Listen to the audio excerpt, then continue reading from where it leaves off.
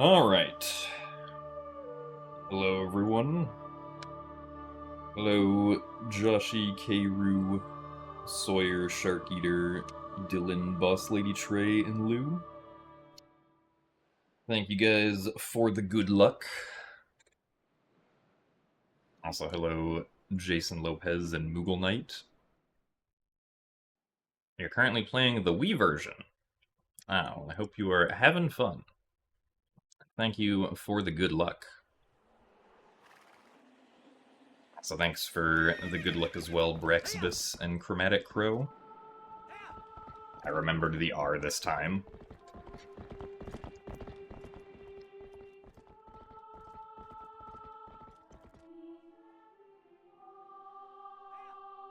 But yeah, hopefully, today's attempts can not lose weird time to enemies doing things I don't expect. Because that seemed to be an issue last time, for some reason.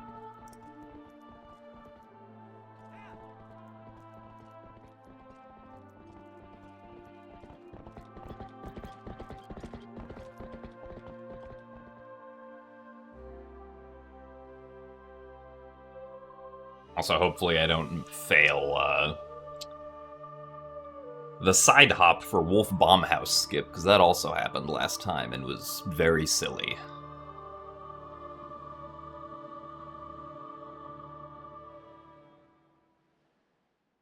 Also, hello, Ilias. And thanks for the good luck, Cloverfield.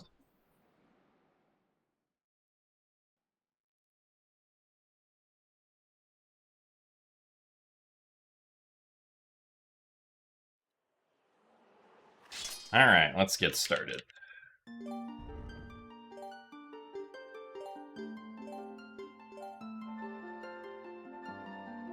So thanks for the good luck, Bocage and S-Buddy.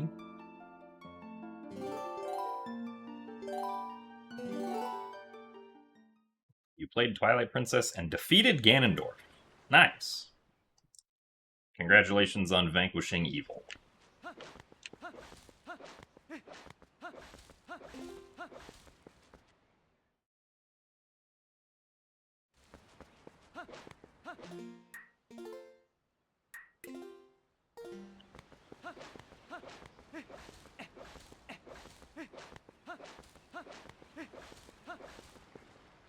Also, thank you very much, Bantoaster, for the 20 months of Prime. Thank you very much for the good luck as well. Glad you continue to enjoy the speed content. Even though I haven't PB'd in like 2 months. But maybe we'll fix that today. Hopefully.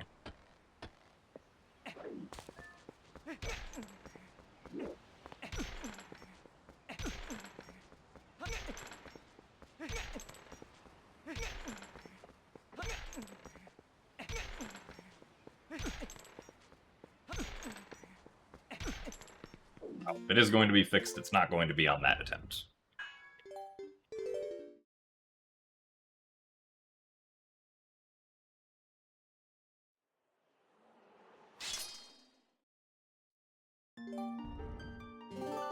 So thanks for the good luck, Tracking a Snove.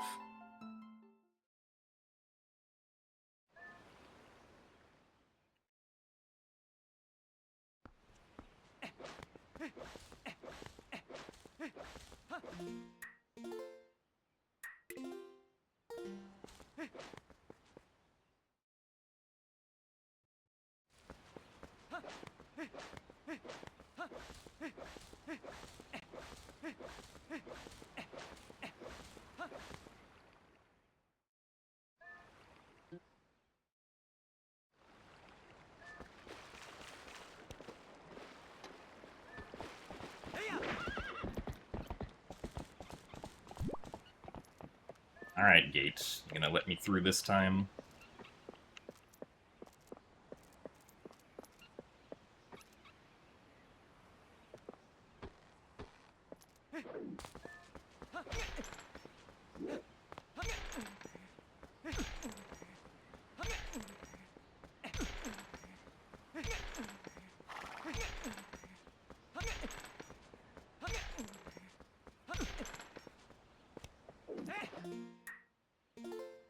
Evidently not.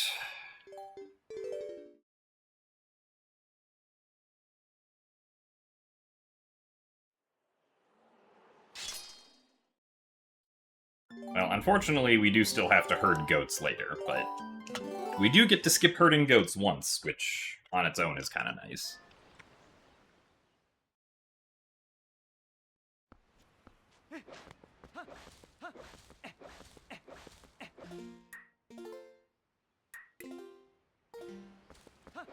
The first goat herding section is much easier to do consistently compared to the second, so...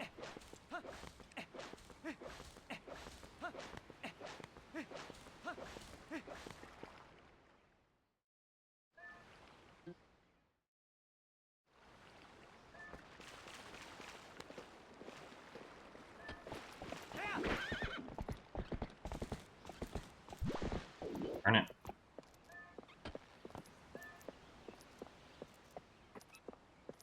Don't want opponent to stop like that, because that does waste a little bit of time.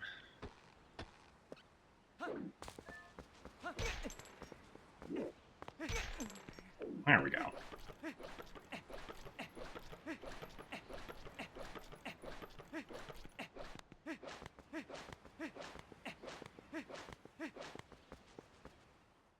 So thanks for the good luck, Carlos Raven. And hello, Donut Sensei.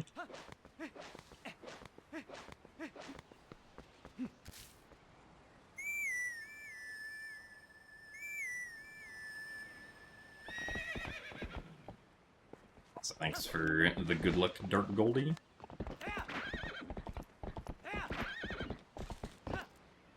Luck that we will always need for speedrunning Twilight Princess.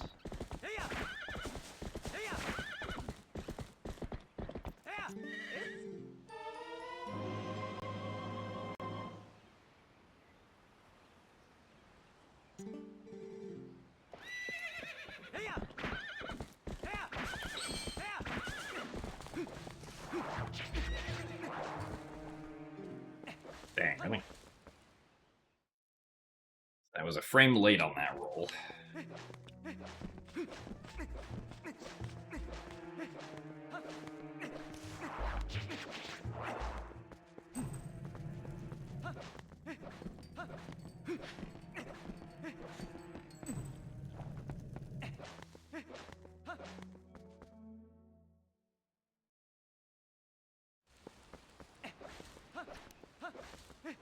Thanks for the good luck, Mike and Edge.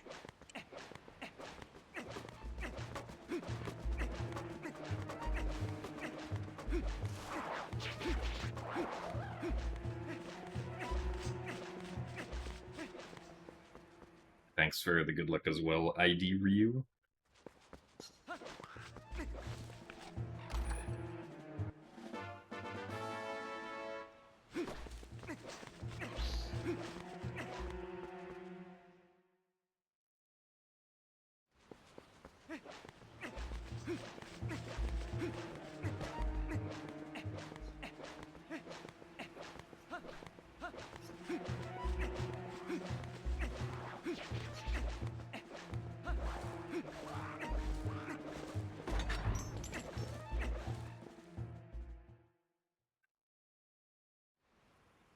So thanks for the good luck as well, Maddie.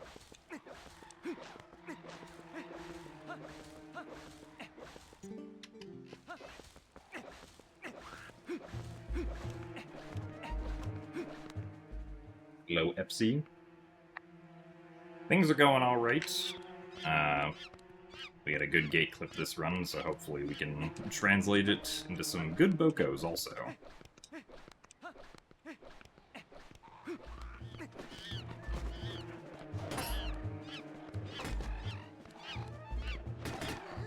Yeah, I guess that still works.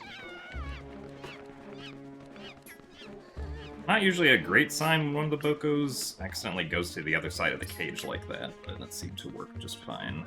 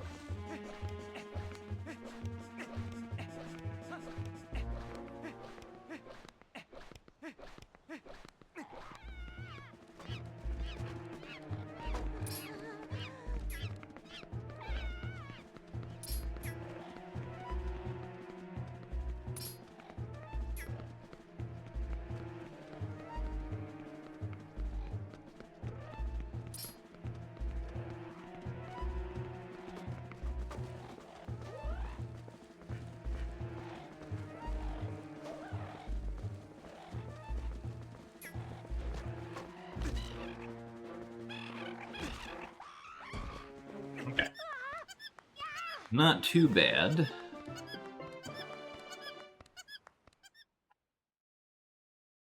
Thanks for the good luck CBD sound system.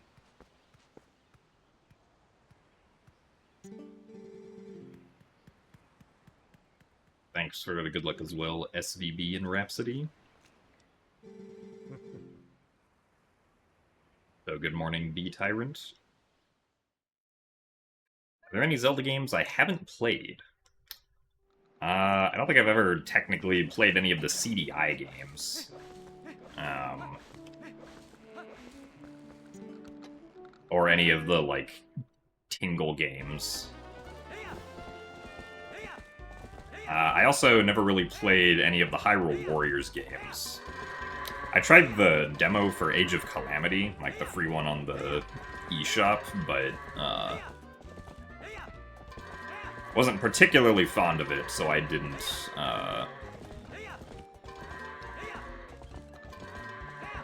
keep playing it, or like I wasn't convinced to buy the full game.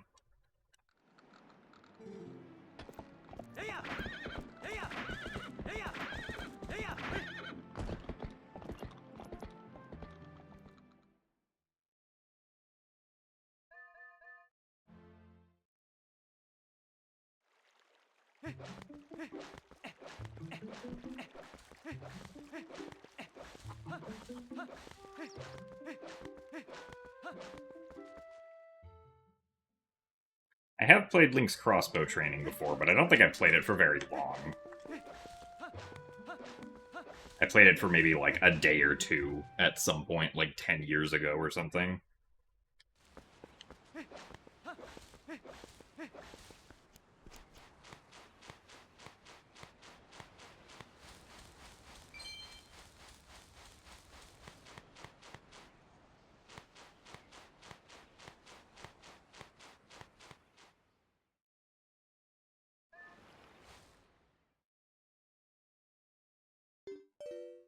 You wish bad luck, have fun. You want me to do badly so that I don't beat your world record.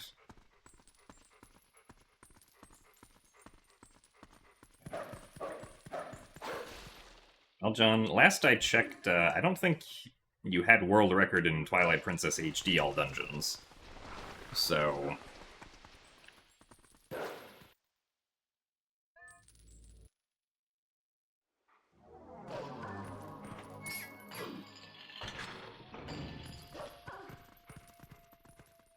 So thanks for the good luck, Makuya.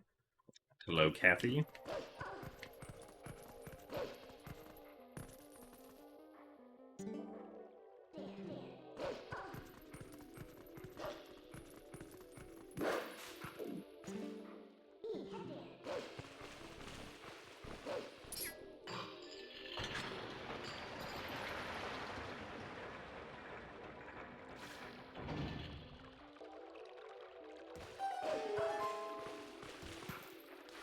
So thanks for the good luck, GMO Pasta. You just checked and they have sub 2 hours. What? I don't believe this. This is just a Gamer John propaganda at work.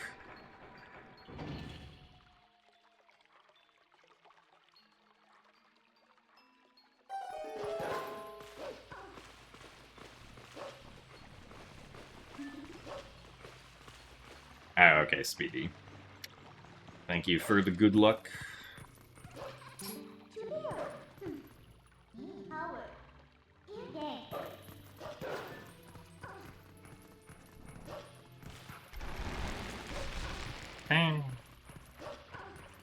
Text skip.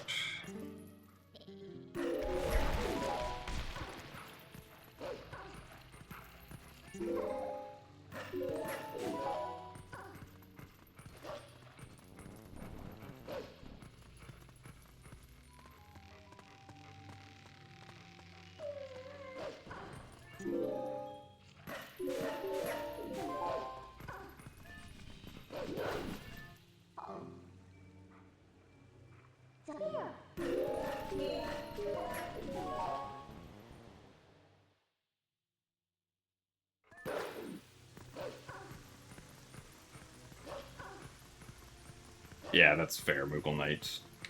I mean, like, I've technically, I think, at least played all of the 2D ones, but I haven't even come close to finishing any of them. At least, like, 2D games that are pre-Nintendo DS.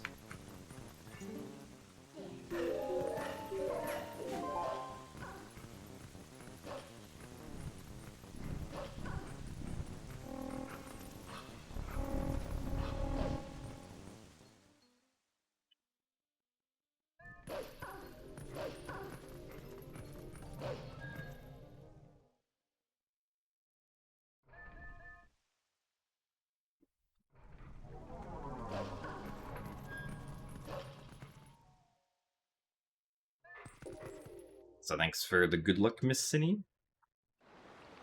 Yeah, I played Triforce Heroes. Played quite a bit of it, actually.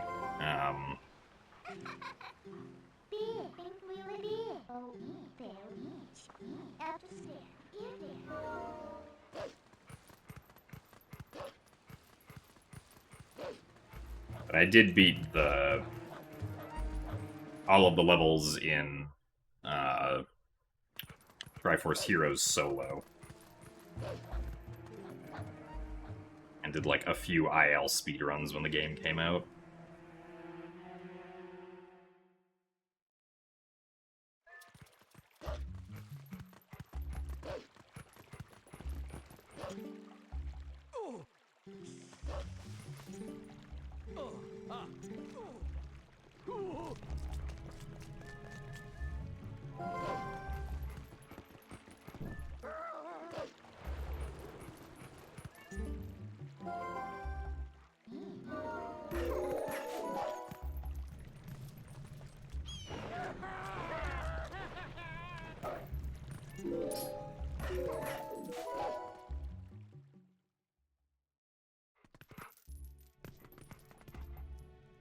That's right, I forgot Hyrule Warriors also had a 3DS version made. I guess kind of makes sense, because the 3DS was still being supported while the Wii U was the main console.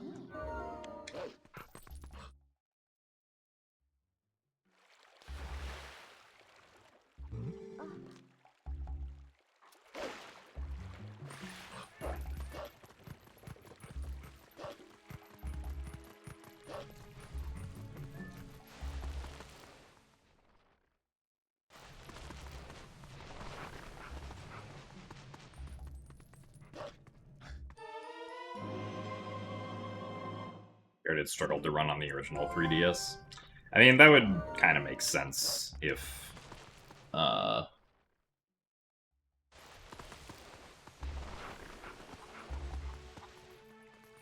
maybe just because it was a 3DS game. Because, like, Hyrule Warriors has tons of enemies that it has to keep track of at once, so... Even if the enemies aren't, like, very visually taxing to render or draw,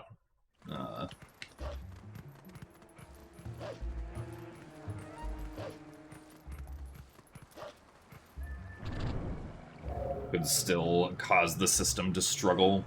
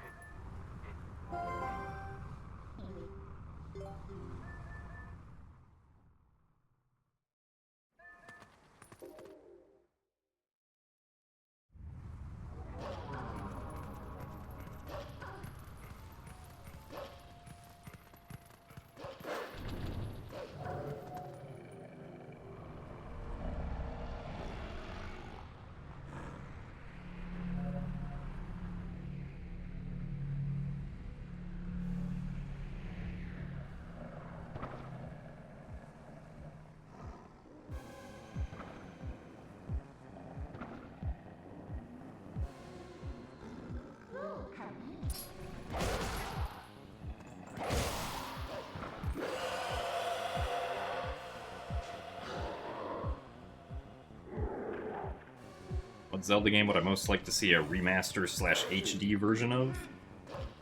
I mean, I think Ocarina of Time is probably the one that needs it the most at this point. I guess, like, both Ocarina of Time and Majora's Mask, like, equally, but I would imagine Nintendo would do Ocarina of Time first, if anything.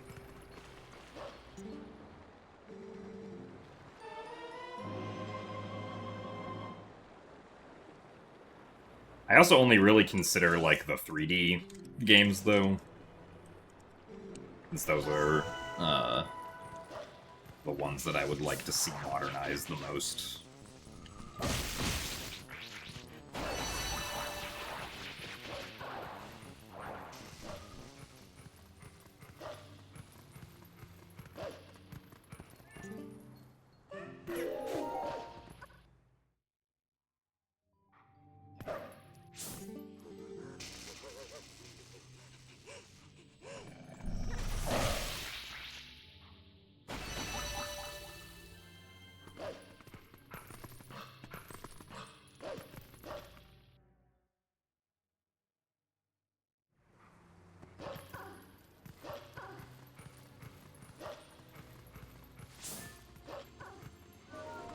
And if we are going to get remakes past Skyward Sword HD, I would kind of expect them to loop back around and, like, do Ocarina of Time again at some point.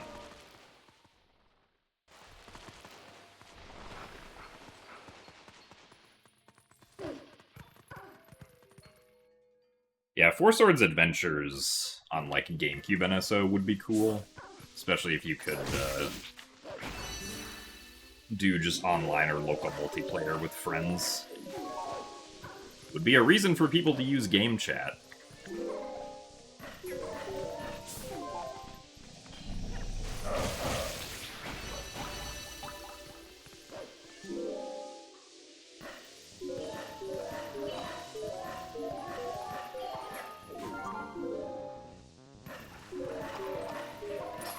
My favorite Zelda game is a tie between Wind Waker and Skyward Sword.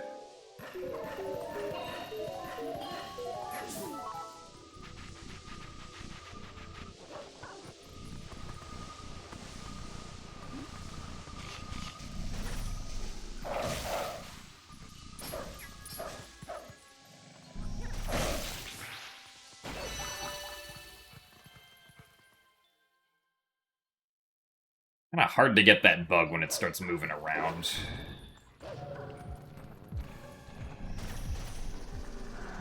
Please. No. Why did you notice me when I went back? I'm confused. Alright, well, that was stupid. Apparently I should have moved the other way, because as I tried to get the Shadow Beast's attention, it turned to face exactly away from where I was.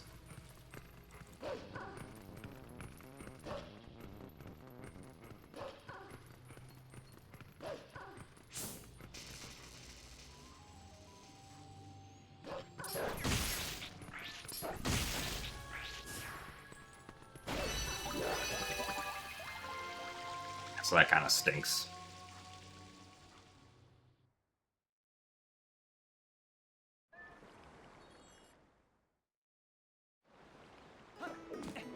Thanks for the good luck, Eric Midcorv.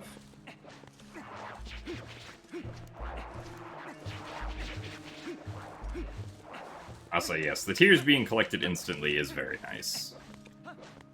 Definitely a very good change from the original game.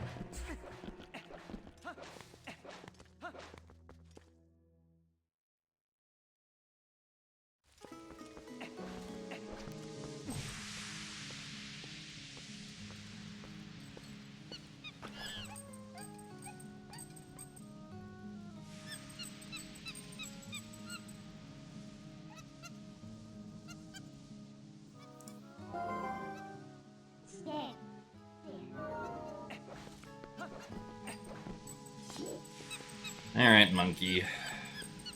Let's see if we can be nice today.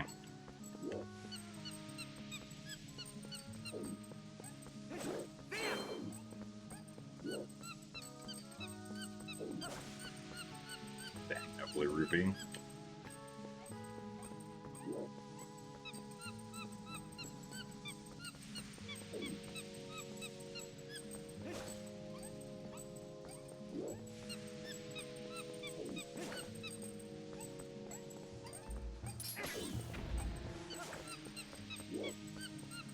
No rupees at all so far.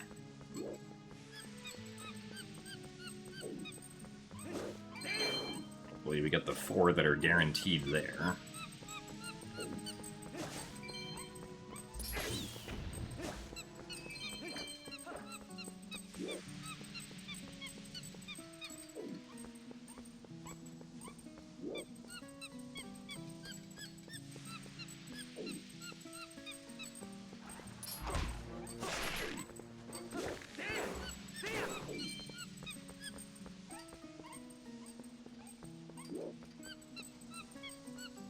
Monkey gonna make it.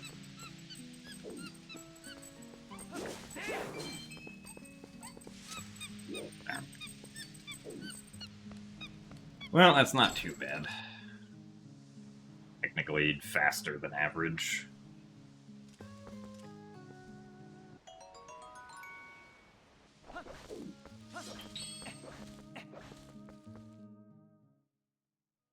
So thanks for the good luck, Danny music.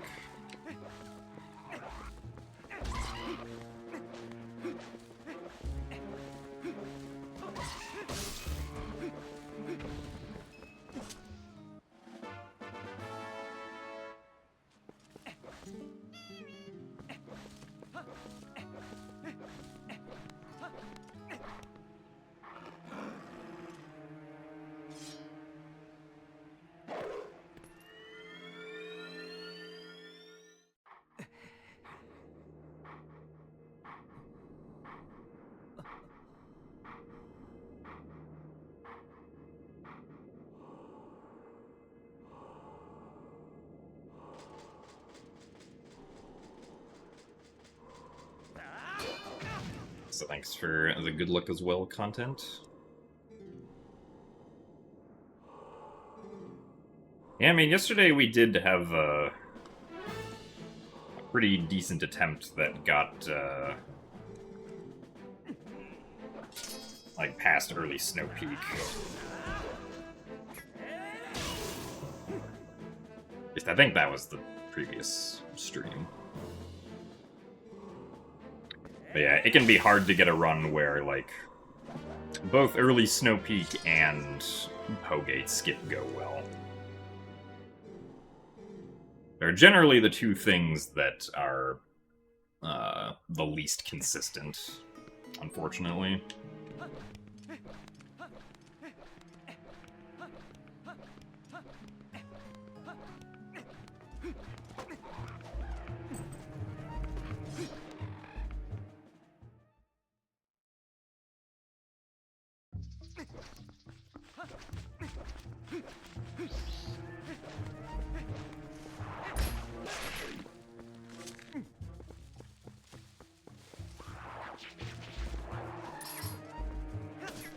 Really?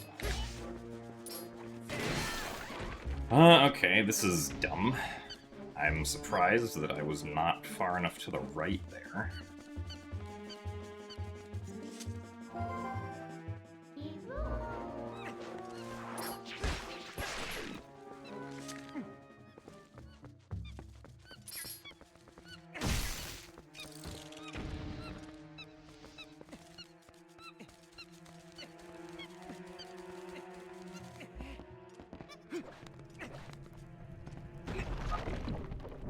Unfortunately, that means we're not going to be able to save very much time here.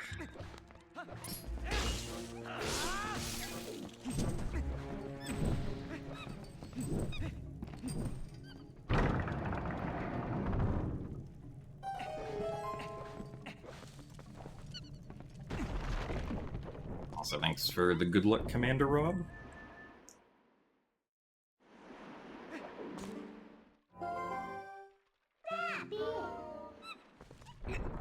Trill will get mad at you if you don't pay for the lantern oil or red potion that you get from him.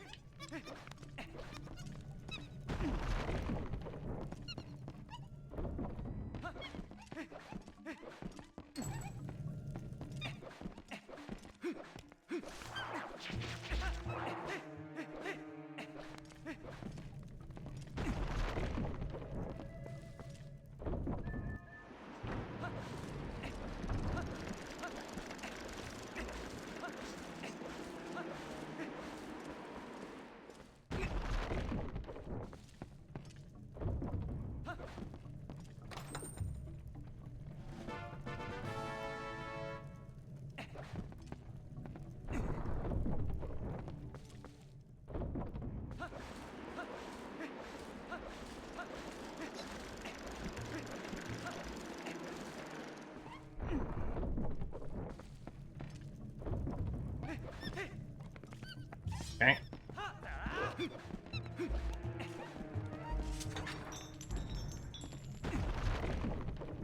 Wasn't planning on jumping there.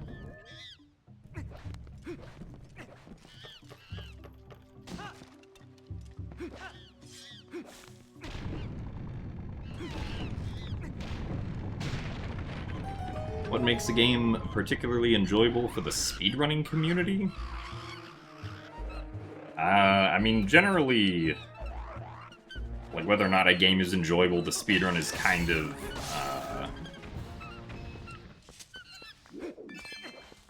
like an individual thing, because, like, different people find different kinds of games enjoyable to speedrun, just the same way that people enjoy different games in general.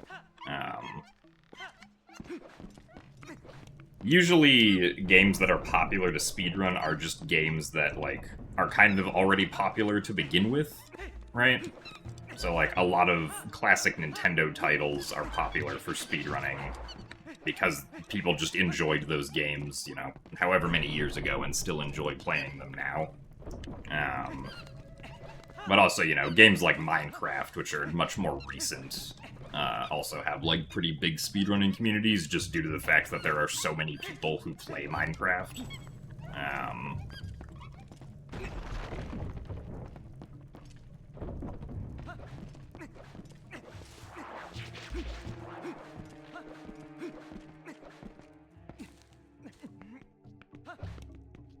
But, like, obviously there are some kinds of games that, like, don't make for particularly interesting speedruns, especially if they're games that are just kind of like pure auto-scrollers in some regard, right? Like, the classic, like, Five Nights at Freddy's games are not, at least from what I've seen, particularly interesting, because you're kind of just waiting out a timer, right? So it doesn't really make sense to speedrun that, since it's just gonna take the same amount of time every time.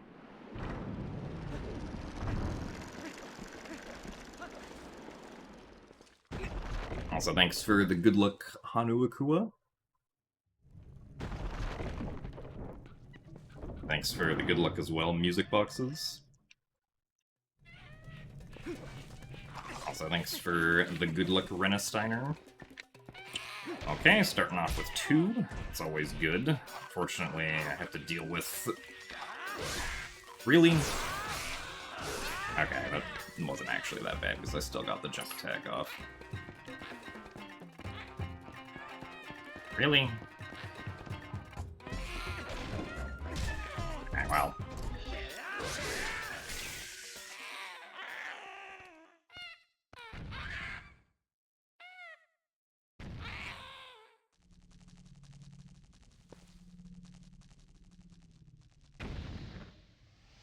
And yeah, also games that are not just, like, completely purely RNG, but the game usually has to have at least, like, you know, some sort of execution skill to it.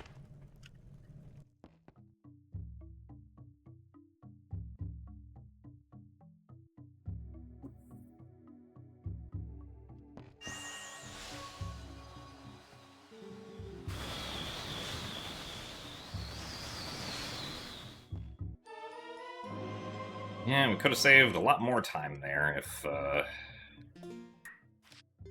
hadn't missed the throw on the spider in the first room. That's kind of unfortunate, but we can still continue.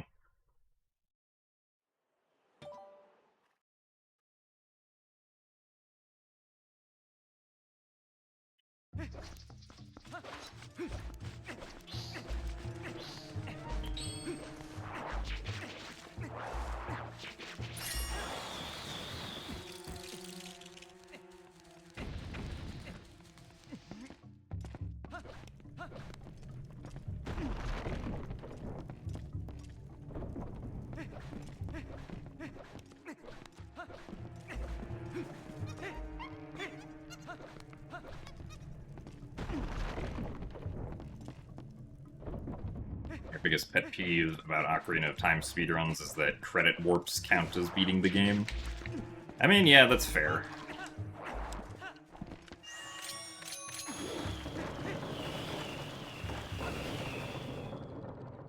Like, I think it's entirely reasonable to not view warping to the credits as, like, beating the game, but speedrunning community has decided that generally that does count as beating the game.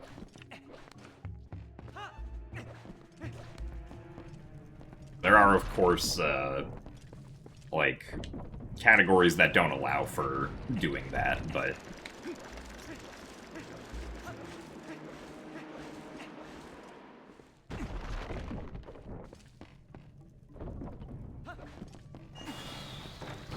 in Ocarina of Time's case, that would be the Defeat Ganon category.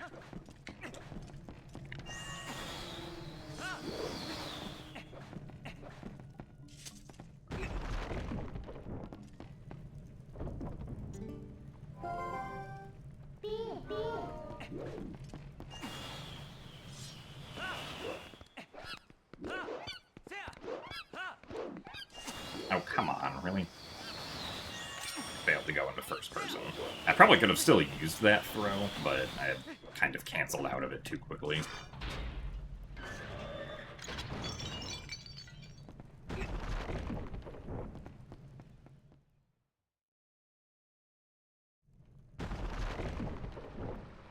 I think Zelda's transition to open world mechanics was a positive development for speedrunning.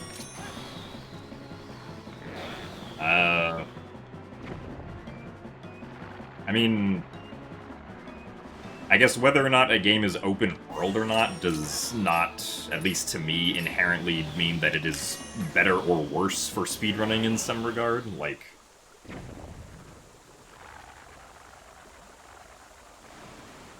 at least for me, I kind of just take every game individually as it plays and, like, as speedrunning for it develops. Like, obviously, in the case of Breath of the Wild and Tears of the Kingdom, the ability to immediately go to the final boss after completing the tutorial area, like, definitely means that the any percent speedrun is going to be a lot shorter,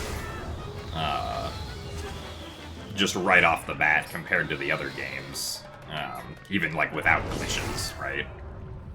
So, it means that we don't have to figure out how to get to the final boss as quickly as possible, because we already kind of know how to do that. But I mean, like, that's also why other categories exist, right? Like, all dungeons or all main quests, or even 100% for Breath of the Wild and Tears of the Kingdom. I do think that, like, it being open world does lend itself to being more interesting in some ways, right? Because that means that now there are significantly more possible routes that you can have to get through the game, at least for, like, other categories that are not any percent, right?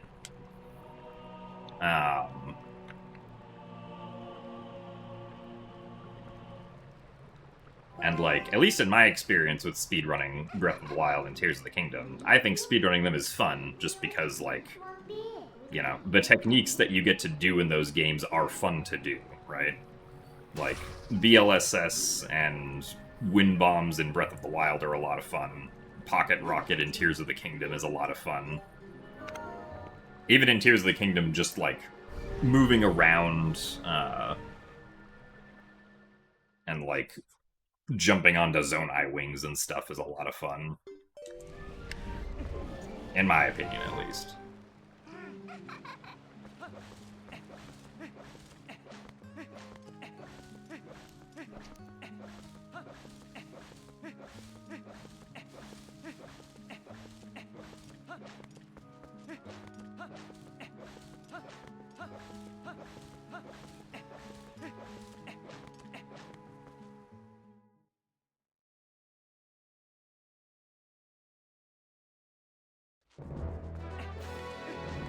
Hello, DF.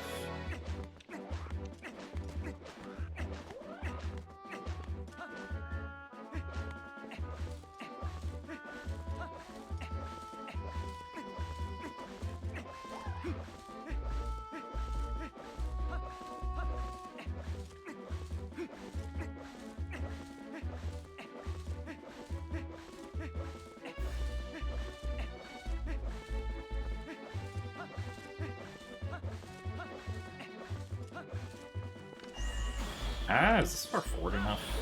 No. I should have recognized that that was not far forward enough.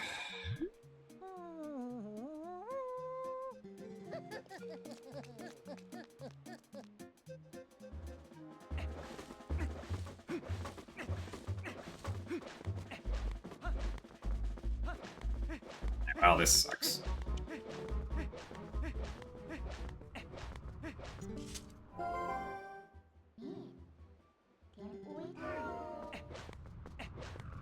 I don't pick up the Forest Temple Heart Container because that Heart Container is one of the more out-of-the-way ones. Like, the other Heart Containers are just slightly more convenient to get, compared to the Forest Temple one.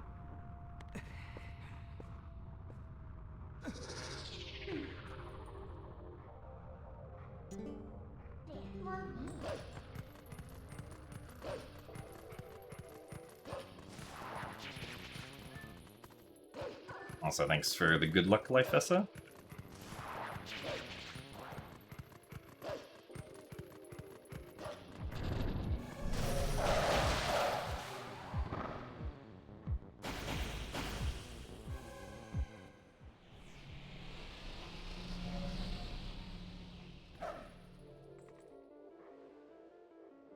Also, yeah, Phantom Hourglass and Spirit Tracks are very designed around having touchscreen controls.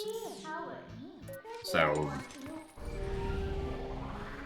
like, specifically touchscreen controls with a stylus, right?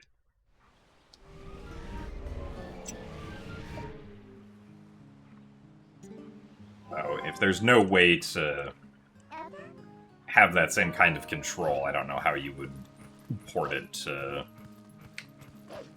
a different system of some kind.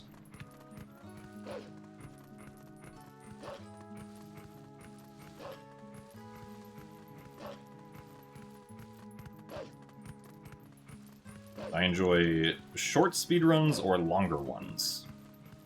Generally for me, I want the speedrun to be, like, at least over 30 minutes long. Like, I wouldn't really have,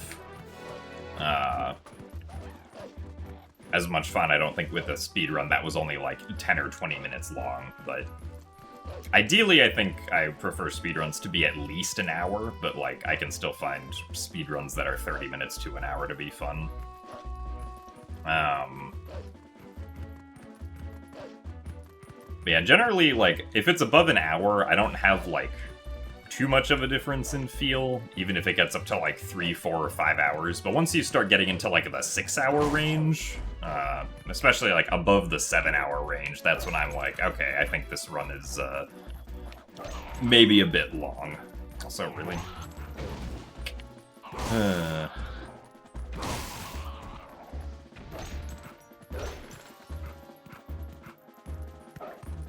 think that is the wrong way. I think that is still the wrong way.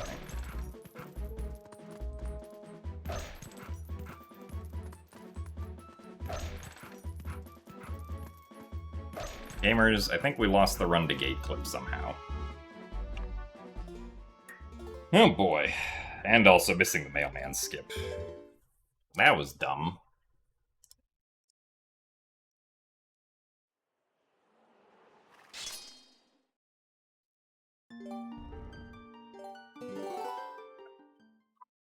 Want to start that.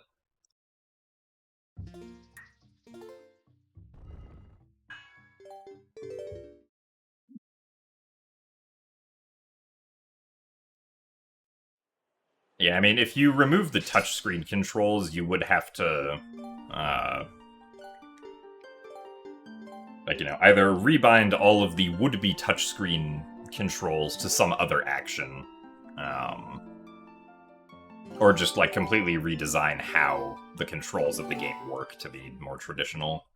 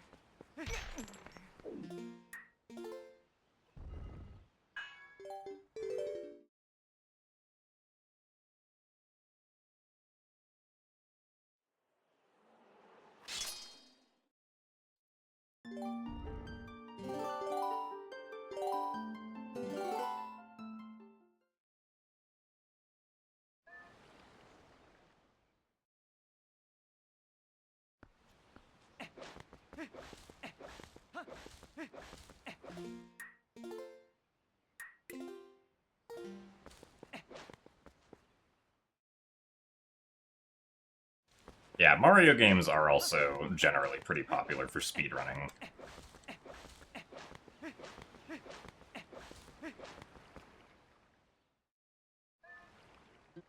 Because usually the movement in Mario games can get pretty interesting pretty quickly.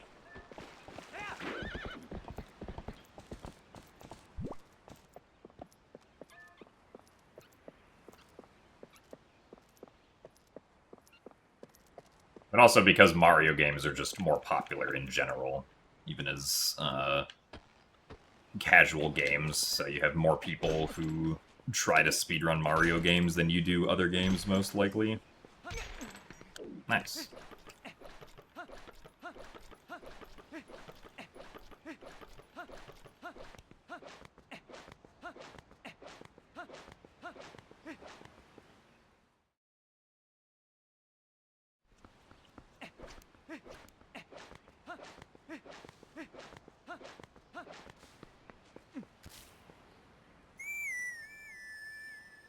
Is playing the mirrored version of Twilight Princess on GameCube an easy transition for me?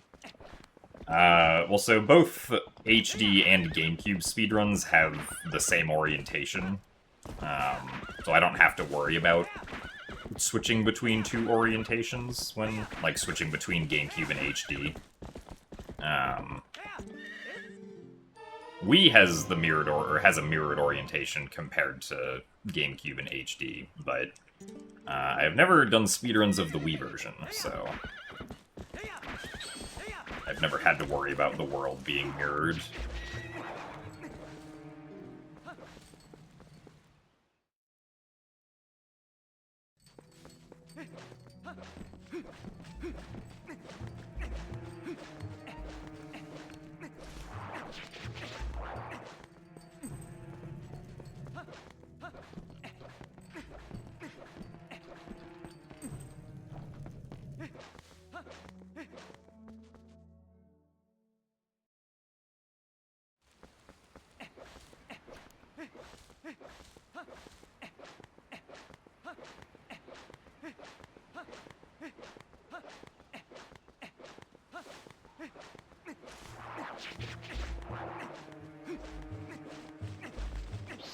Yeah, hero mode is mirrored on the Wii U version. But there's not really a benefit to playing in hero mode, since, like, ideally you would only die once after getting Spinner. But that saves so little time to begin with, and you could just route in damage, like, in a way that wouldn't save any time on hero mode. So hero mode would not actually be beneficial for that.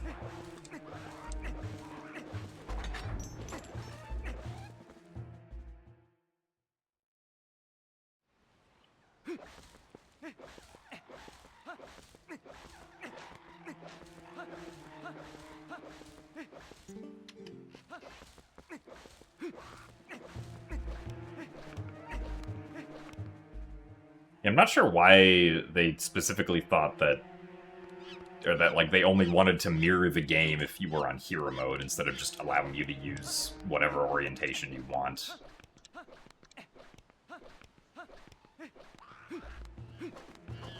That is what it is, I guess. This is not great.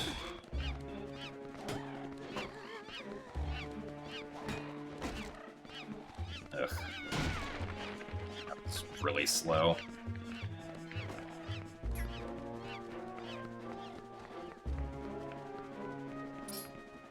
Hello.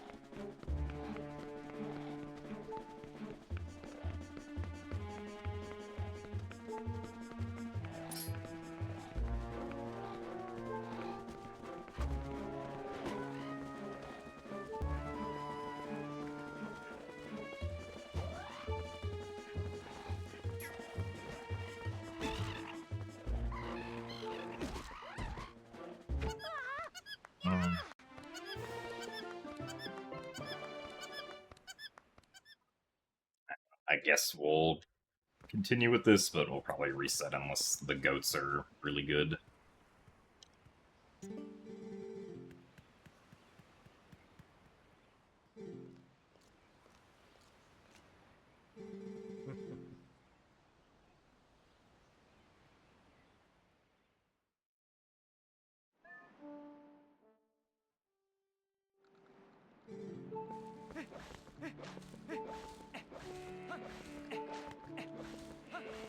Recently deciding between speedrunning HD or GameCube and found this part in HD to be extremely annoying. Yeah, pushing the Bokos is, not the easiest thing to do.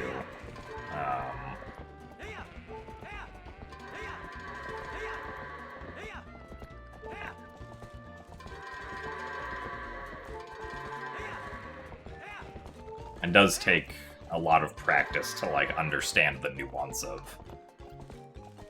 But it is also, like, one of the only difficult things in the run. Like, it's significantly more difficult than most of the other things that come after it until you get to, like, early Snow Peak.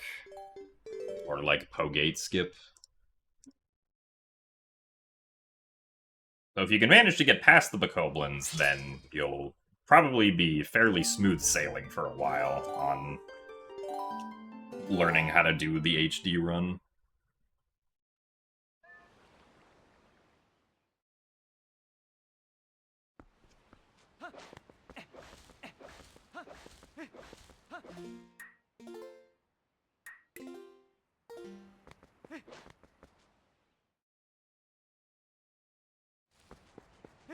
have arrived. I may now PB. Thanks, Leanne. I didn't want to PB while you weren't here, so now we can finally get a PB this run.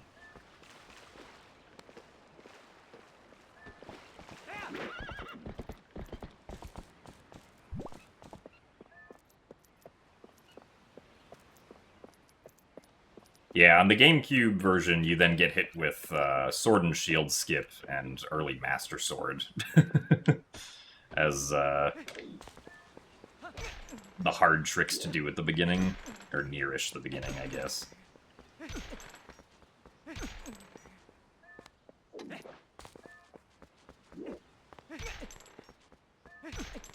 Yeah, like regardless of which version of the game you decide to learn, like, any optimal route is going to have some hard stuff that you have to do.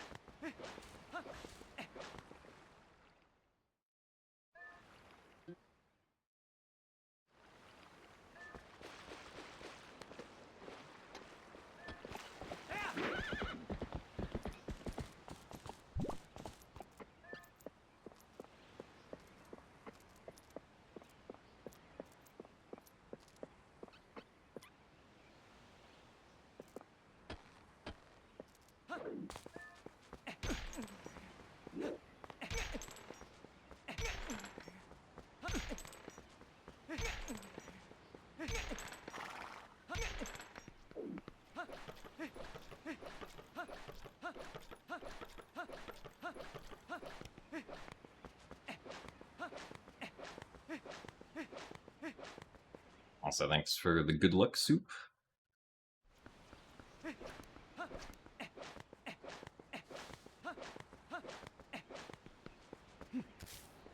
If you're asking about Sword and Shield skip specifically, Green, like, generally, as you get more used to it, you will get more consistent at Sword and Shield skip, and it won't take an hour to get. But, like, even top runners still fail it occasionally. Although, that's, in some part due to the fact that, like, sometimes you can kind of just get unlucky with the RNG, and, like, at some point, if Hugo the Volblin wastes too much time not being in the right position, you just kind of go for it anyway. Even if you know it's probably not gonna work because you've wasted too much time already.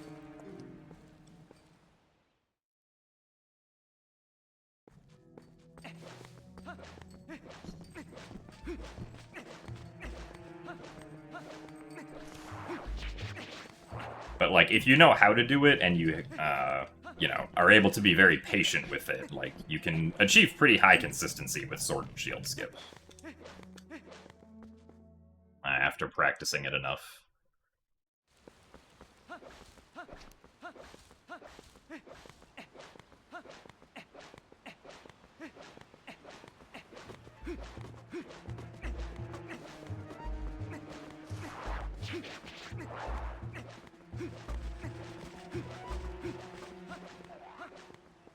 My first run, I got a time save on Bokoblins. Am I going to add that to my PB splits, or do I need to complete the run with that save to add it?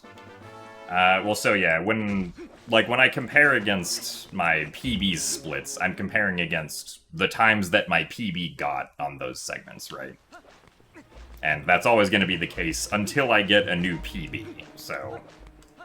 The only segments that generally get saved are best segments, but the time that I was ahead on Bokoblins earlier today was not a best on the Bokoblins segment, so it didn't get saved. Also, thanks for the good luck, Kelsey and Stormy Rhino.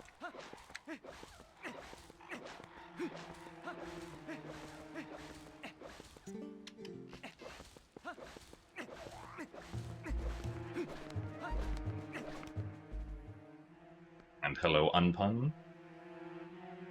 Glad you made some good soup to make up for the cursed pizza you had the other day.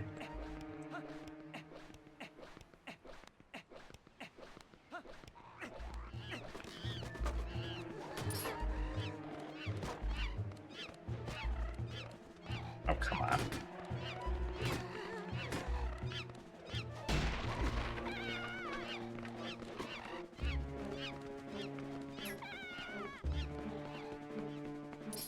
Oh, hello. Back to the wall, please. Really?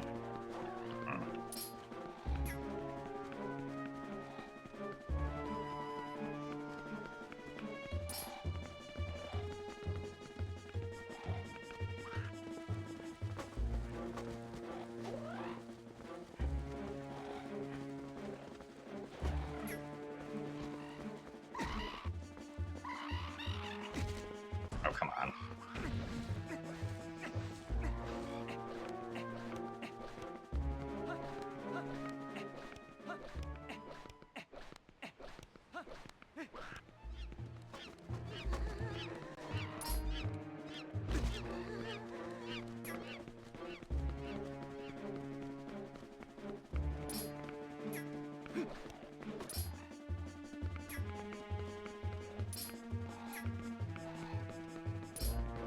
The angle this guy is facing feels really weird.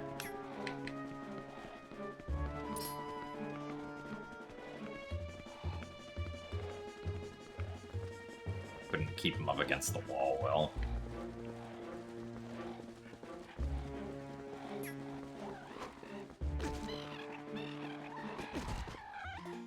That's a little too slow, unfortunately.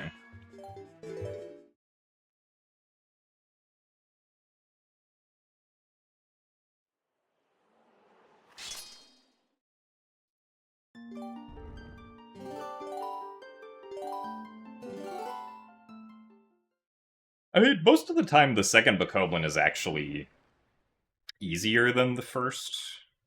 I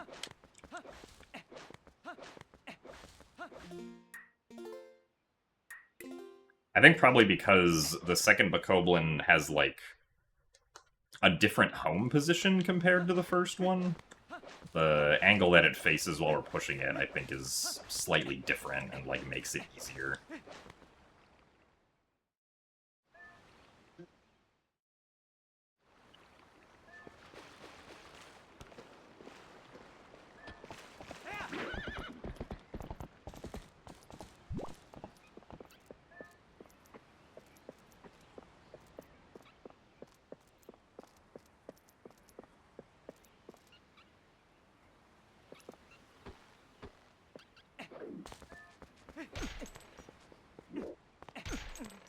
Nice.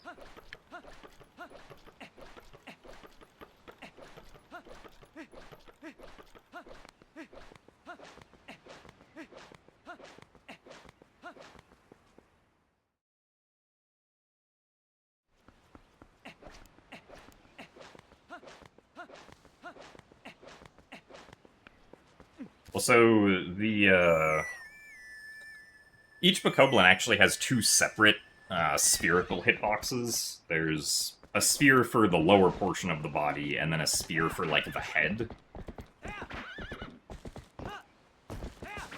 A little weird, but I kind of see what they were going for. Just given the shape of the Bokoblin.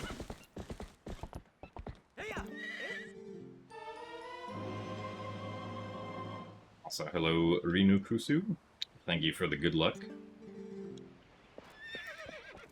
So welcome to the stream, I don't know, user TBH.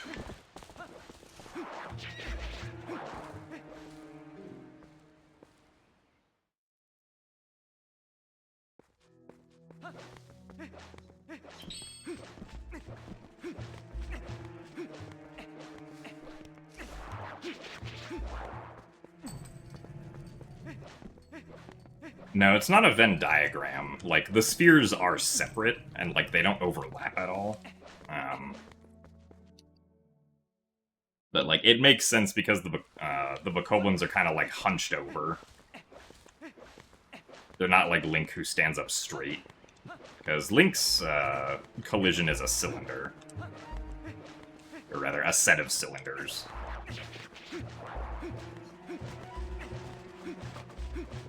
At least when he's human Link, right? Also, thanks for the good luck, oof. How am I feeling for this run? This run had a first try gate clip, which was pretty nice, but we'll have to get through the Bokoblins first before see how much time we might potentially lose.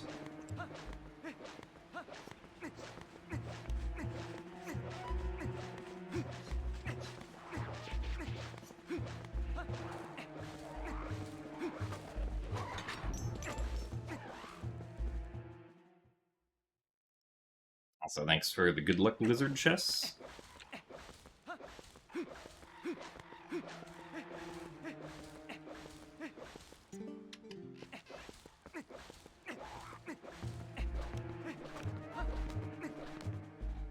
Unfortunately, didn't have particularly great rolls after I got the gate clip, so...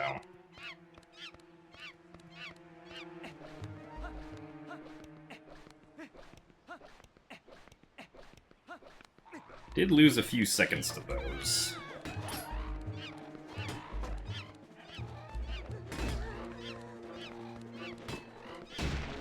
Okay. Not a bad cage break for once.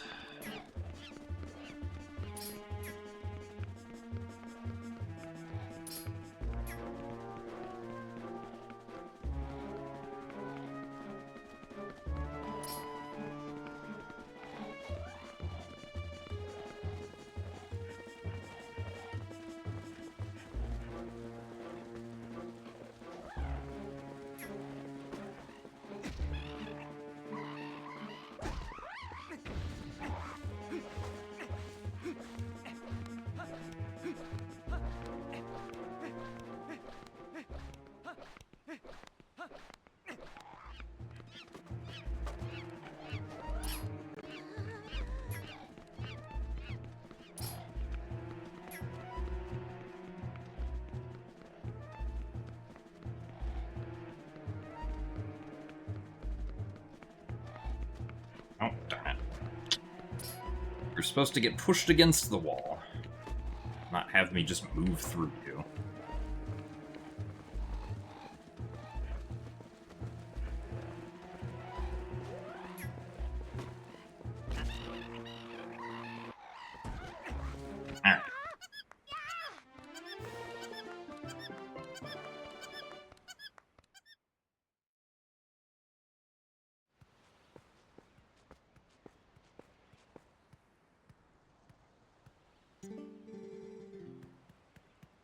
Alright. Currently, I don't end up doing much practice for TPHD, but generally, yeah, if I am going to practice anything, it'll usually be in the second half of the run, because we don't get there as often as we do for stuff in the first half.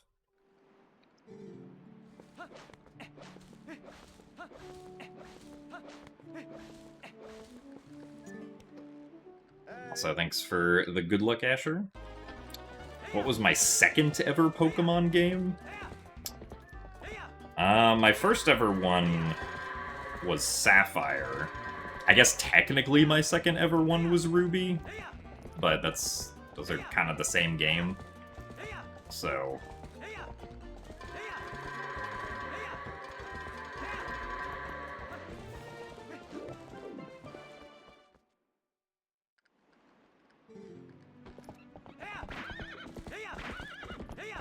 second ever one, aside from Ruby and Sapphire, was I think just Fire Red.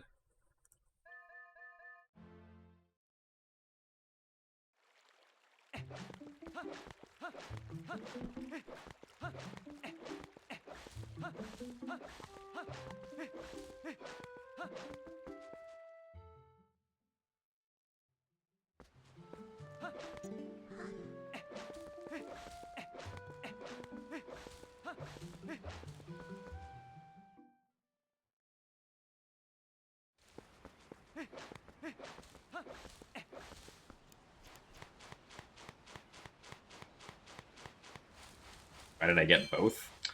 Well, so my very first time playing Pokemon was actually on an emulator in like 2005 that my sister set up for me after I'd watched her play Pokemon and then wanted to play it myself.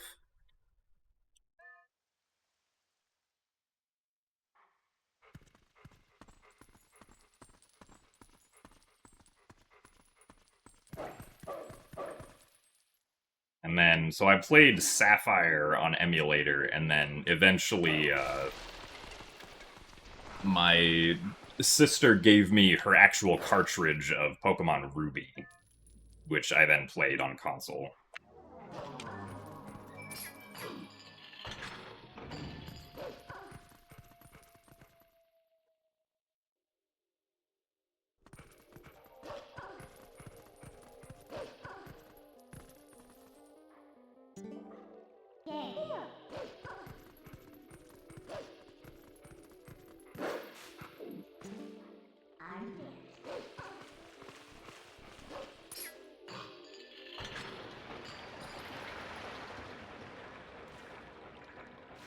I feel like the amount of times I speedrun Twilight Princess, I would do good blindfolded. I mean, there is, of course, like a lot of muscle memory that goes into speedrunning, like Zelda games at least, and most other games. But, like, the game's a little too dynamic to just be able to play it blindfolded based on muscle memory. Like, the camera doesn't move in the exact same way every time, and, you know, when I touch the control stick and, like, move it around, I'm not moving it around in the exact same way every time. So I do not think I'd be able to get very far blindfolded.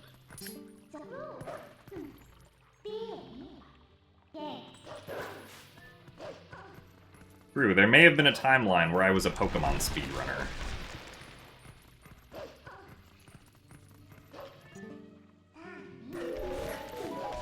That's not the timeline we live in.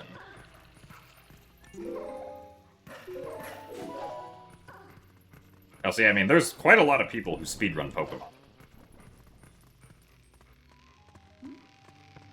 Considering the fact that, like, just in general, Pokemon is the most successful media franchise in the world.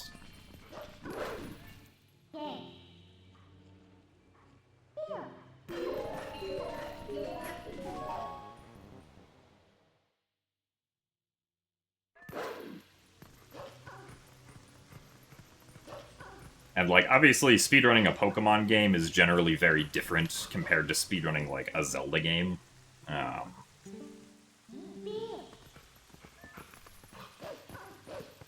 Because, at least in, like, the types of Pokemon runs that, as far as I'm aware, are, like, popular to run, right? Like, there's not a whole lot of, like, difficult execution stuff, but it's a lot more about, like, being able to adapt on the fly to the random things that are happening. Also, thanks, Cargarok, speaking of random things.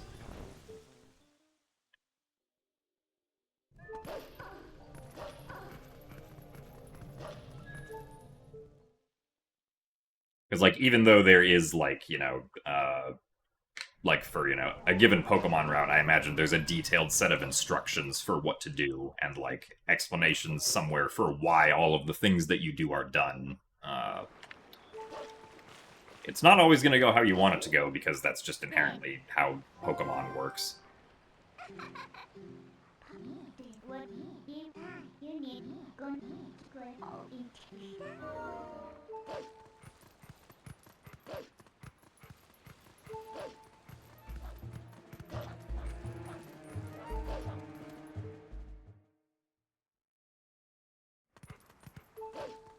And yeah, I'm sure, like, there definitely are parts of Pokemon games that are, like, difficult to execute well.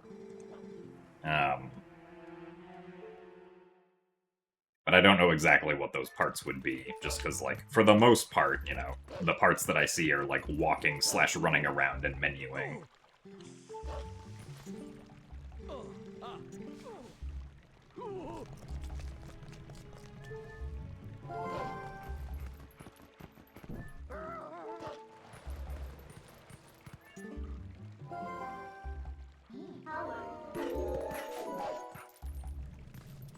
So thanks for the good luck, Basil. I'll say yes, Pokemon does always make an appearance at GDQ because Pokemon makes a lot of money whenever it's on GDQ.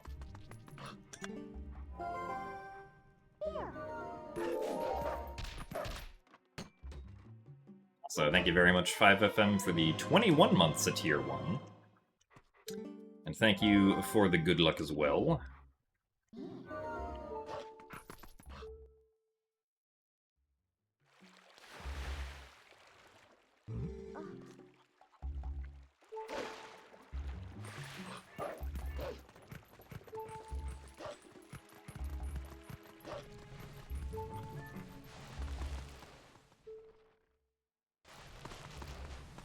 Did I see the new video Bismuth put out for Celeste? I saw that there was a new video, but I did not watch it. Because I have never played Celeste myself, I, don't really have an inherent interest in watching the video because I don't understand, the game of Celeste necessarily.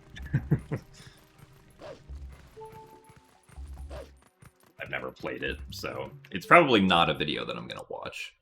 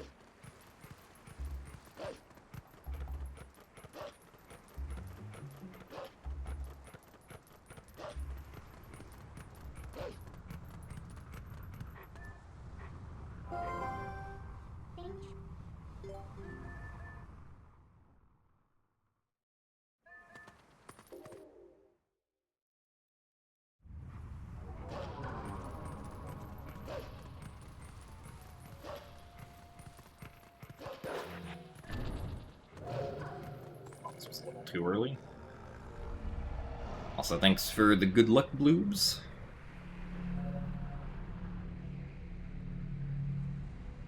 Do I consider Zelda to be an RPG? If not, what genre is most appropriate?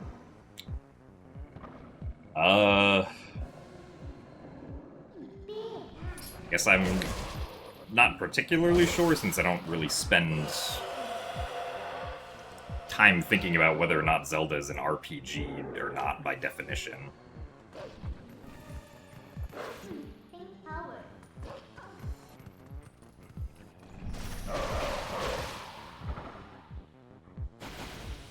Generally, when I think of a Zelda game, I think of it as usually some sort of mix between, combat and puzzle solving.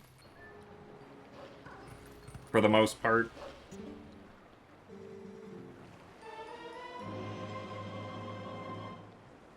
Regardless of, whether or not it technically falls into the definition of RPG.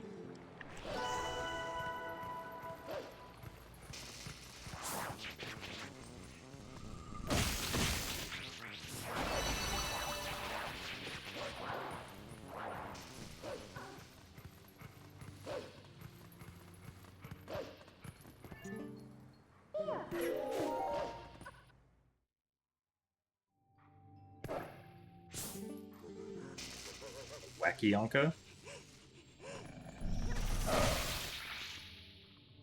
Ah, nice, Bloobs. Congrats on learning Ukulus. It is very fun to do.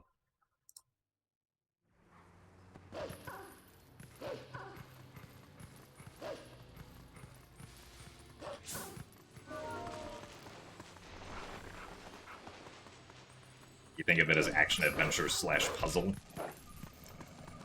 Thanks, Bug.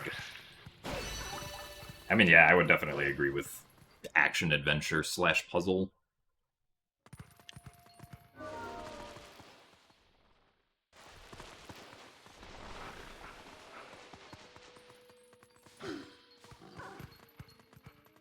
Like, if someone told me to describe Zelda, like, to describe what genre a Zelda game was, I don't think I would have used the term RPG if I, like, wasn't already thinking about it.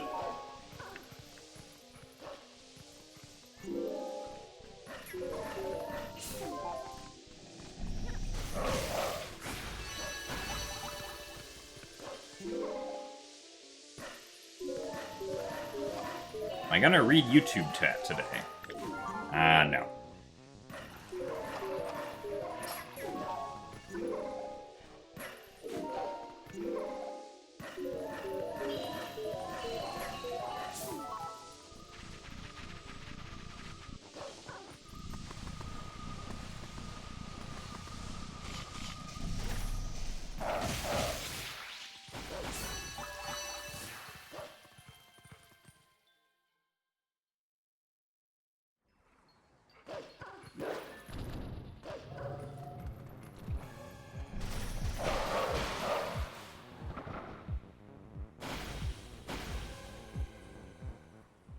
It's hard to think of Zelda as puzzly when you're accustomed to, 99% of the tricks.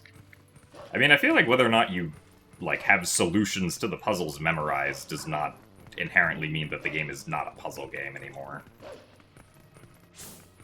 It just means that you know what the solutions to the puzzles are.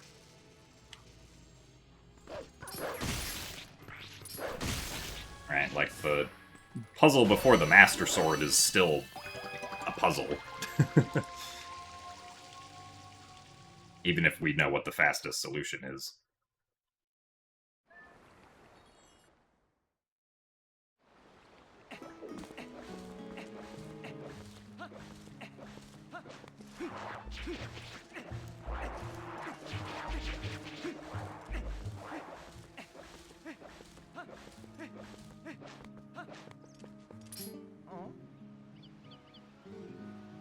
I mean, that's true. There are a lot of similar puzzle tropes, like, shared among a lot of Zelda games.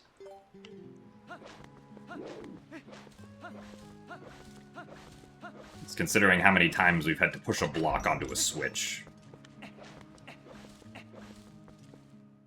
How many times you have to just play a song in a specific spot and stuff like that, but... I mean, I still think each Zelda game has enough unique puzzles to it that it still feels like a puzzle game, even if some of those elements are reused.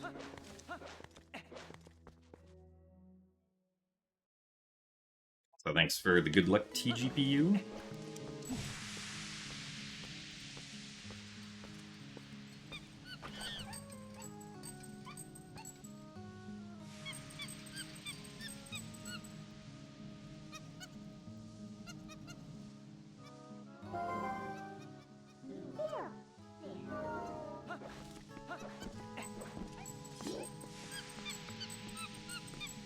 Like, your first Zelda game being the hardest, and then it progressively becomes easier and easier.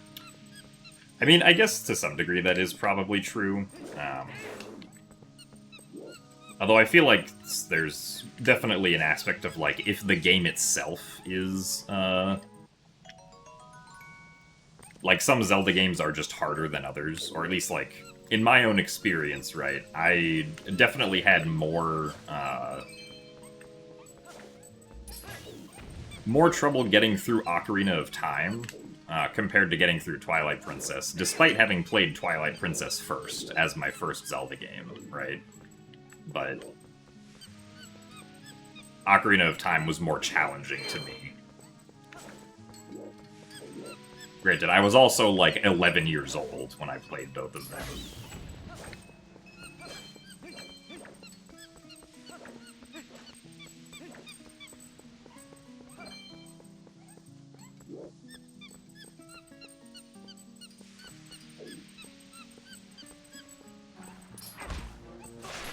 Darn it. I wanted to avoid that.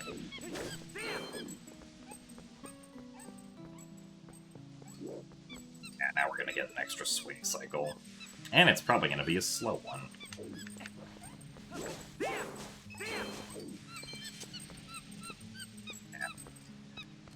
Well, that's unfortunate. That was a slow monkey.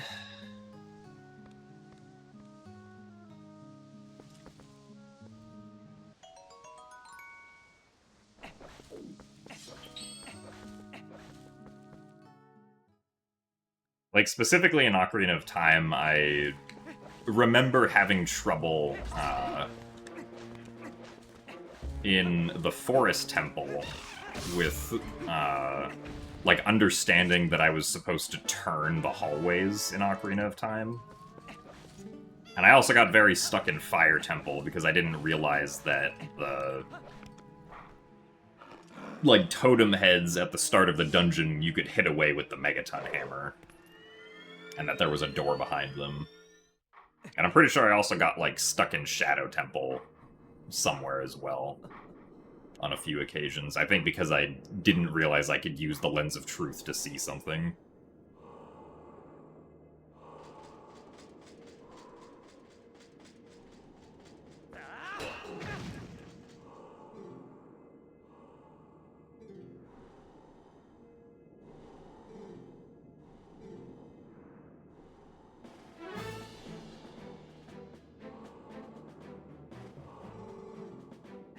That's true. Twilight Princess is at least a little bit better about telling you where to go. Or at least, like, having the option to communicate to the player where to go.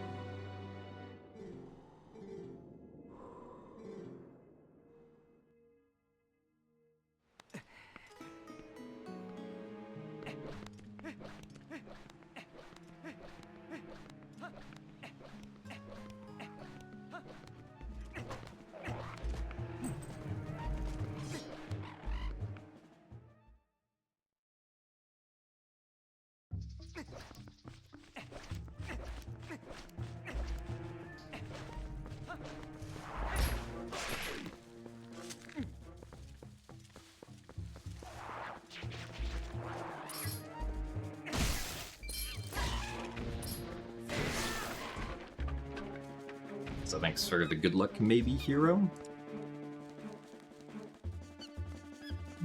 The spider's not looking good. Have to go and kill it. At least I got a blue rupee, I guess.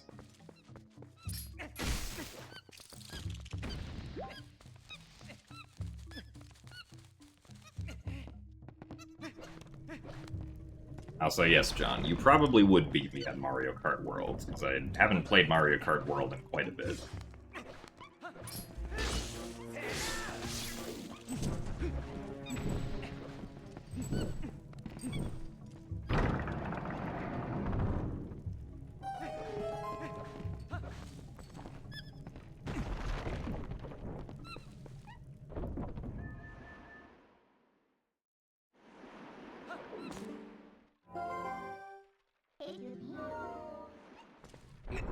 What do I do after speedrunning / practice? Hang out with friends, or sleep, or do randomizer development work. Usually.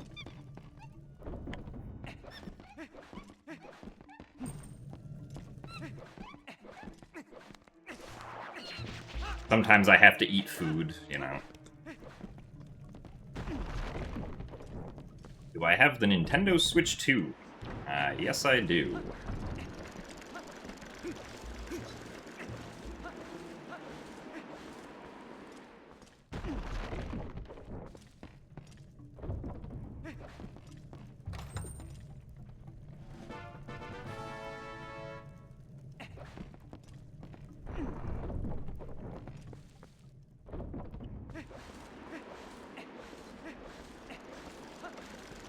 Oh, by rando development work, I mean, like, doing development work for, like, various Zelda randomizers that I helped develop. Like the Wind Waker HD, or Skyward Sword HD randomizers.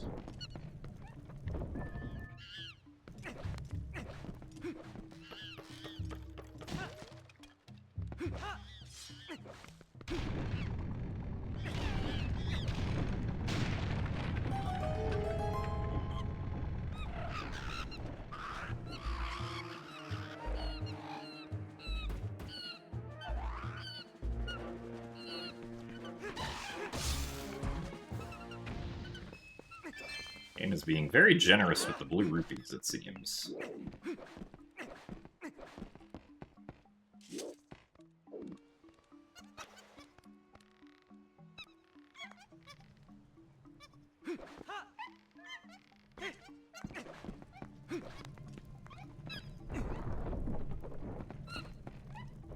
Is Twilight Princess my favorite game of all time?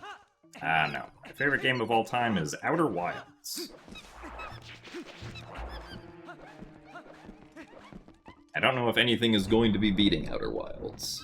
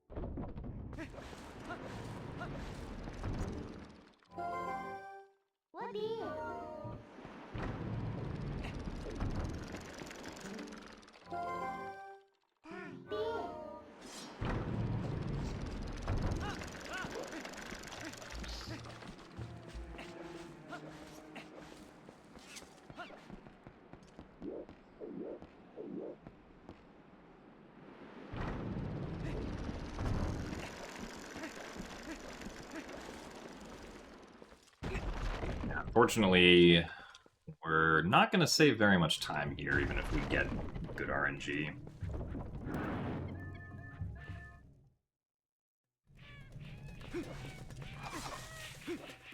One, two, three. Okay.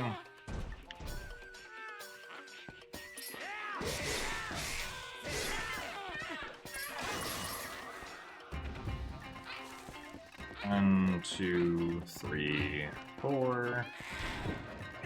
No. No! Really? Man, I hate the camera sometimes.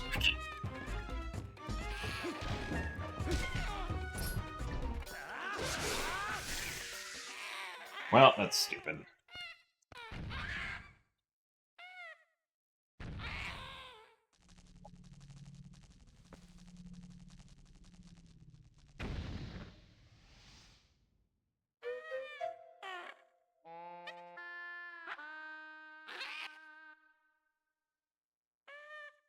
Is Just a Gamer John one of my favorite bestest buddies? You're asking as a totally different, unbiased viewer who has no stake in this. I'm sure you are. I mean, as far as I know, John is my only bestest buddy, so... I guess by default he is both my favorite and least favorite bestest buddy.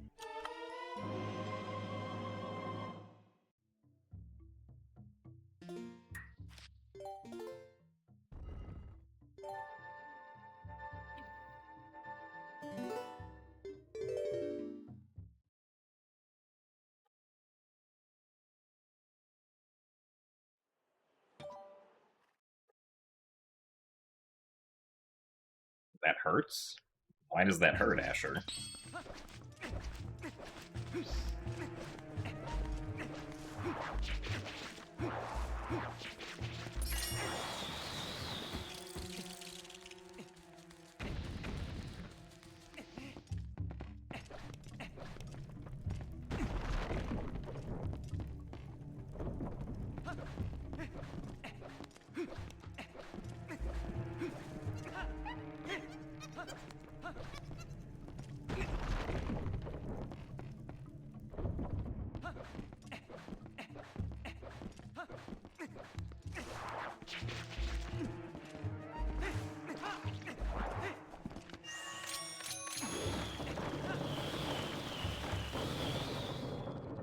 thought you were also one of my bestestest friends. Well, so being a bestestest friend is different from being a bestest buddy. Right? These are two very distinctly different things. John is the only person who falls into the bestest buddy category.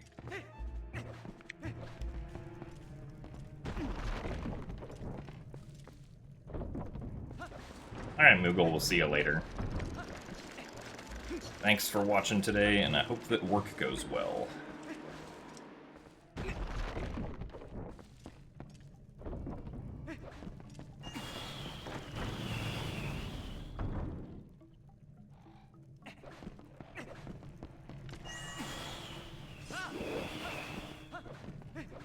Can you ask me a question? I mean, yeah, I think you just did ask me a question.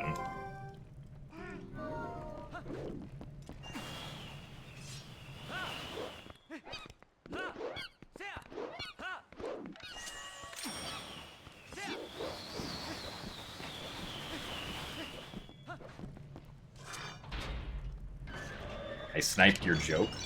I mean, I knew that's what the joke was gonna be. That one was kind of obvious. I knew that if you wanted to actually ask a question, you would have just asked the question.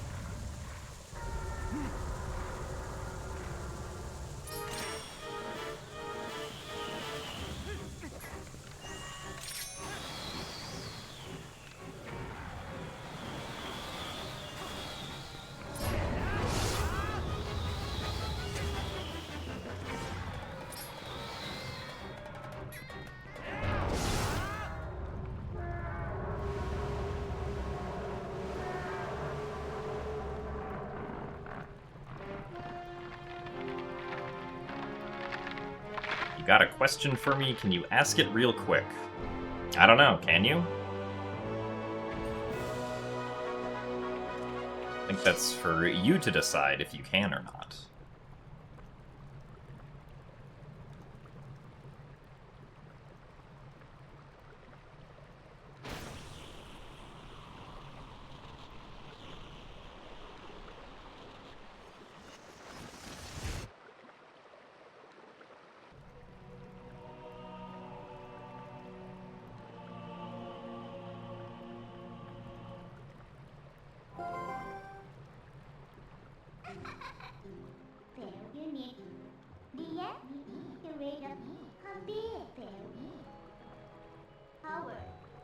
Howard.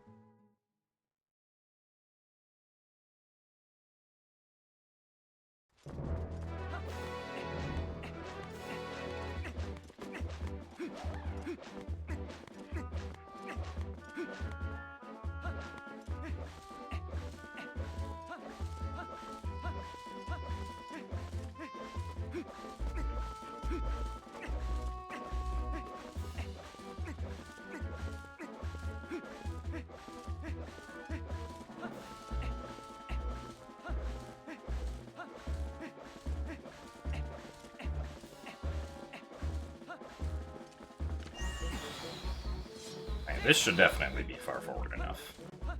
On my last run where I failed that.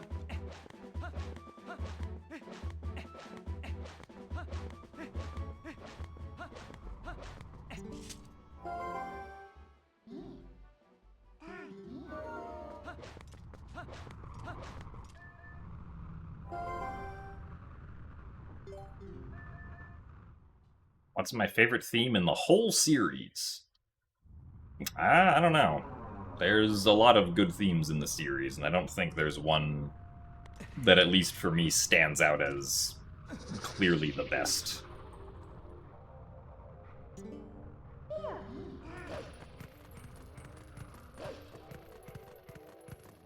As, you know, we have, like, Midna's Lament in this game, the Great Sea from Wind Waker, also Mulgara from Wind Waker. Spirit Temple from Ocarina of Time is pretty good. As is, like, the Hyrule Castle theme from Breath of the Wild, and Colgara from Tears of the Kingdom.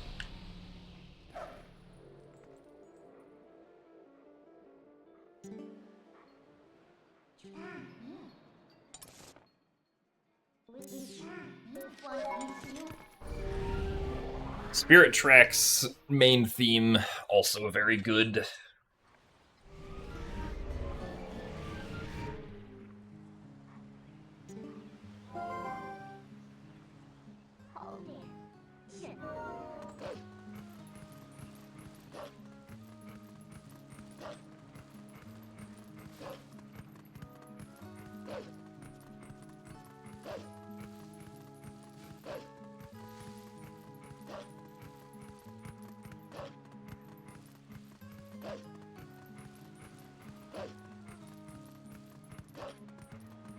Hidden Village from this game is also very good. Has there ever been a speedrun that I saw that I feel like I want to beat the speedrun so bad? You mean like a speedrun, like a specific speedrun that I saw that I was like, I want to get a better speedrun time than that run?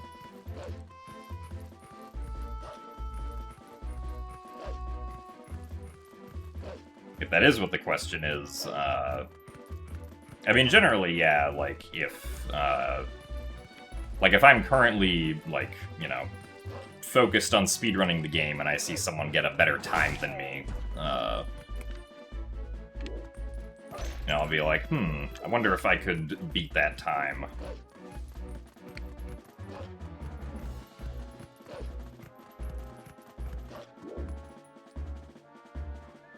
Be like, I want to be as good as this person.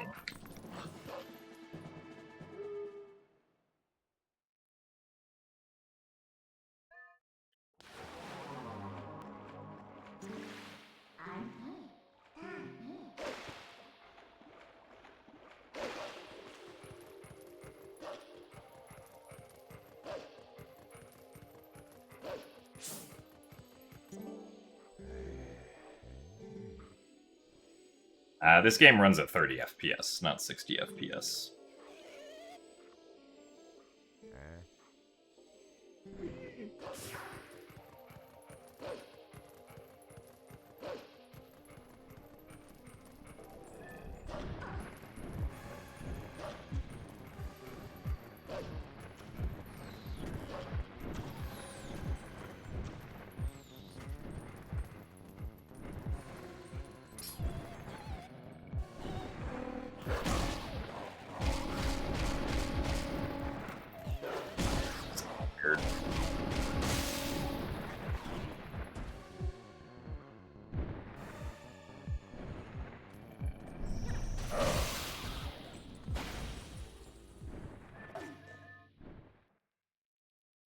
Bit of a slow Kargarok flight path, but oh well.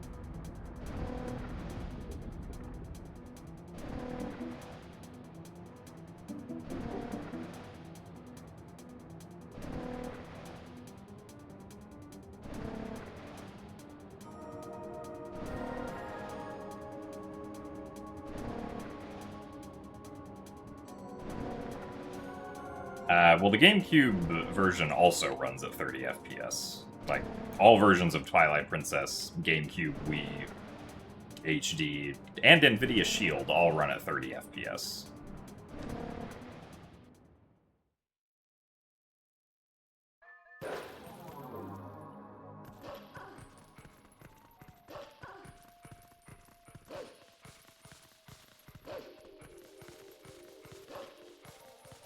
But, like, as far as FPS itself goes, I don't find, like, 30 FPS or 60 FPS to be, like, more comfortable than the other. Right? Like, Skyward Sword HD on the Switch runs at 60 FPS. While the original Wii version runs at 30 FPS, and, like, I'm perfectly fine playing either version as far as comfort goes.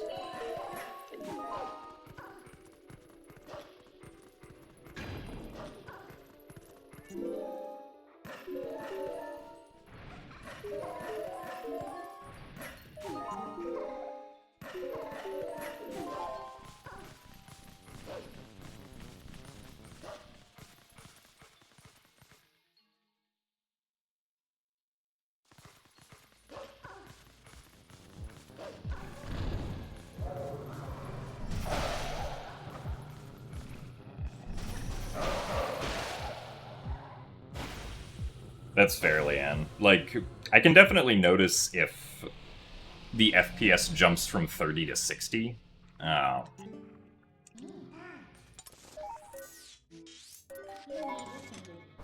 But, like, usually my mind gets pretty used to whatever FPS the game uses, as long as it's at least 30, right?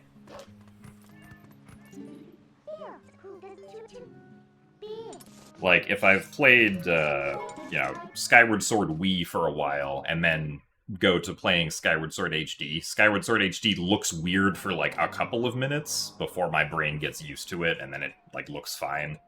And then similarly going back, like, if I go from Skyward Sword HD to Wii, the Wii version looks weird for a few minutes until my brain adjusts to it.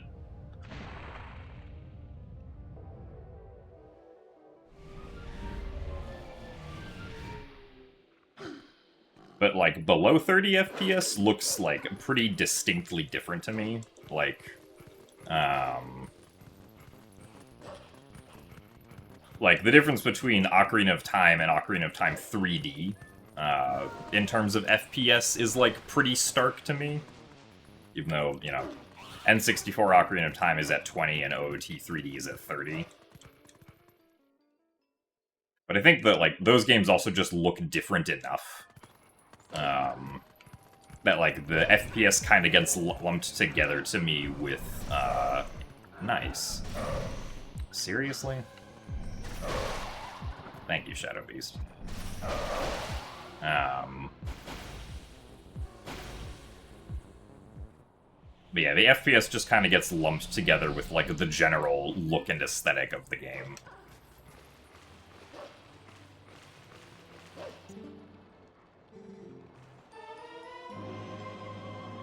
Well, we really shouldn't have lost, like, the 5 seconds that we lost there due to the Shadow Beast, but... unfortunate. Still a sub-47 Elden Vessel, I guess.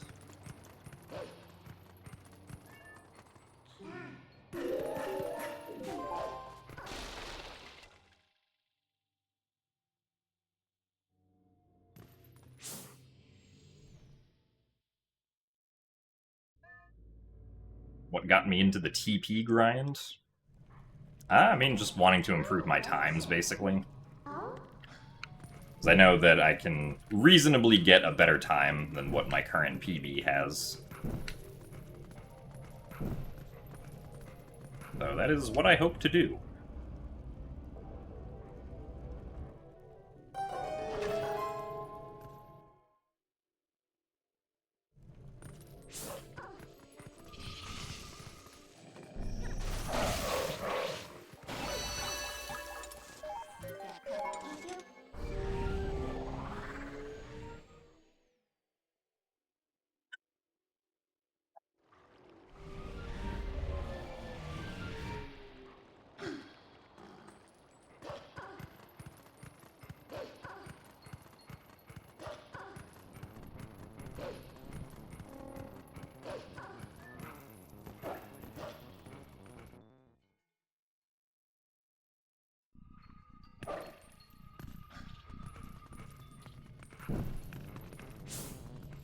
I've been playing Twilight Princess just in general for a while, though, because new stuff keeps being found. That means I can improve my times even more. So, that's why we keep going.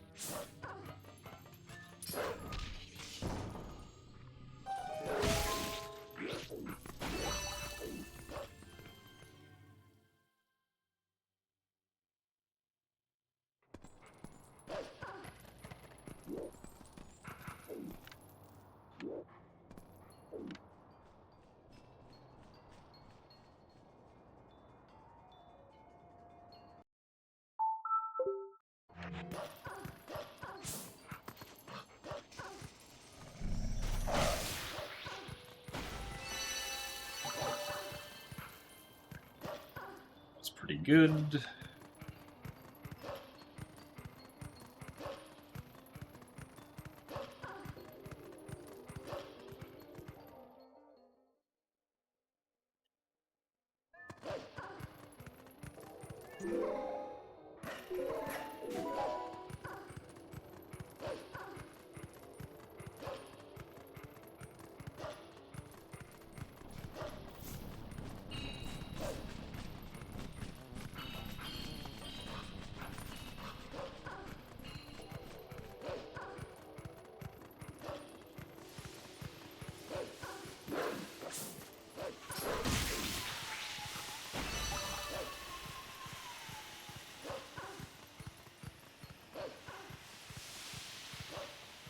That looking like you spammed it right now.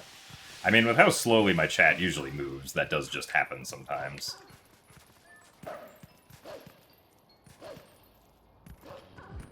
I don't like where shadow beasts are.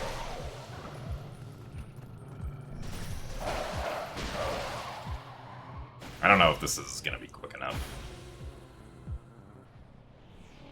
for the vent cycle, so I guess we'll find out.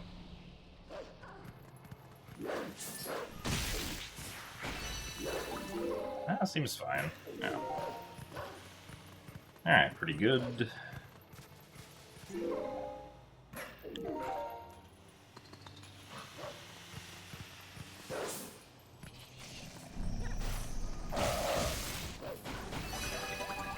Alright.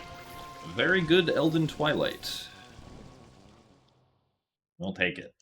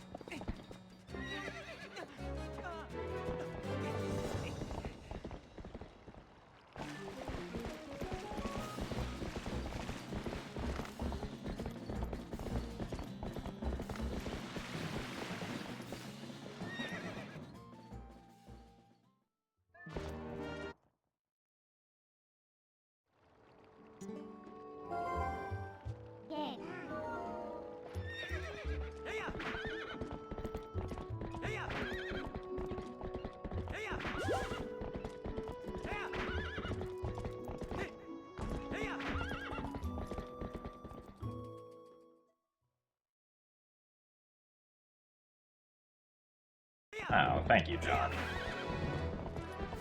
I'm glad you think the chat is cool.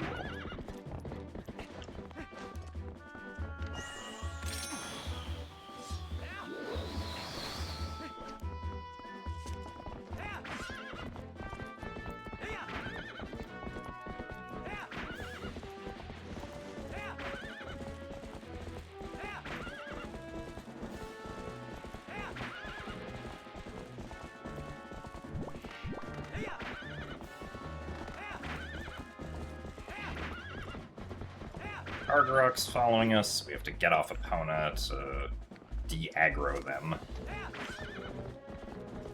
Otherwise, they'll mess us up when we try to do this next trick.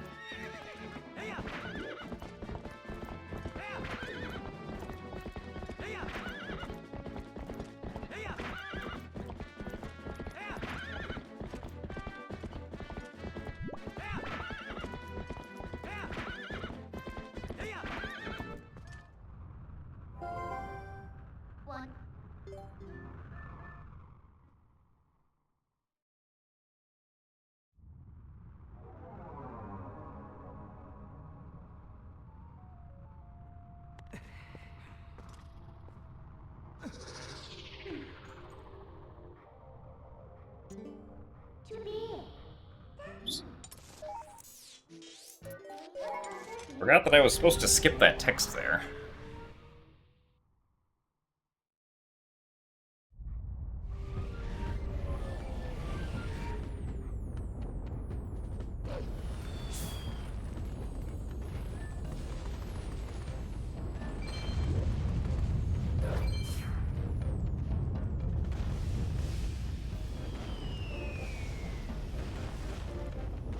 Pressing start to pause the game is not necessary for the Epona dive now. It just helps me make sure that I have one of the correct frames to call Midna on.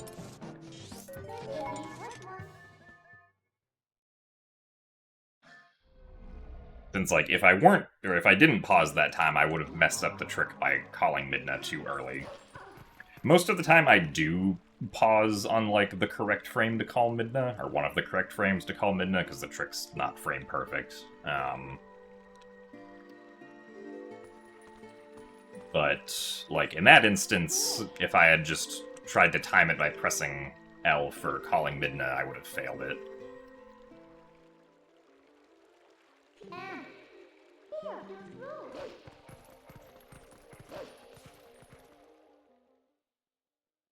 Weird to you that so many less popular Wii games made it to Switch, but not two of the most popular games. I mean, if you're referring to Wind Waker HD and TP HD, I guess so. I mean, Breath of the Wild also,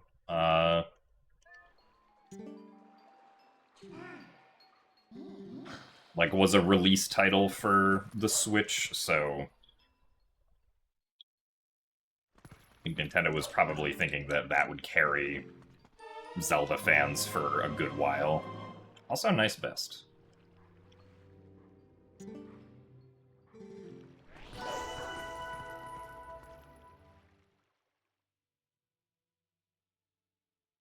Every frame is correct to call Midna because it's Midna.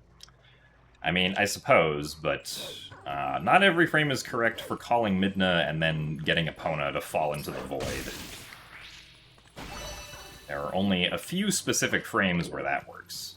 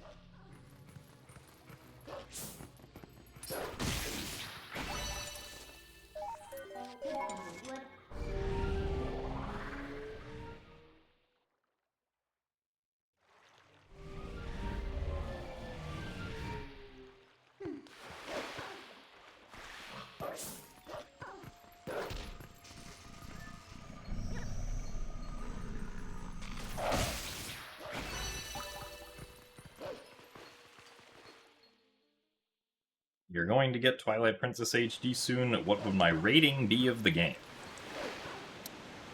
I mean, I think the game is very good, and if you've never played Twilight Princess before, then it should be a fun game.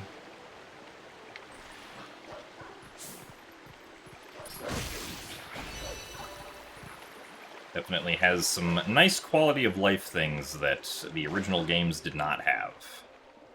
And also, I guess, technically has extra content if you have a Wolf Link amiibo.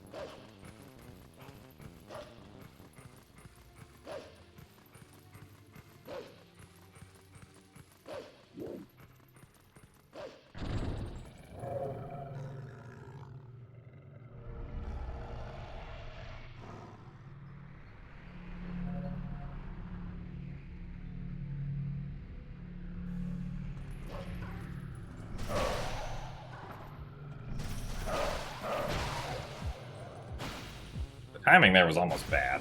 If I had been slightly earlier, that Shadow Beast would have hit me.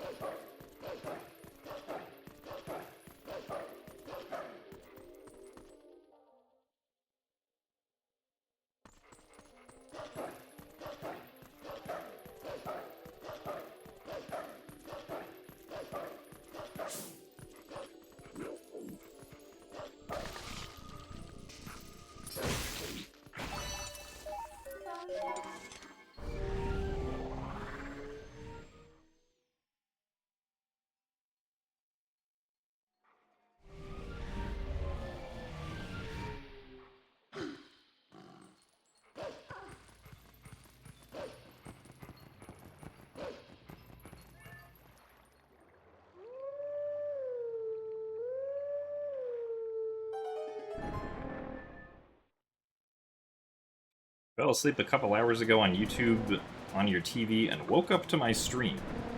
Nice. Good job, YouTube.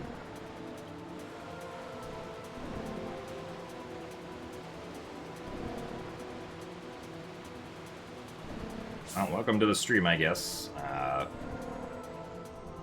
There be Twilight Princess. We're playing on actual Wii U.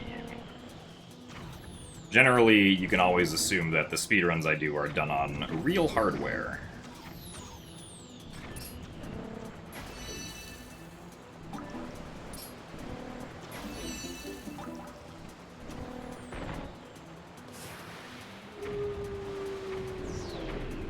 It's actually kind of interesting. One of the tricks that we do in this run actually doesn't work on emulator for some reason. I don't know why it doesn't work, but third-person clawshot clipping just doesn't work for some reason. Which is kind of strange, but it is just what it is for some reason.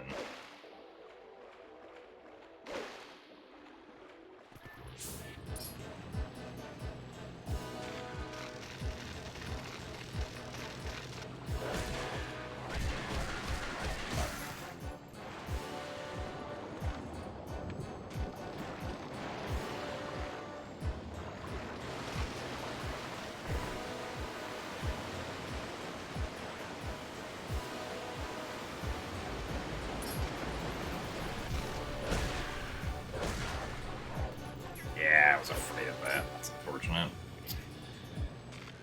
Come on.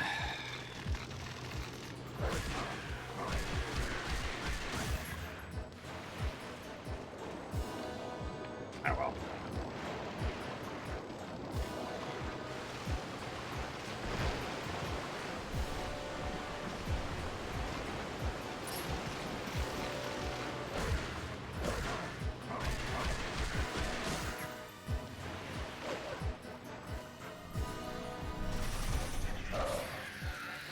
So we lost some time due to not getting the second hit quickly, because we got thrown off. Other than that, the segment was good, but that mistake cost us like 10 seconds.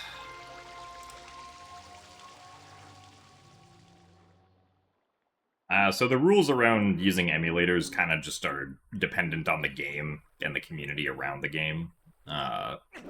So for Twilight Princess HD, emulators are on a separate leaderboard compared to console runs, because loading times are not consistent between emulator and console.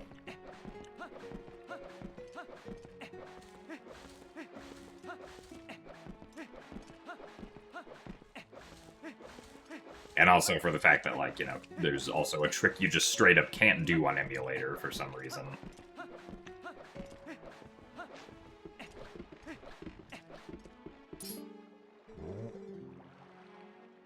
As far as using different controllers goes, that also is kind of just decided on a community-by-community basis.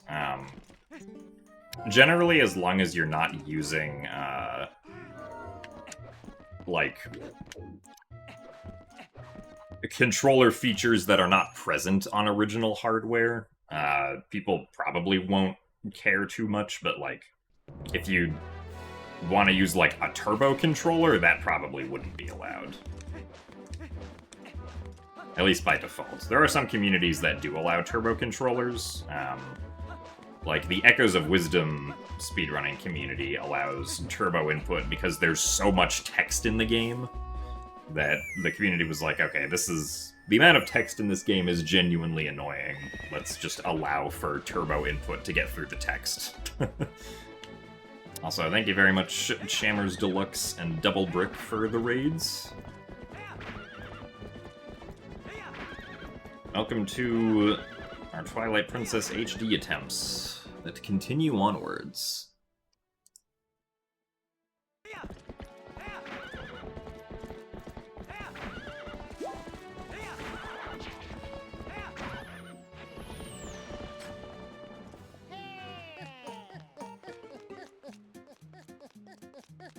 This is not any percent, this is all dungeons.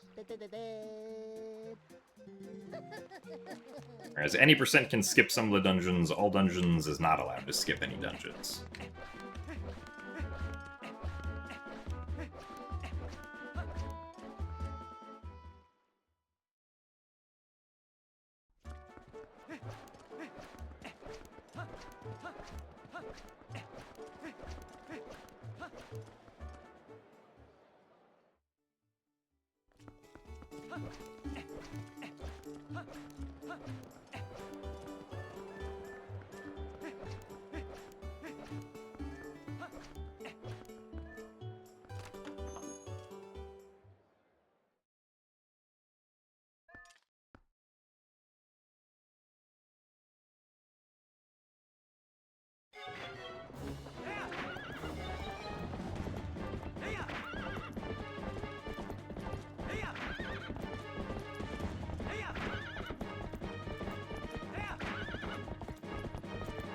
How's the run been going? This run's not too bad. It's made a couple mistakes, but generally I'd say it's going alright for the most part. There we go. You open Twitch, and the amount of people playing Resident Evil 9 is crazy. I mean, didn't that game just come out? Or at least, like, come out on the Switch too or something? I've never played Resident Evil, so I'm not in the know about it, but if it's a game that just came out, it would make sense. There's a lot of people playing it.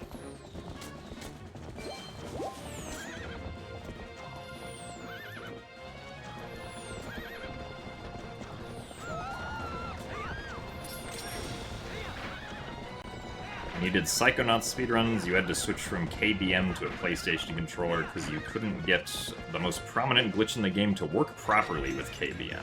Oh, interesting. Yeah, I mean, sometimes, sometimes you can run into that situation, too.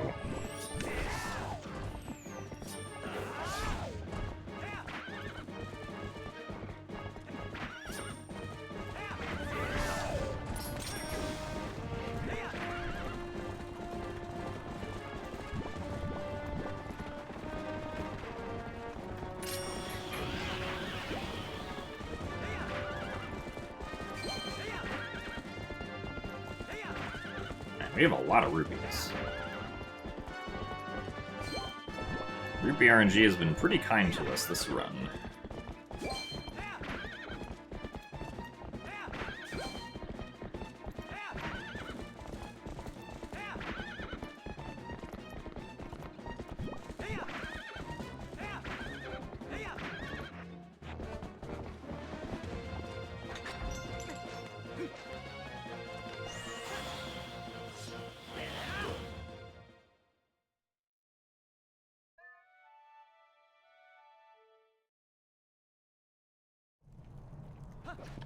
Twilight Princess is funny when you skip cutscenes.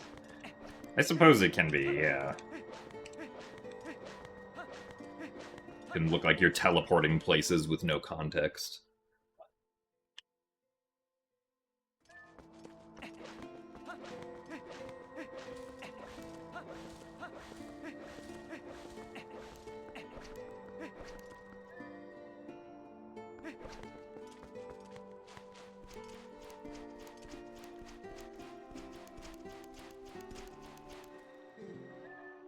My friends with ZFG.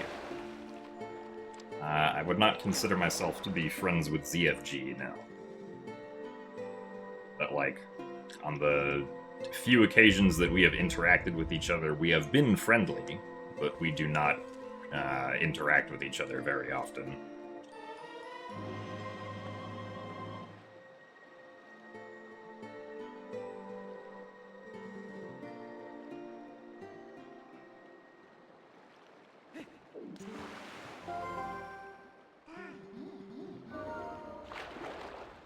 Ifsky switches from keyboard to joypad for a couple of specific tricks in Super Mario Bros. 1. Oh, that's interesting. I didn't know that.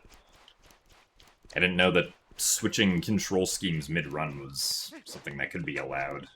Unless that's just, like, different control scheme per category or something, but...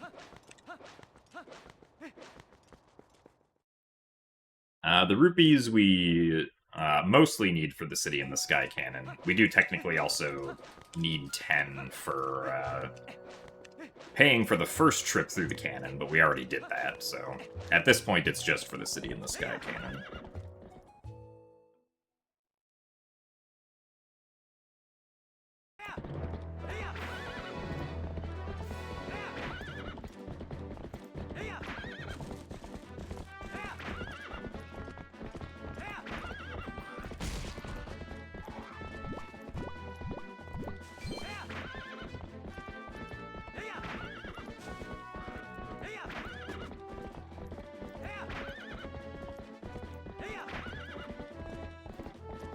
Yeah, I can see how that would make sense, Double Brick.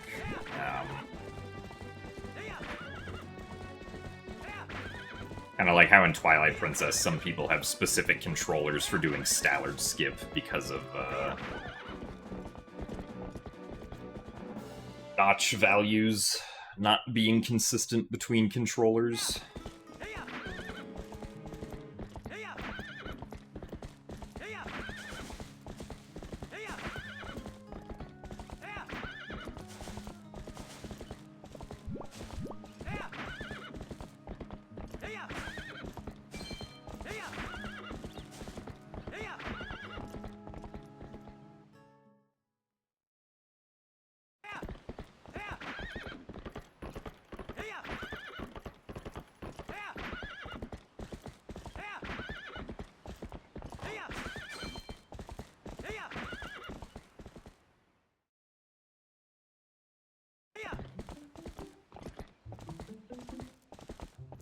Oh, that's interesting, FC.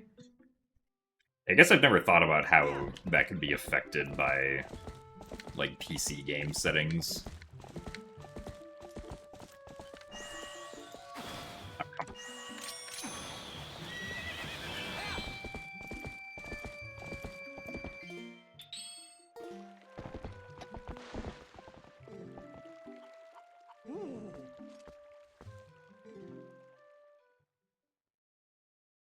I mean, generally the GameCube controllers do have very good stick calibration, and, like, you can recalibrate the sticks with, like, the start X and Y holds to, like, reset where neutral is.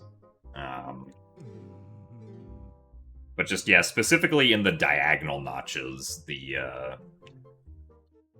exact placement of the control stick is not consistent between controllers, which affects how you do claw-shot actor displacement for Stallard Skip. Though there is a new setup that doesn't use the diagonal notches at all, so maybe we don't need special controllers for diagonal notches anymore. Oh, why would you do this?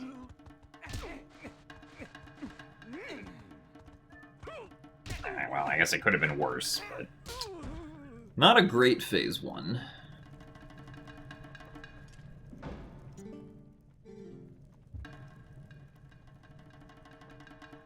Yeah, I mean, whenever you do the input reset on a GameCube controller, wherever the stick currently is now considered to be neutral. 3 slaps, 4 slaps, 5 slaps, and unfortunate.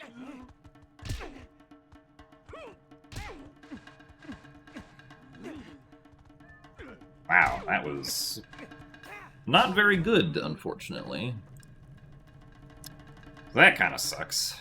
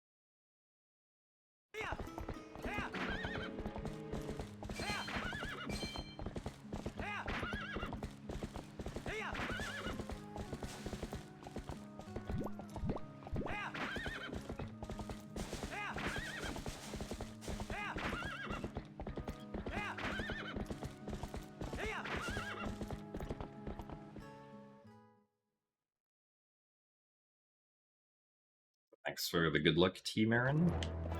You got aligners a few days ago for your teeth, and they feel kind of funny. Yeah, getting some sort of dental stuff put in your mouth for a while typically makes your teeth feel funny. I had braces from when I was 12 to 14. and remember it feeling kind of funny. And also hurting. At least at the beginning.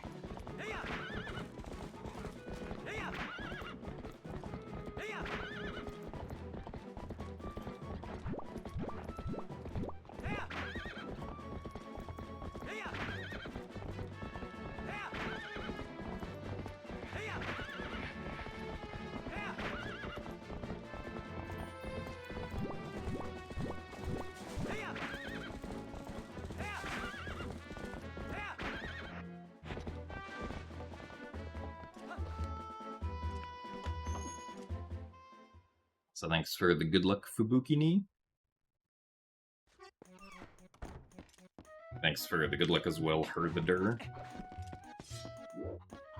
Nice. Okay, there we go. Kind of surprised that second one didn't work, but...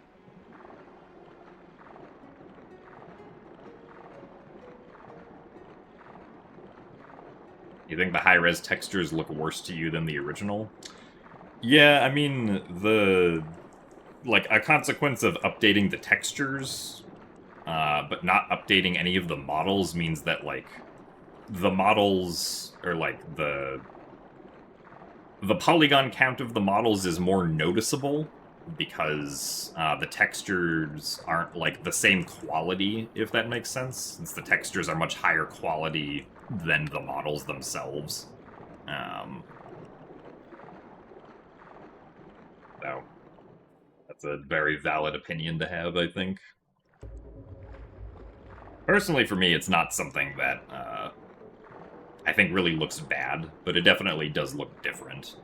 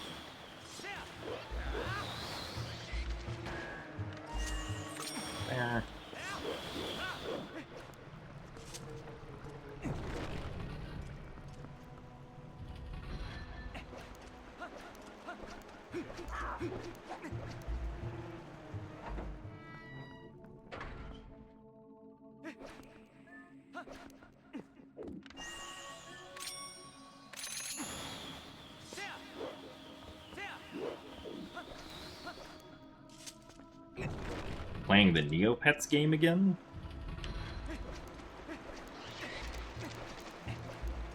You mean, like, was there, like, a dedicated Neopets game that doesn't require you to play on, like, the website or something?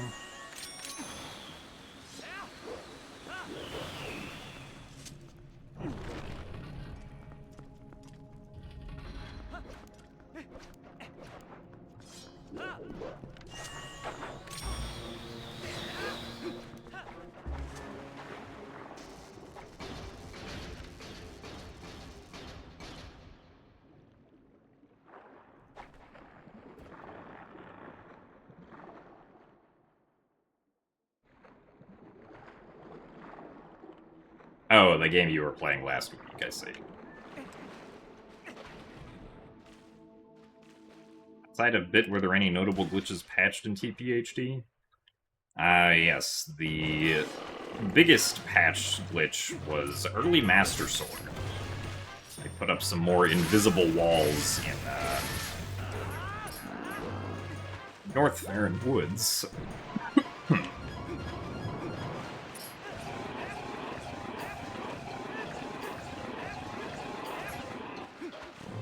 So that we can't get out of bounds there as Wolflink anymore.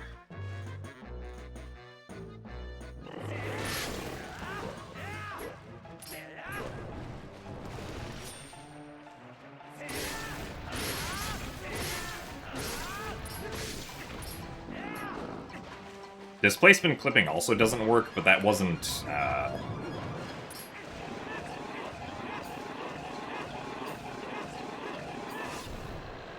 I don't think that was the work of specifically trying to patch it. That's just due to the fast inverse square root instruction working differently.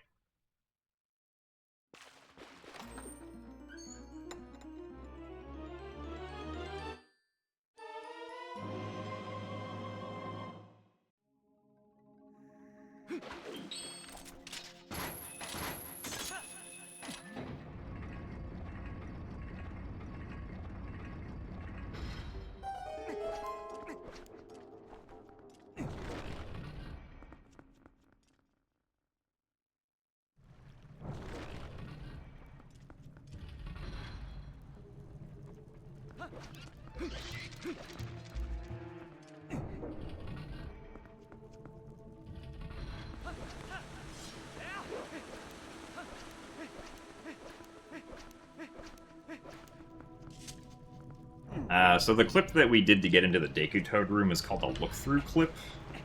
We're gonna do another one here, where to like skip the boss key, but basically just in very specific environments, we can, or I guess like very specific collision setups, we can kind of just clip through a wall by looking through it and getting pushed through to the other side, like here. We got pushed through the wall by the collision of, like, the hole there that we fell into. Basically, when you're in first person in this game, specifically in the HD version, the game really doesn't want you falling off of ledges. So it'll allow you to look through walls, if normally the wall pushing you away would push you off of a ledge. And if you can look through a wall and touch collision that's facing the opposite direction of the wall, you can get pushed through by that collision. Which is what happens right there, as we just did with the boss key skip, and also what we did to get into the Deku Toad fight. So, unfortunately, those are the only two places we can use it in this run, so... I'm kind of sad that it wasn't more useful when it was discovered, but it is what it is.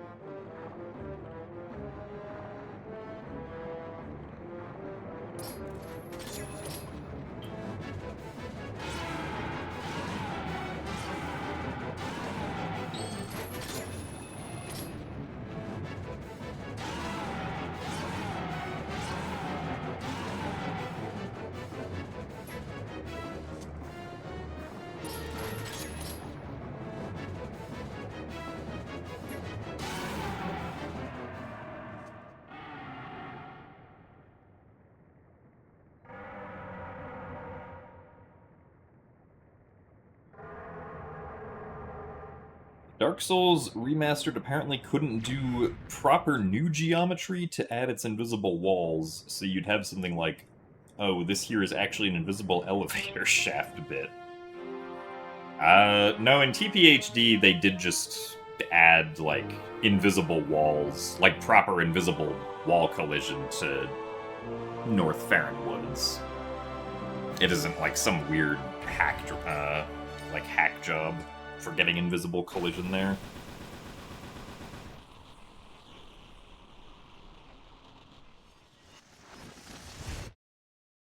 Pace is okay, I guess. This isn't going to be a sub 130 Lakebed Temple, unfortunately.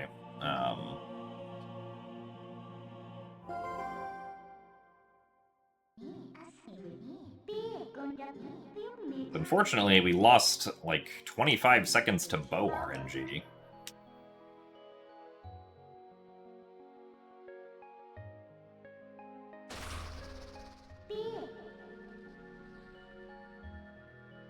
Yeah, in the 100% speedrun, there is another use for look-through clipping, which is to skip a bunch of floors in Cave of Ordeals. Which is very nice, because the previous method of skipping those floors was very difficult to be consistent at. Whereas the look-through clip method is just kind of easy, but...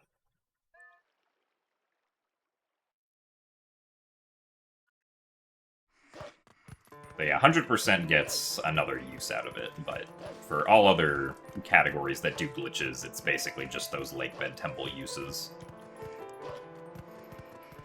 I guess, technically, you can use it in Bulblin Camp also, to clip into the tent.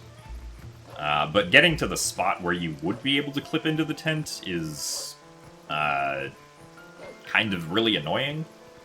Because it's hard to get to that spot without getting, like, shot by the Bulblin archers. So I elect to not do that, even though it technically would save, like, 3 or 4 extra seconds. Just because of consistency reasons, I don't want to go for it.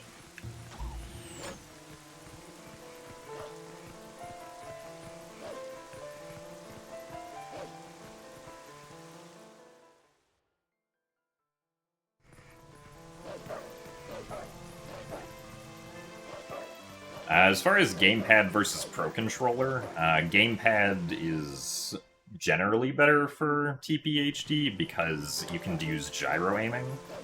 And one of the third-person clawshot clips that we do doesn't actually work unless you have gyro aiming enabled, which means that to do that specific one, you have to use gamepad.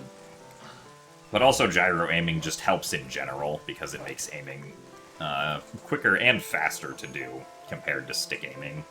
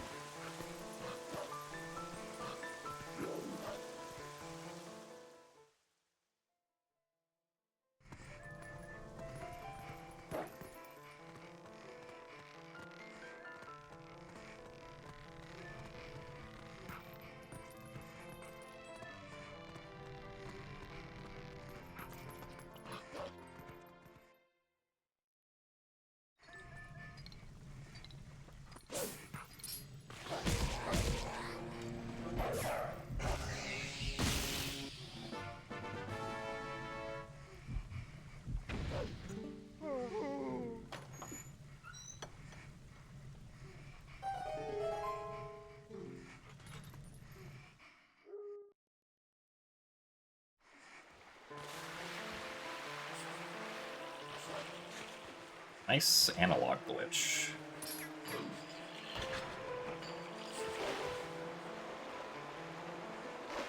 That's weird. I've never gotten an analog glitch at that specific spot before.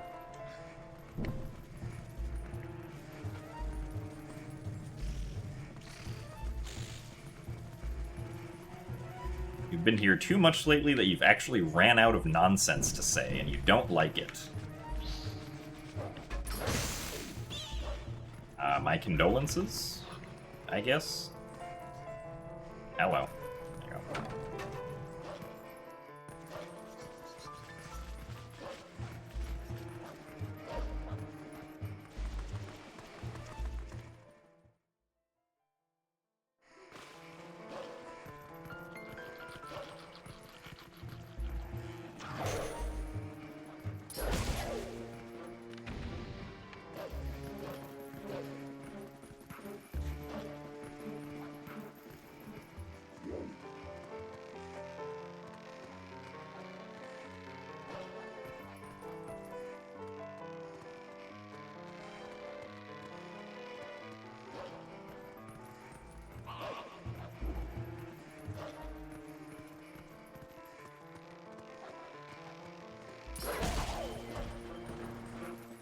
Ow, really?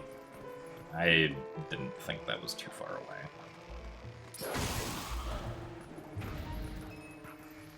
It's unfortunate.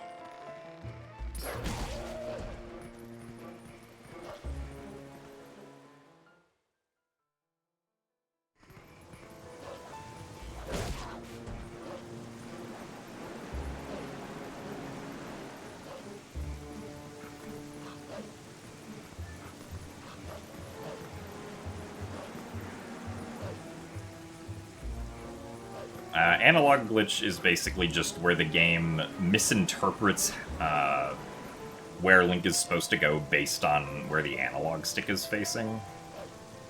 It usually happens if you hold the direction on the analog stick and then, like, target and then let go of target really quickly, and then if you turn the camera after that point, the game will keep interpreting the analog stick direction as if you are still targeting. So, like, if you turn the camera but hold forward on the analog stick, Link will just keep walking in a straight line and won't turn, despite the fact that the camera is turning. For some reason in this run, it happened after we fell down the chest in Giovanni's house to the Hyrule Castle sewers.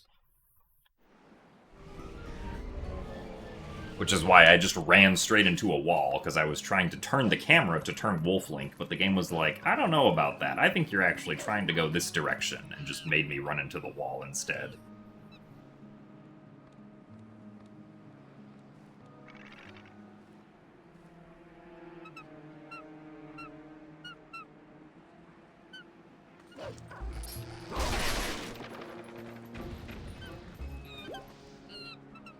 Nice sliding rupee.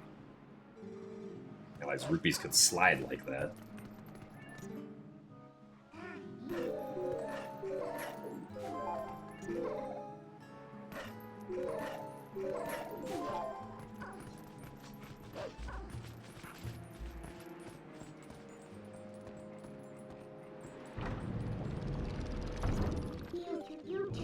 I mean, I've always thought that that behavior was unintentional.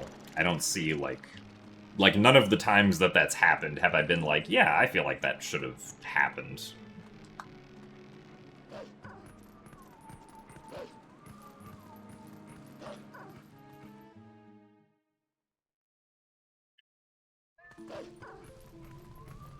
House not a TP low percent reference now.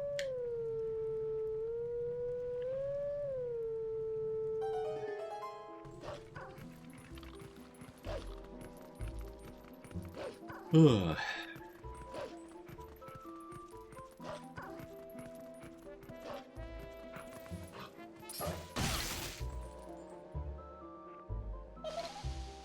Yes. I was indeed aware that the Wii version of Twilight Princess is mirrored, because they wanted to make Link right-handed. Even though it seems like it would be a drastic step to mirror the entire game, it actually is pretty simple to do, code-wise, because you kind of just multiply a few things by -1, and you can just draw the game across the screen mirrored.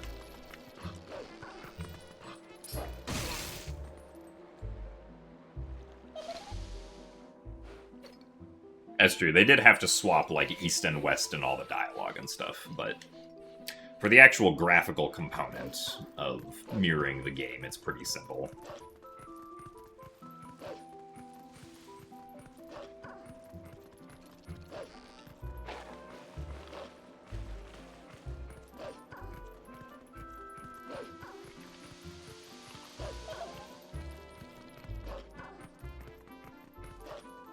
So thanks for the good luck, Douglas.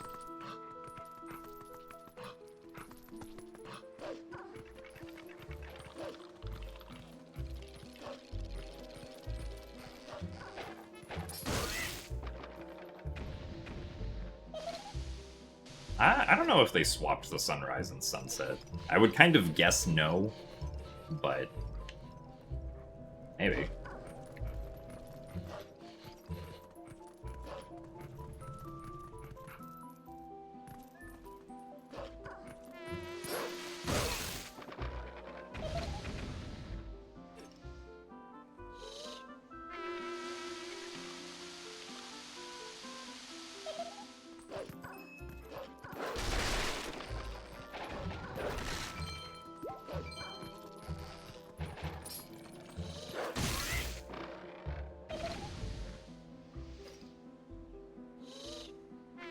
They did swap Sunrise and Sunset? Alright. Makes sense, because that's things you would probably want to do that for.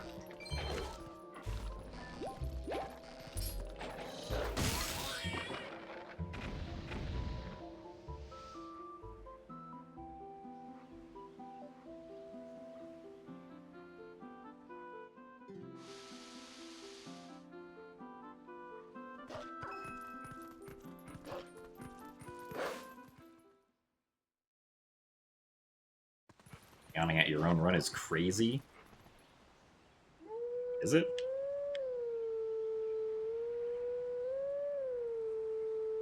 Not every single part of the run is, you know, heart-pounding exciting.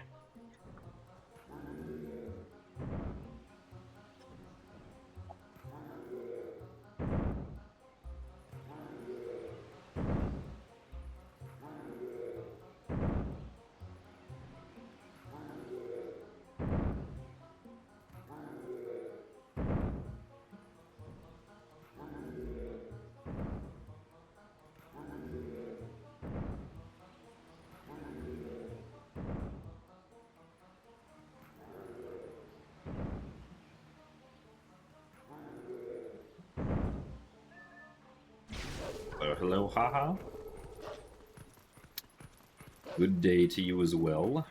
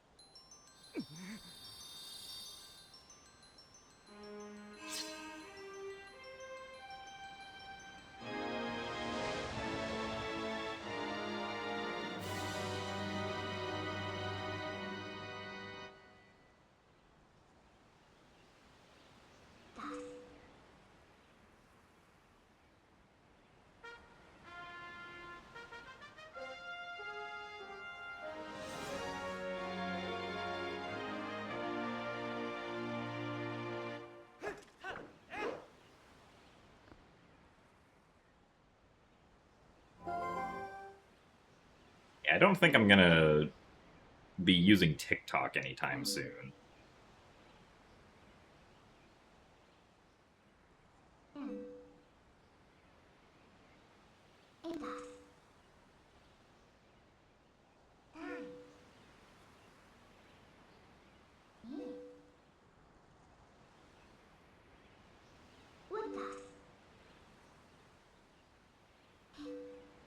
Yeah, I mean, in reality, they probably didn't even need to flip Link at all. But the problem with, like, flipping Link to make him right-handed is then, like, you would have to then also modify every animation of anything Link interacts with, which would be a lot of things.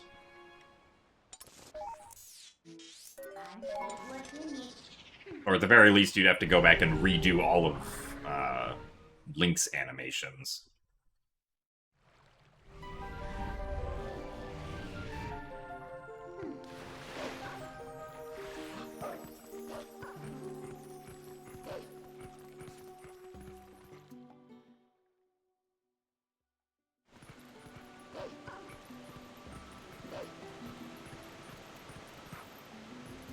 Darn it. Really? Yeah. Kind of surprised that I didn't jump over the ledge there like I wanted to. Oh well.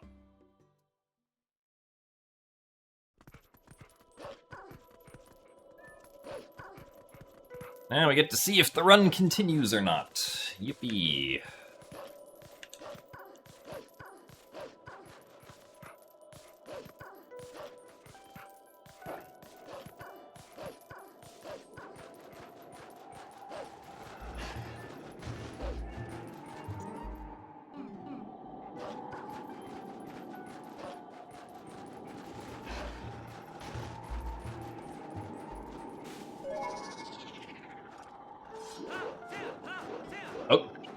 No, really? That was stupid. I didn't think Link would actually get up onto the ledge with that jump attack, and then I was surprised when initially the next one did not put him into the loading zone, but it did after like a second, apparently.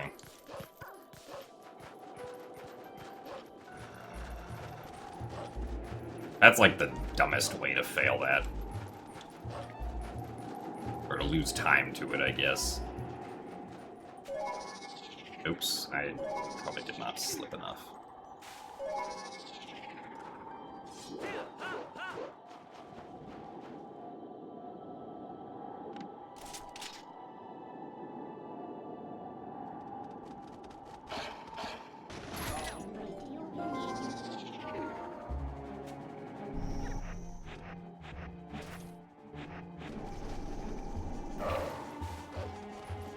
Well, glad that at least attempting the trick went well, but nice. Thank you, Wolflink. I really shouldn't have voided out that first time.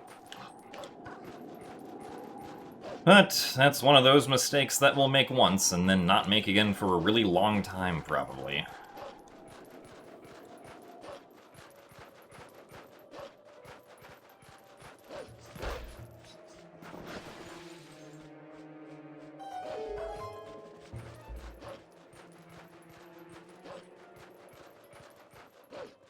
Now we are going to lose, like, at least 40 seconds on Ball and Chain.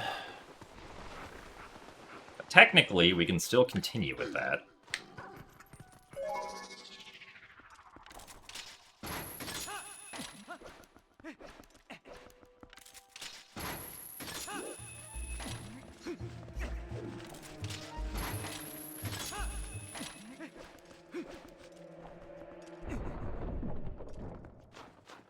So, hello, Pim.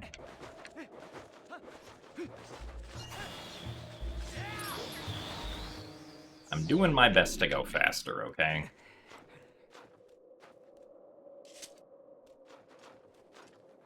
So, hello, Bram Origami.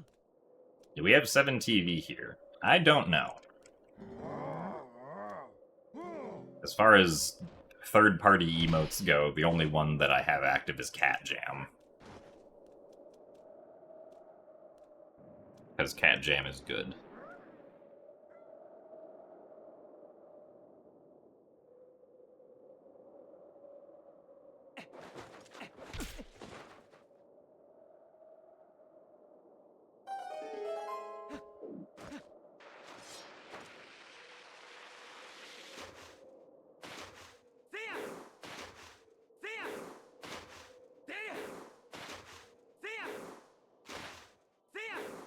I remember you from past streams.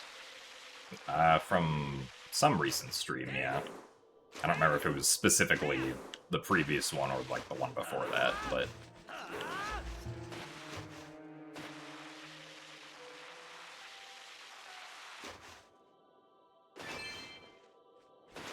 okay, we missed the red one. It's probably fine.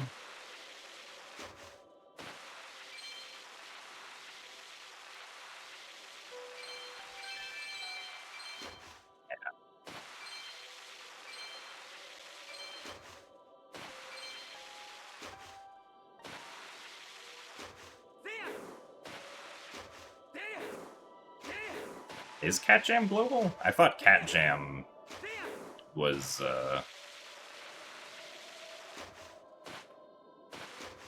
part of some third-party extension. I didn't think that there were any global GIF emotes. But, I mean, I'm not tuned into what the emote space is, so...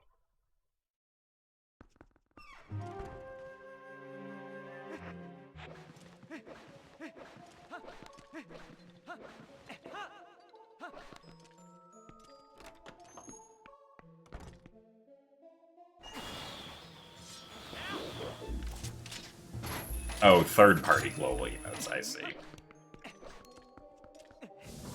Yeah, I mean, it might be. I just remember that that was the only one I ever, like, explicitly added to my channel was Cat Jam.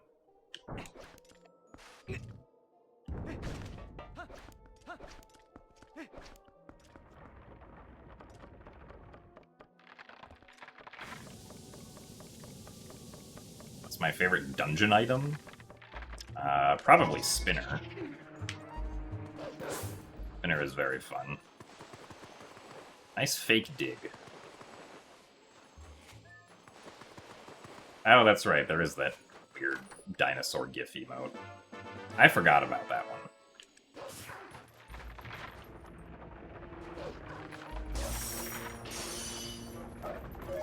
So thanks for the good luck cabbage.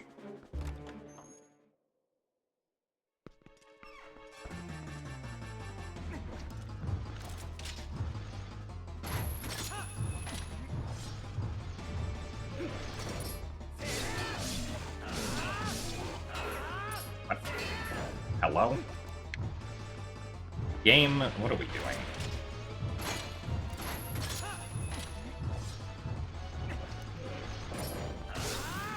I have zero clue how we did not get the last hit in there. At least the first time. The second time is because we were too far in front of him, but I don't see how the time before that we were too far in front of him.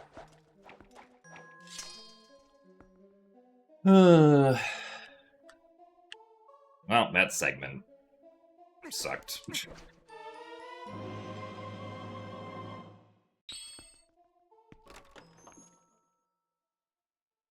Do I have a certain approach to practicing / learning a speedrun?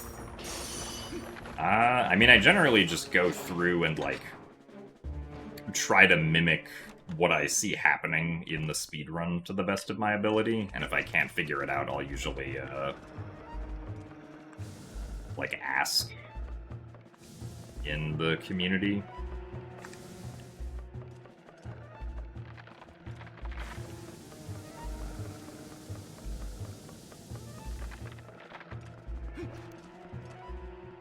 Like, hey, how do you do this trick? And then, once I've gone through the whole run and learned all the tricks and, like, gone through the route, then I'll do attempts of it.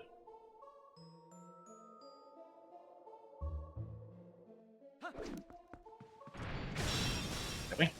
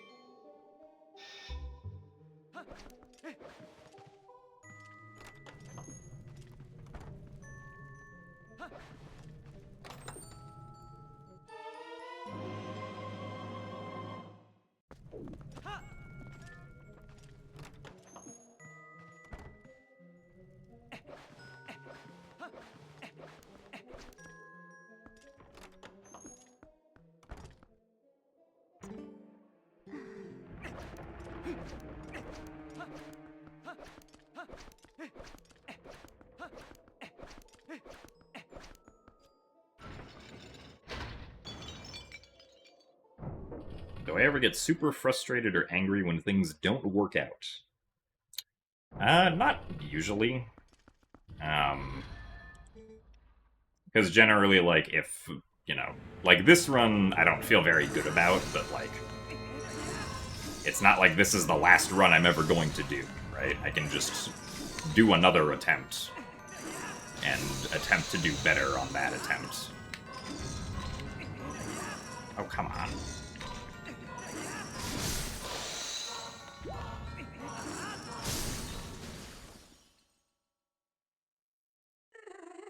So thanks for the good luck, Mancha Deluxe. Glad you enjoyed playing this game last year.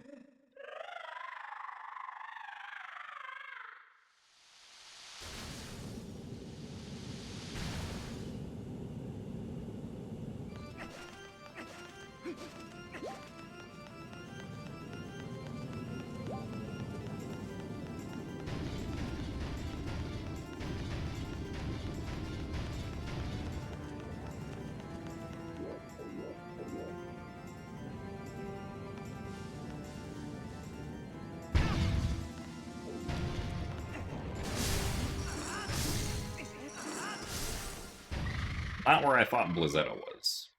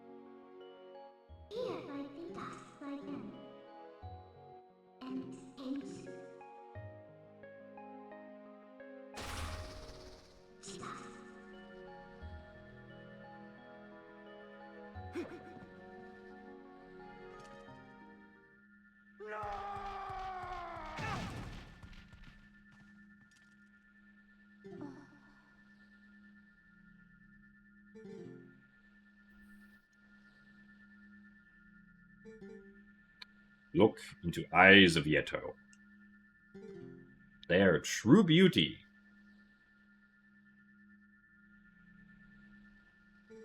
Who need mirror?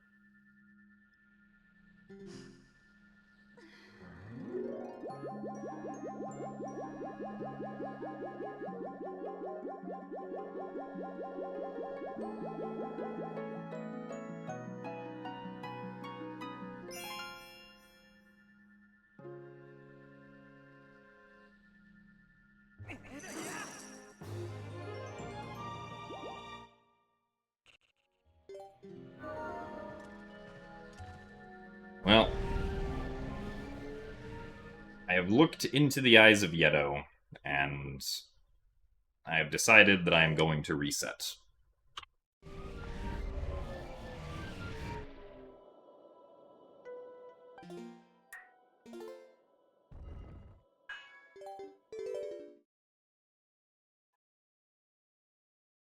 Because we lost too much time.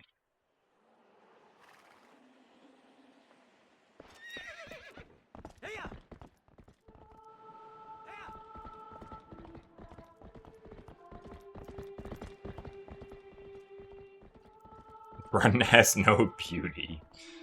No, I think the run has beauty, but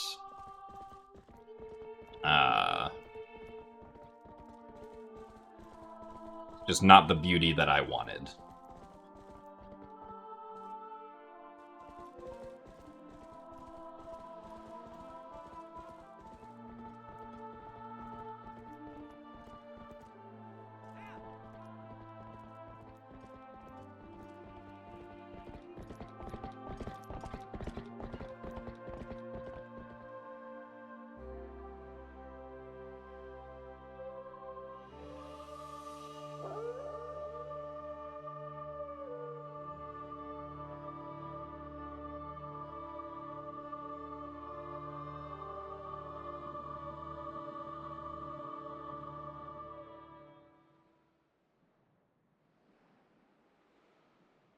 And would I consider a run a good run? I mean, that run wasn't great to me because I had made too many mistakes at that point.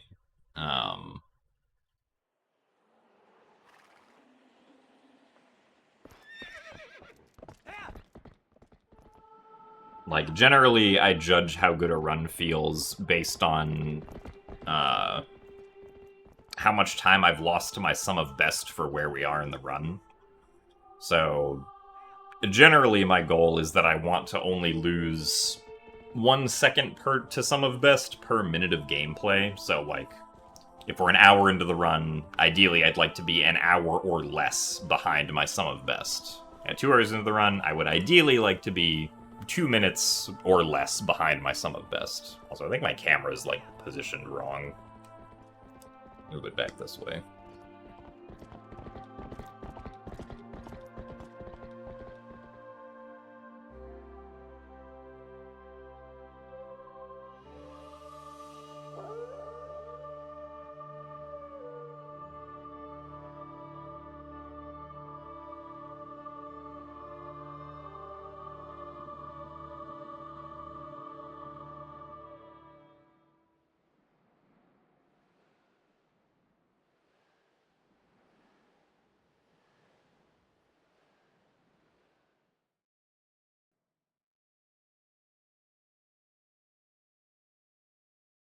Alright. Let's try this again.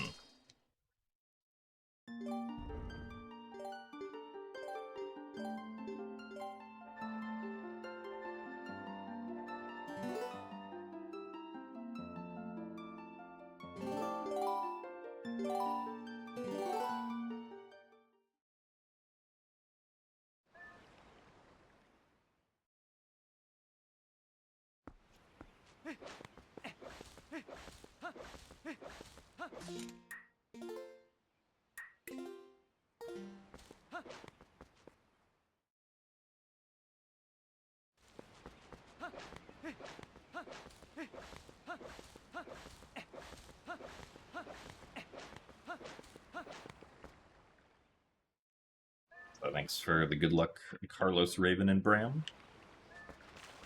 I appreciate the lucky rabbit.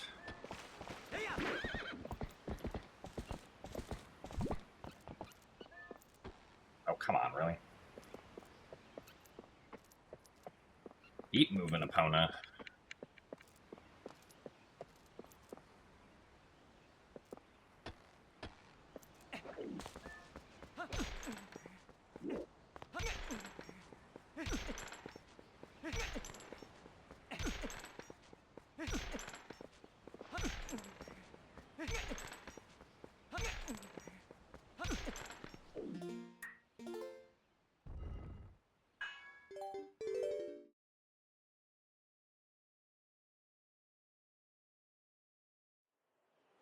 So thanks for the good luck, RXB.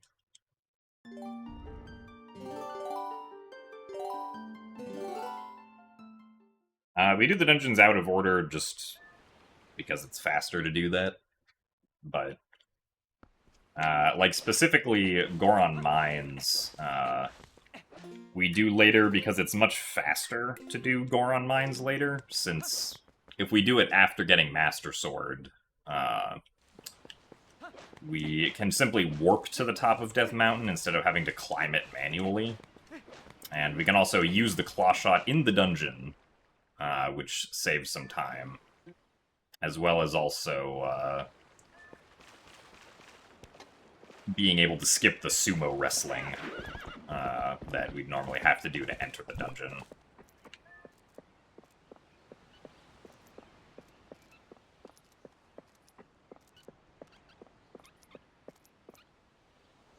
Ow, I don't think this is gonna work, but maybe it will.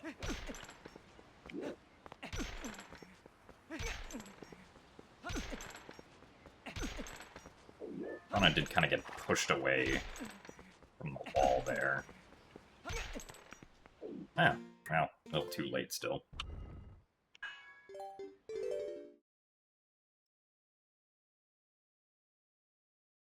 So thanks for the good luck, Apollo the One. Thanks for the good luck, Coolius.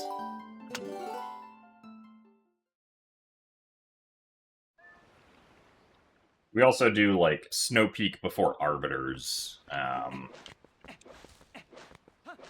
because having the ball and chain is useful in Arbiter's grounds.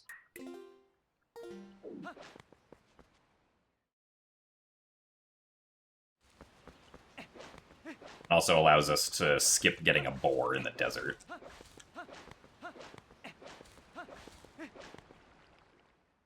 We would otherwise have to do to get through the gates to go to Bolblin Camp.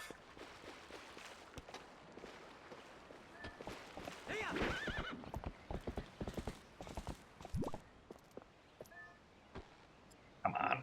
Just stop walking there.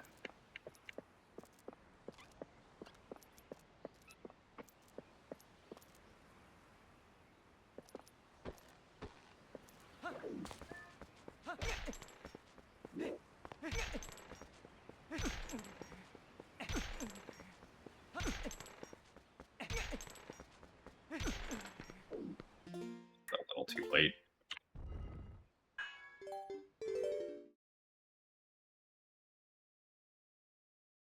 So, hello, Tipvim. Welcome to the repetitive gate clip attempts.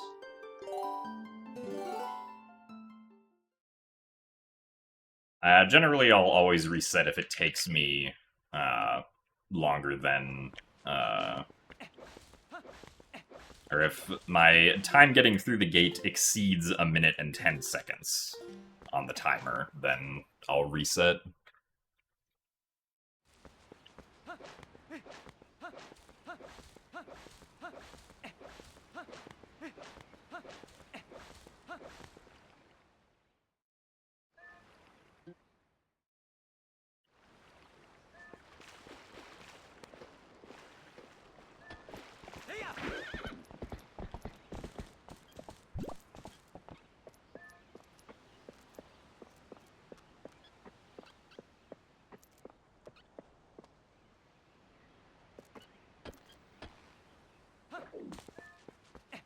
Might not have been enough of a turn.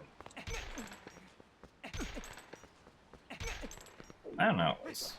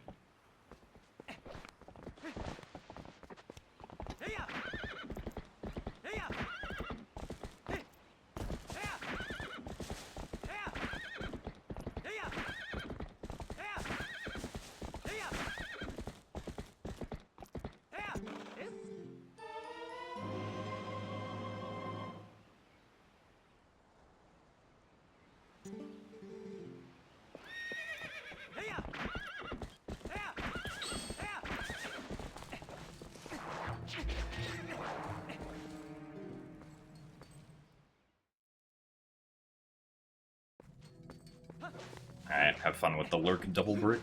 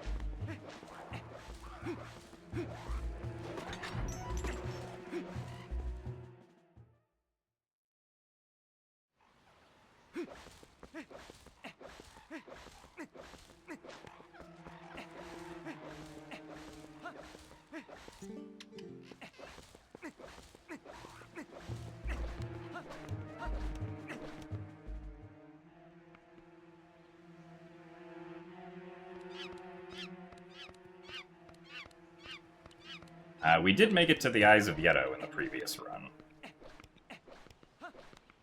And we immediately reset afterwards.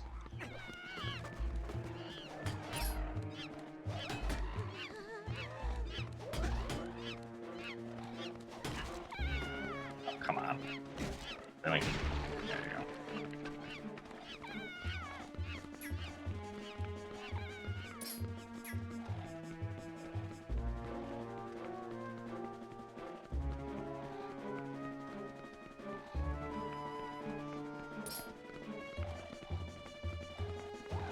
Really? Well, that was,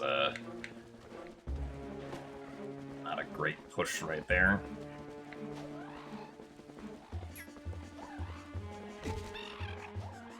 No!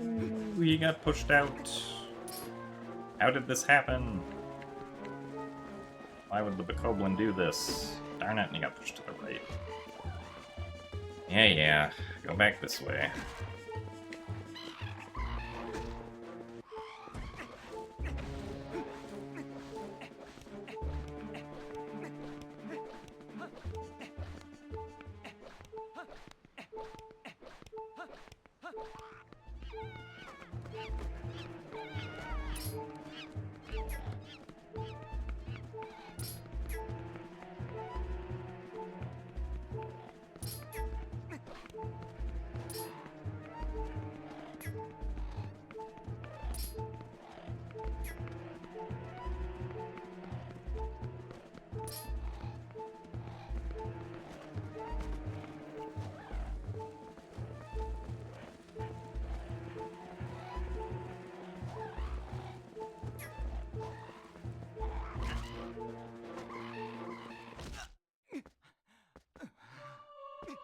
And Link died.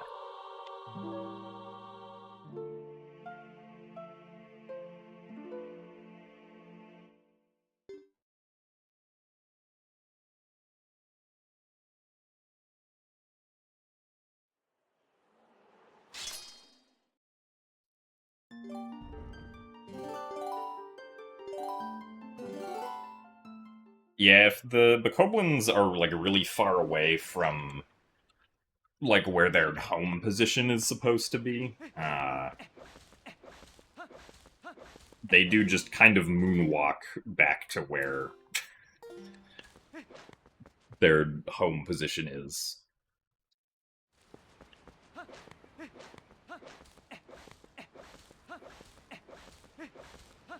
It is very silly when you see it happen.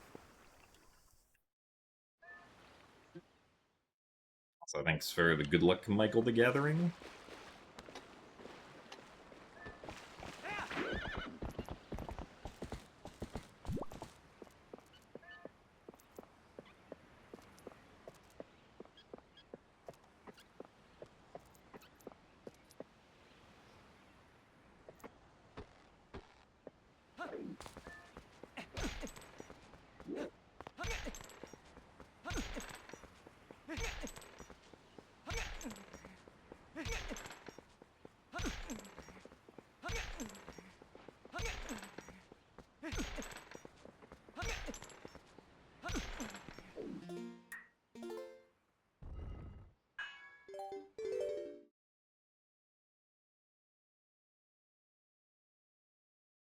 Did you just walk into? Me trying to clip through the Orden Gate, but not doing it fast enough to continue, so we try again.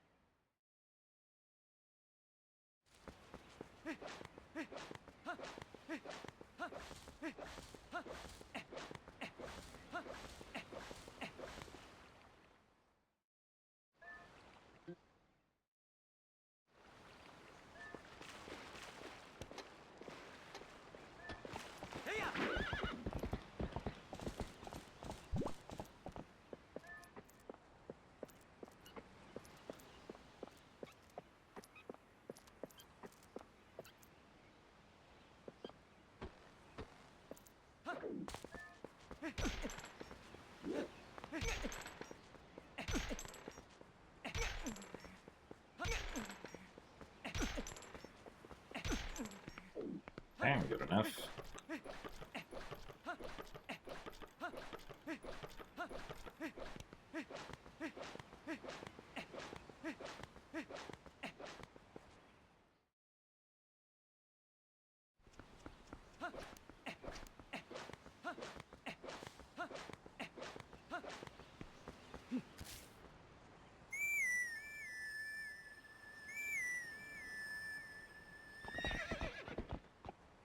Yeah, you'd think that Link could just jump off of Epona to get over the gate, but unfortunately not.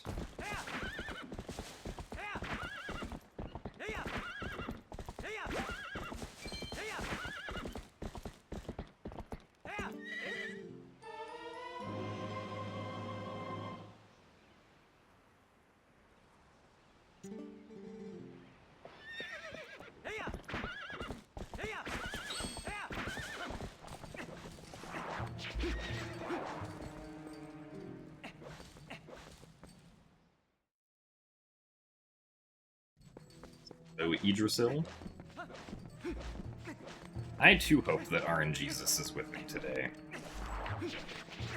He didn't really seem to be with me on the previous attempt that got somewhere.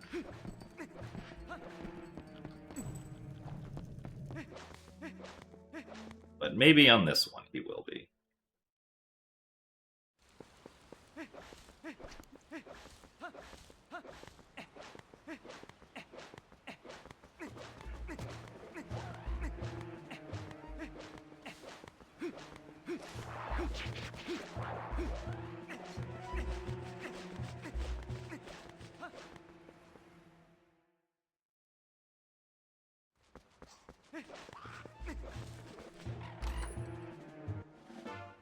We run in a circle after burning the webs because that gets linked up to a faster speed to begin rolling. Since if we roll from a complete standstill, we don't get the fastest roll speed. We only get fastest roll speed when we roll from Link already in the running animation, and like already having full run speed.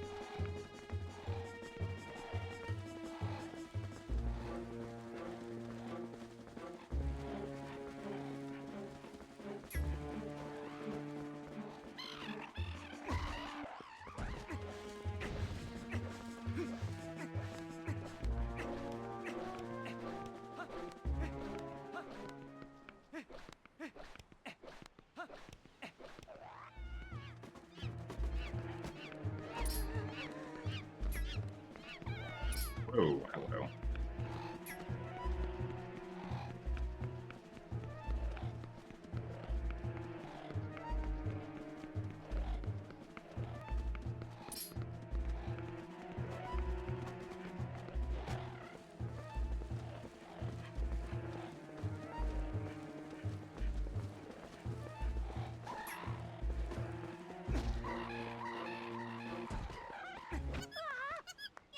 Alright, not the best, but we'll continue with it.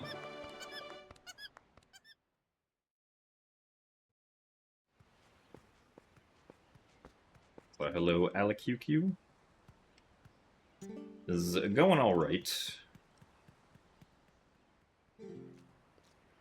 Hopefully we can actually get another run going now that we got past Bokoblins.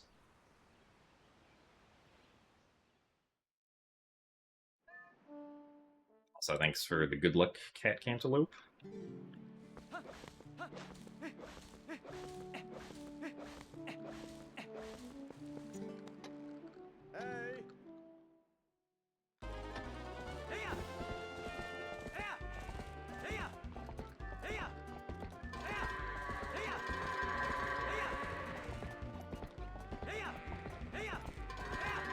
Ow, what? Excuse me, sir. Huh? This guy was in the pen!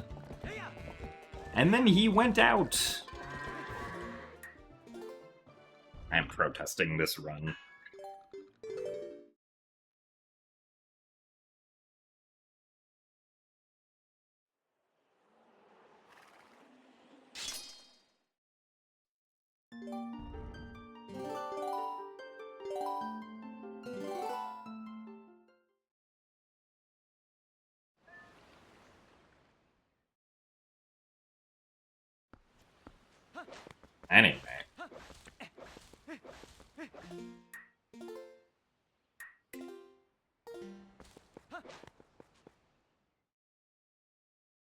there was a massive echo and then realized you'd kept it playing on your phone after putting it up on your computer.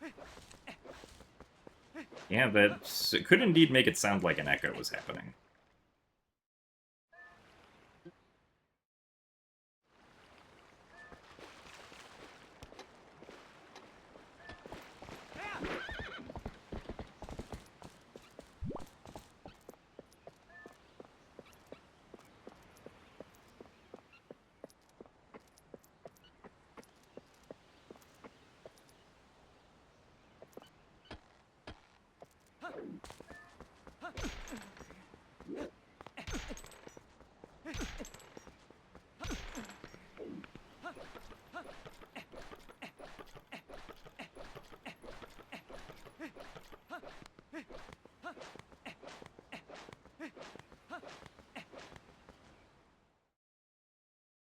So thanks for the luck, Corentin Rousselet.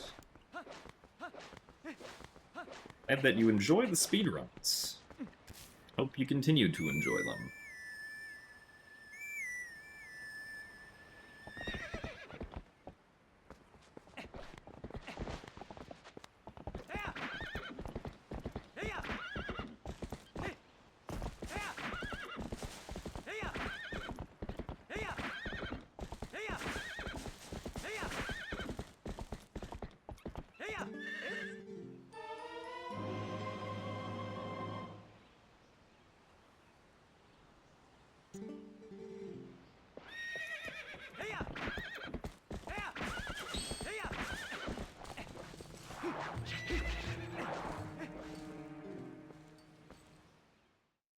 So thanks for the good luck, Glacier.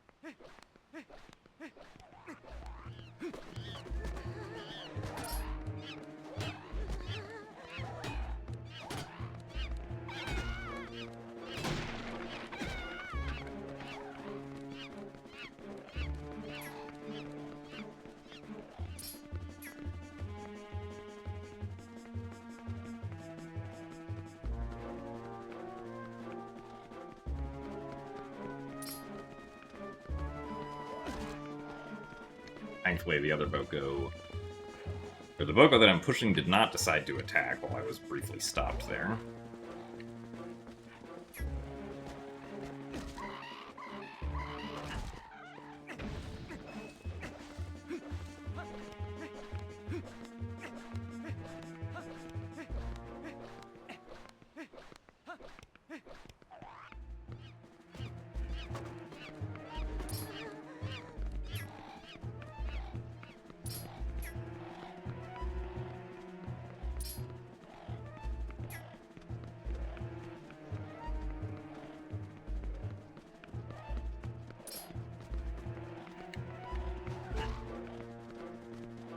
We got hit again.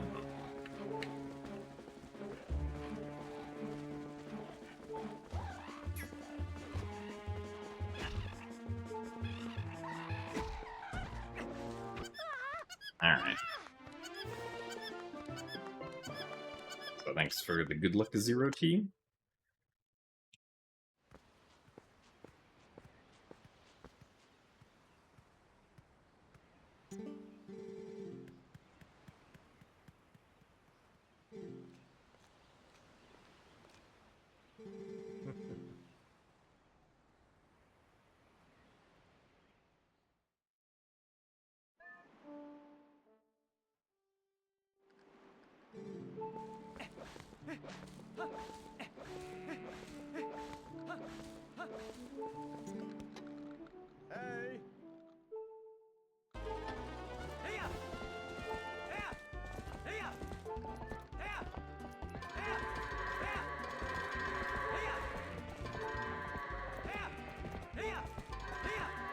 Oh, really?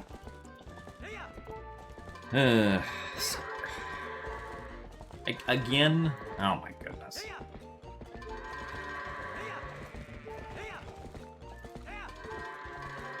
What is happening?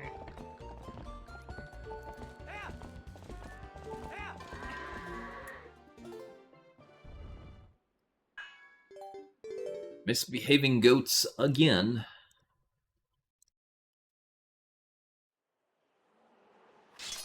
Someday we'll get another run going.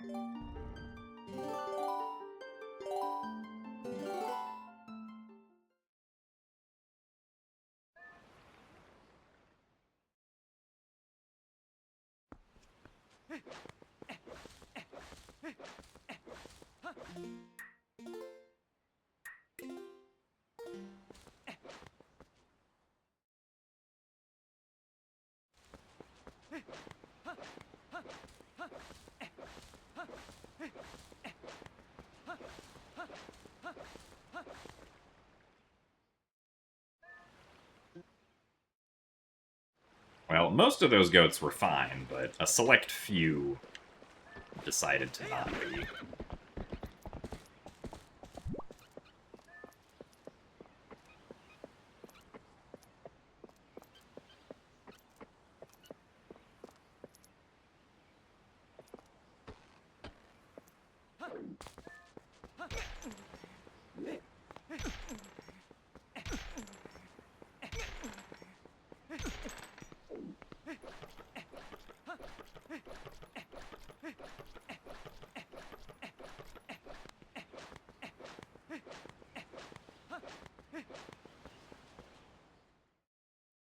So thank you very much, ZSR2, for the raid.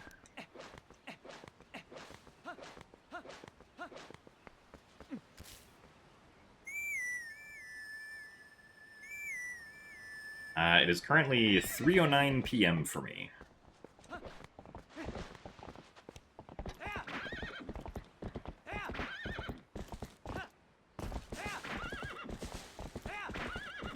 Yeah, so the goats are RNG in the sense that how sensitive each individual goat is random. So they always spawn in the same spot, like, facing the same direction, but how they react to, like, how close Link is to them is the random part. Also, thanks for the good luck, apes.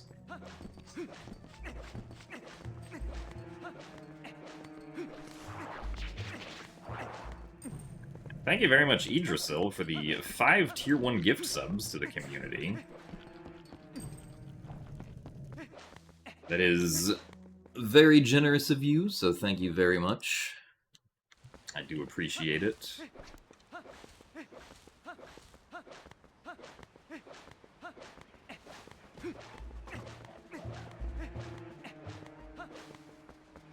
Congratulations to everyone who got a gift sub. Unless for some reason you didn't want one, then, haha, I guess you got one anyway.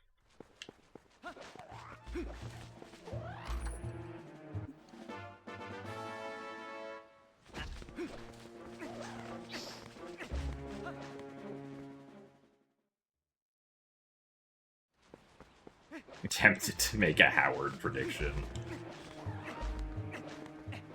I mean, feel free.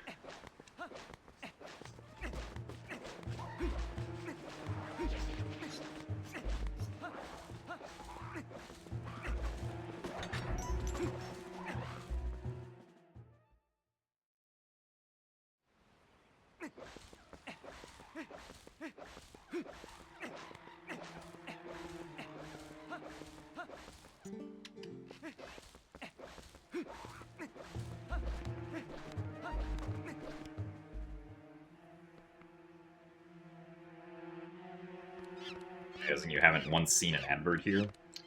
Yeah, on Twitch I don't have the ads manager turned on. But I think generally people just get like pre-roll ads.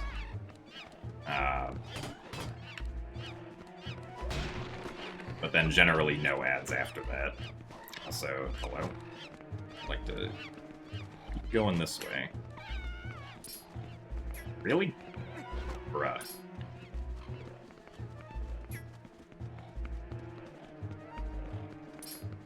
The angle that this guy is facing is not helping.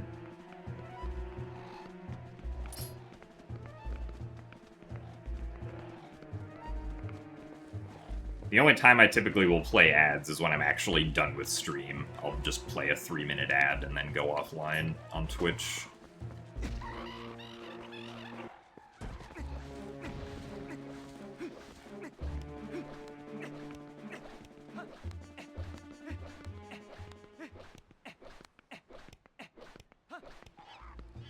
Ow, I also got the wrong one. That's probably why it wasn't great.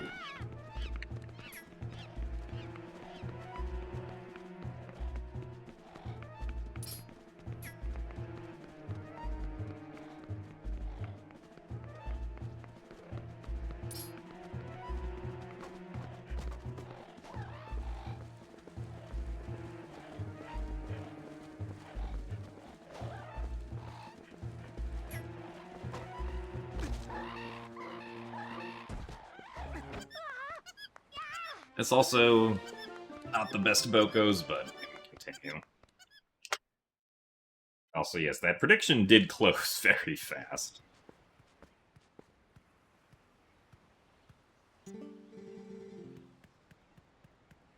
Thanks for the good luck in Definitive Edition.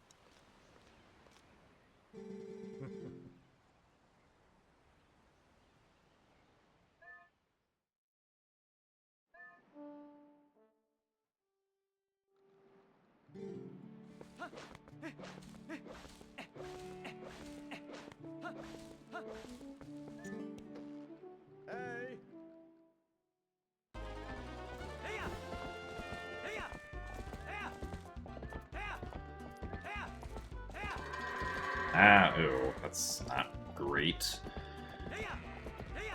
Yeah, this is, very Howardly goats right here. Unfortunately. How did that go not react at all?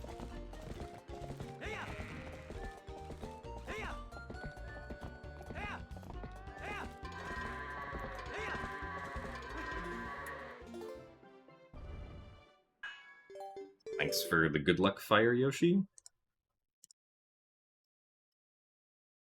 And for the good luck as well, Ted.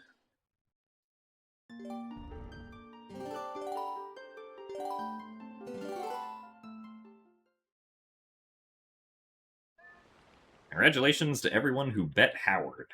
Or excuse me, who predicted Howard.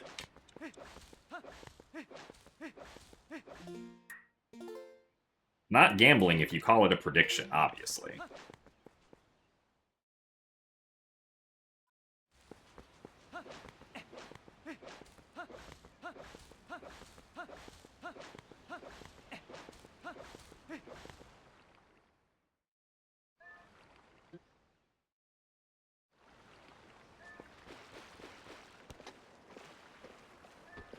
If people want to predict again, this one should probably have more time.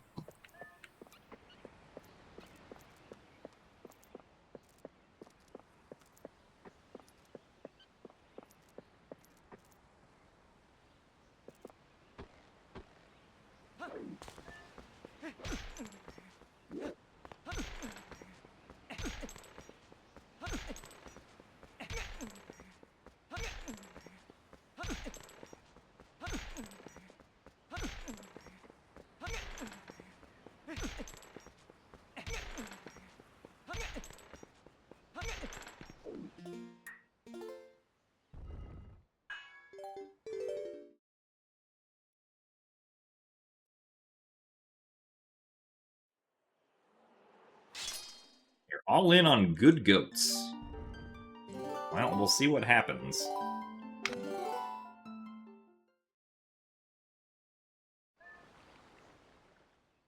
I mean, if you open one up at the start of the run, then a 5-minute option should be fine. Because it always takes at least, like, 6.5 minutes to get to the actual goats.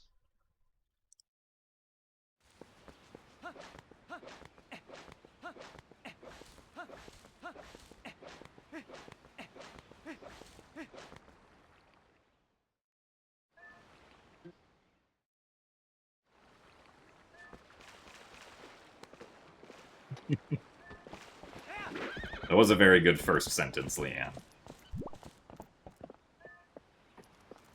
You've been a while, point on Howard.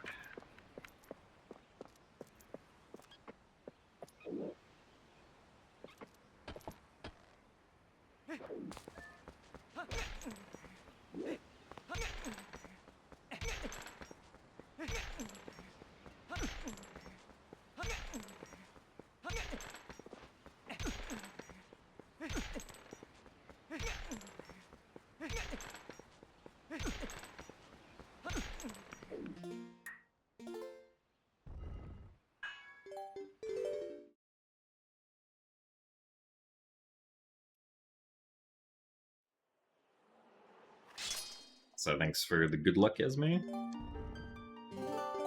We'll certainly need it.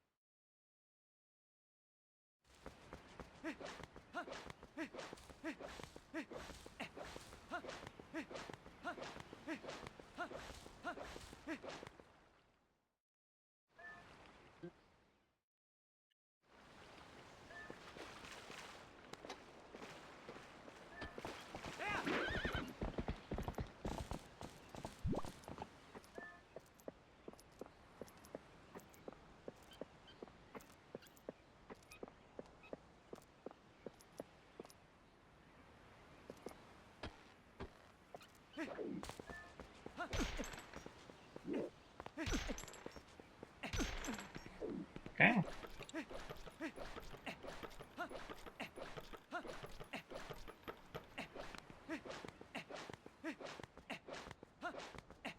Happily takes second try bonk.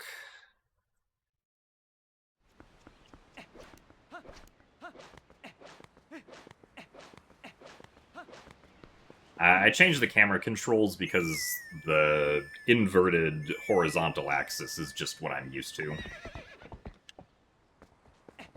Since that's what the default controls are for the original Wind Waker and Twilight Princess on the GameCube, which is where I learned how to use a free cam in video games.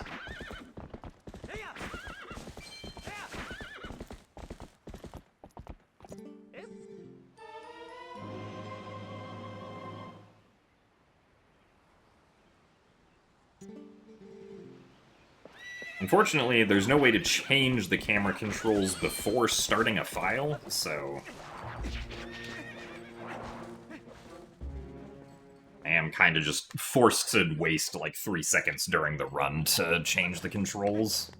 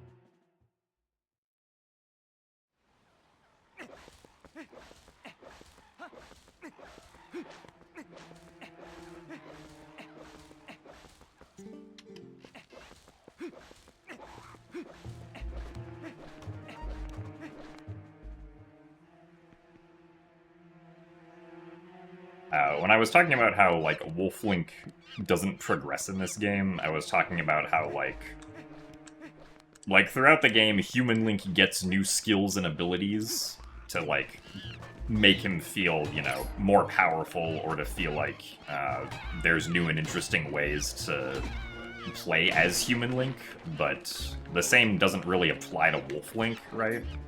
Like, Wolf Link gets the ability to sense and dig basically immediately. What? Why did you hit me? That shouldn't have happened.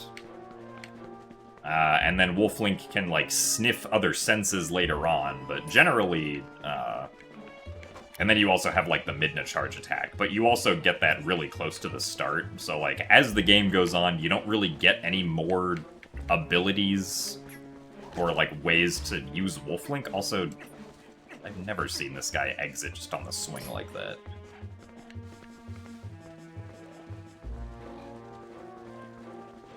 Nice collision.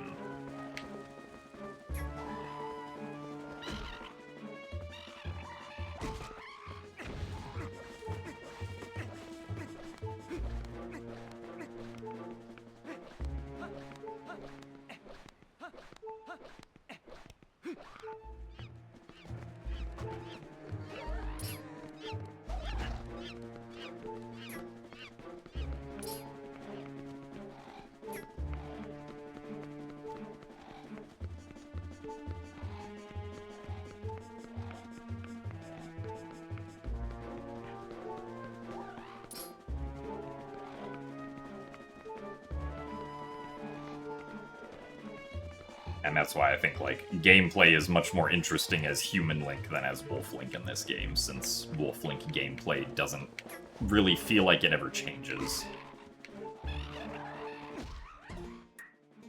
So that took way too long.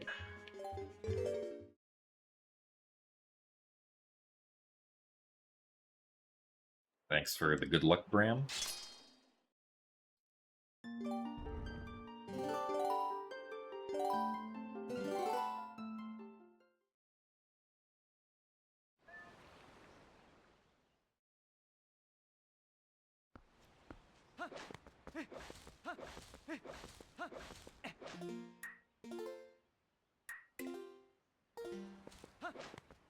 Building suspense for the Howard prediction. Yeah, I mean, the prediction doesn't happen until we actually reach goats again.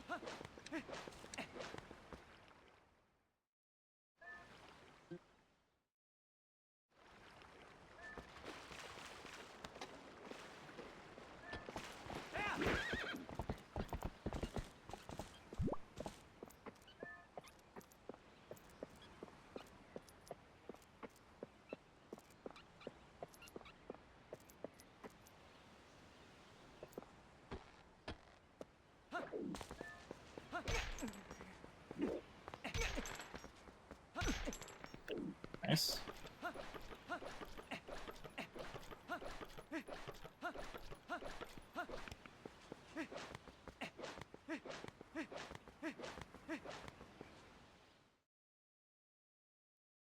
You're not sure you could continue watching if your point went down the drain? Well, you'll have to wait and see, I guess. At least we got past the gate a second time without having to reset in between. So that's nice.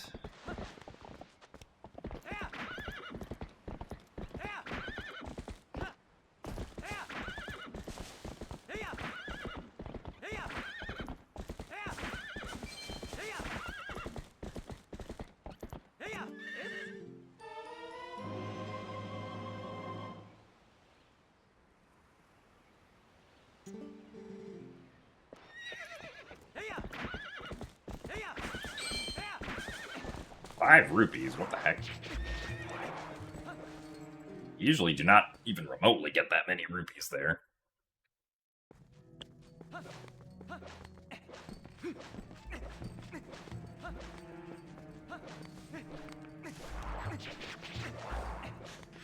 mean, I don't think Twilight Princess HD is ever getting any updates. If the game gets, like, re-released on Switch 2, it would be nice if they could have, like, per-profile settings instead of per-save file settings that you have to set after making the save file, but...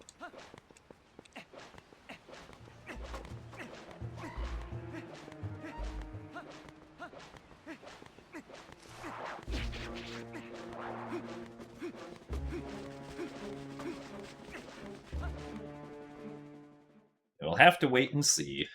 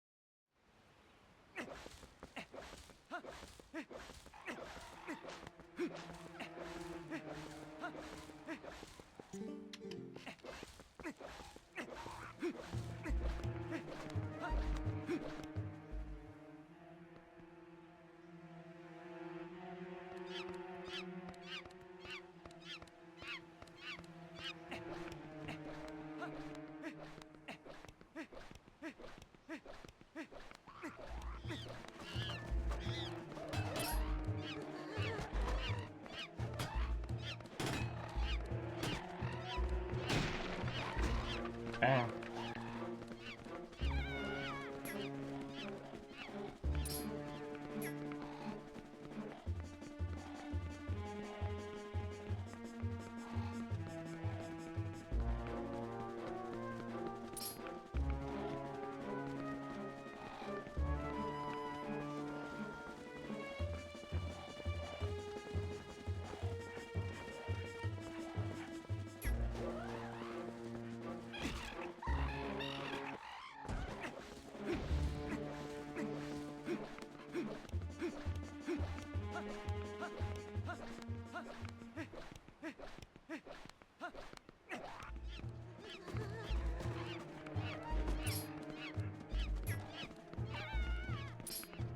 Okay. Not quite what I wanted from that guy, but sure.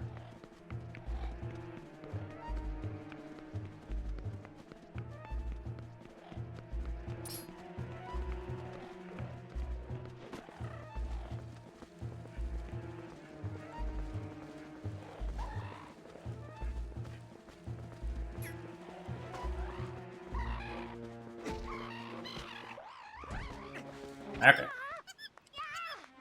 Pretty decent Boko pushing, except for that one spot, but that's fine. Alright, we're actually going to get the prediction answer soon. Who's excited?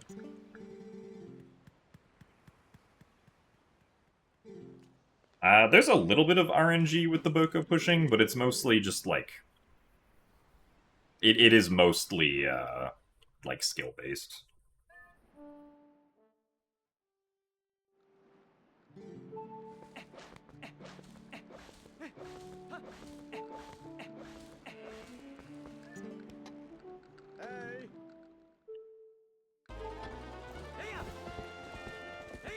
Okay.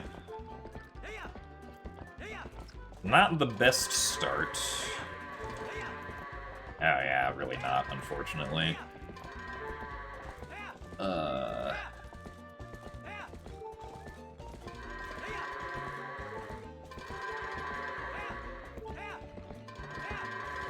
Although, we kind of still made it work.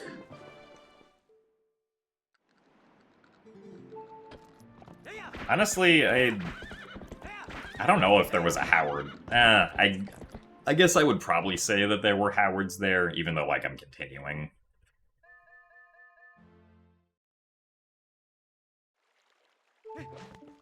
I just happened to deal with them rather well.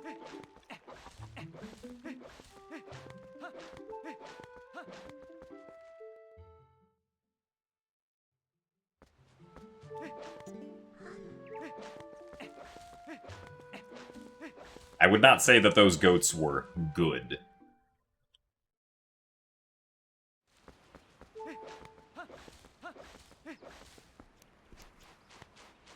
Did you get here just in time for a fresh attempt? Yes, you did.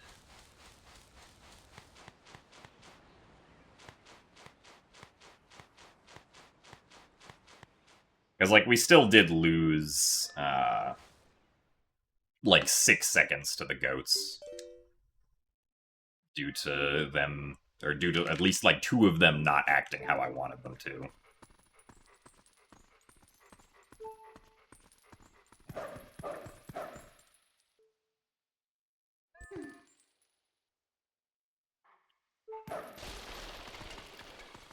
A bad goat is called Howard because that's just kind of what we decided to name bad goats.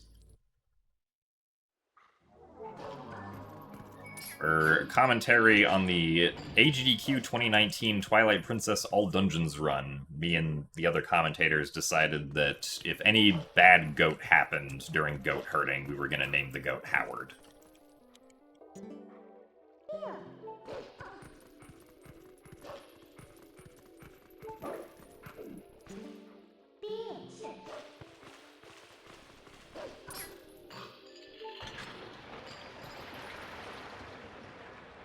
My favorite Zelda game to speedrun is Wind Waker HD. Because item sliding is fun. And also the movement in Wind Waker HD just feels really nice to me. Even the non-item sliding movement. I don't know, the goat being called Howard has nothing to do with Midna saying Howard.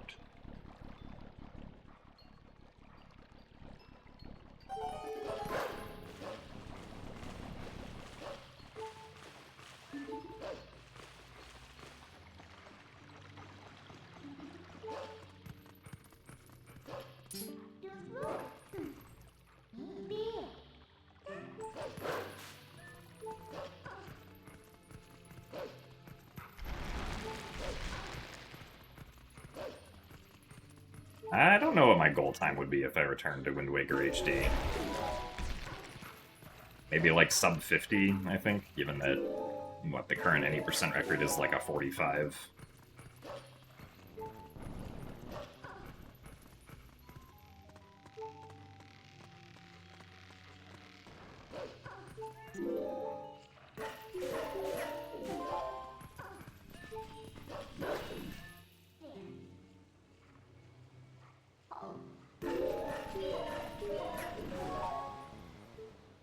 The goats are not named after a real person now.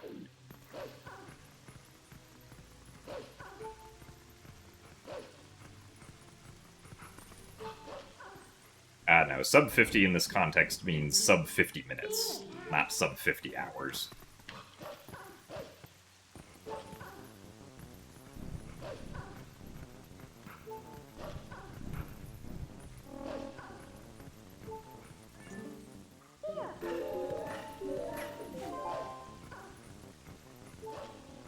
Also, Leanne, the specific question was, what's my favorite Zelda game to speedrun? Not what is my favorite Zelda game, which I usually interpret to mean what was my favorite Zelda game casually, which is the tie between Wind Waker and Skyward Sword.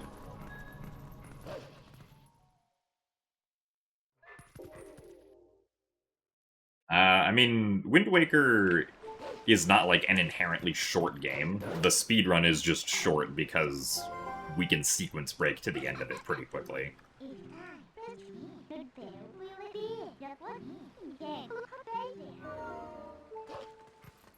So, like, Wind Waker any percent and Wind Waker HD any percent skip most of the game.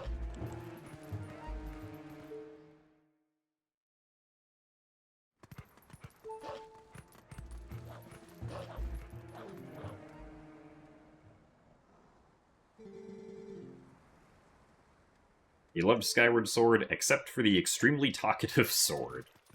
I mean, yeah, that's fair. Fi does decide to just interrupt you a lot.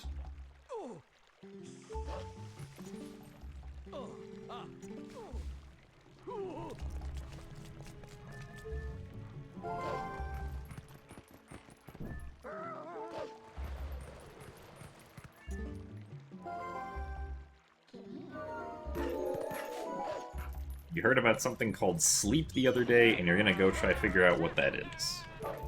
That sounds like a good idea, Joe. Thank you for the good luck.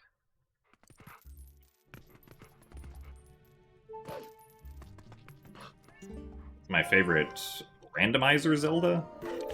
I would say probably Skyward Sword is my favorite Zelda as a randomizer.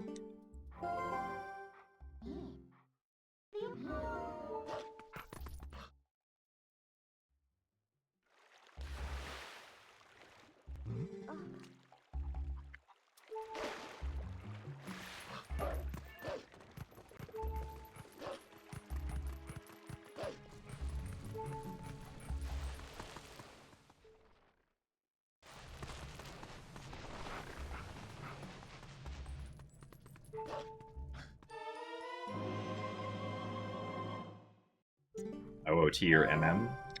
I will probably always pick Ocarina of Time over Majora's Mask.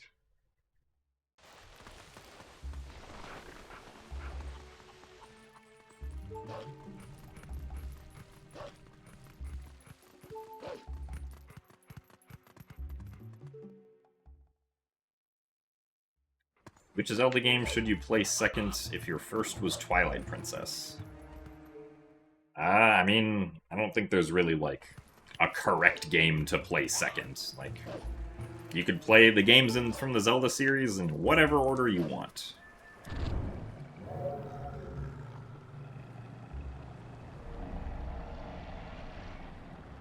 The OOT 3D Rando is also pretty good.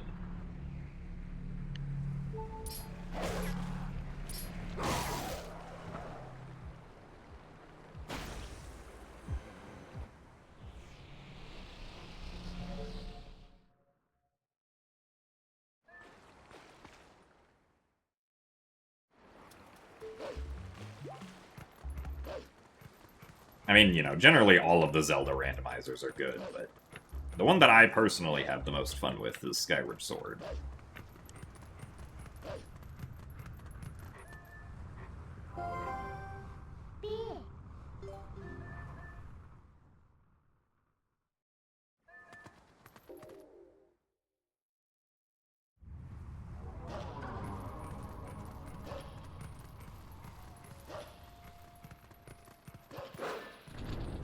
Also, Majora's Mask is a very good video game, but in my opinion, if you compare it up against all the other 3D Zelda games, it's the one at the bottom.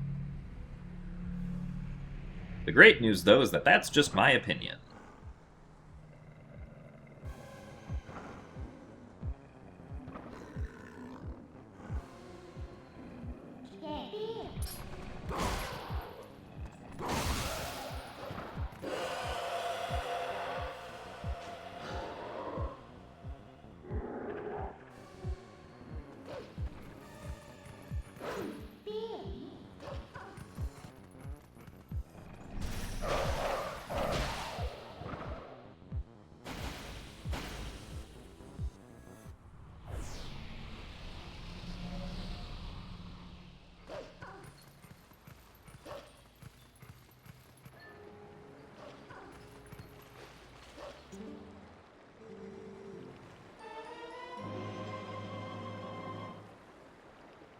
happened to lowest percent? I mean, as far as, like, why lowest percent doesn't have new videos coming out, I guess it's just because there aren't people who want to make videos for it.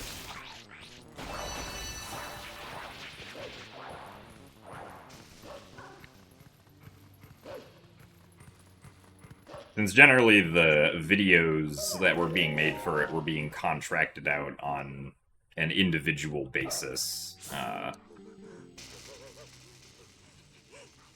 there was, like, no guarantee that,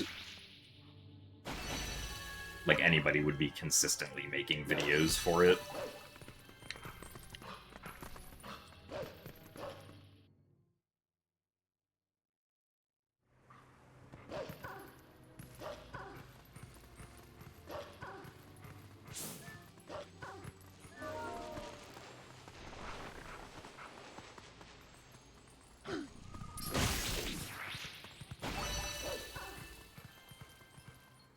We get the Sword and Shield despite Sword and Shield skip being possible, because if we do Sword and Shield skip, then we wouldn't have a weapon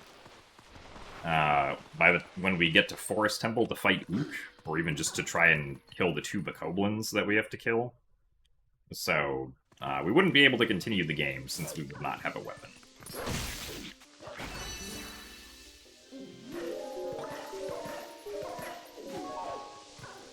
Now, if we could do early Master Sword as Wolf Link, then Sword and Shield skip would become useful, but...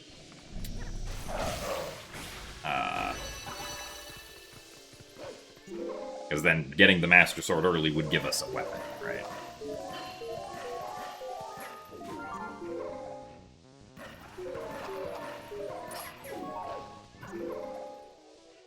Well, yeah, Douglas, and I mean, it's always possible that, like, someone will come along who, will want to make more videos for lowest percent, but for now, that does not seem to be the case.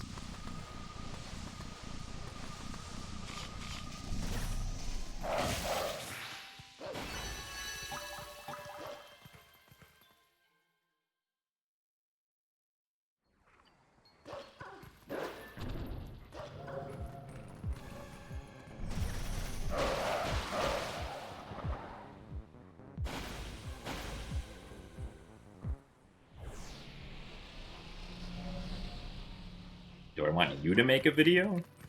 I mean, if you can convince Linkus that you'll make a good video for lowest percent, I guess so, Matt.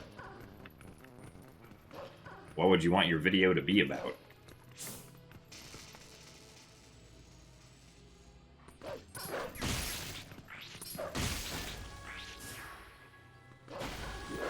Oh, really?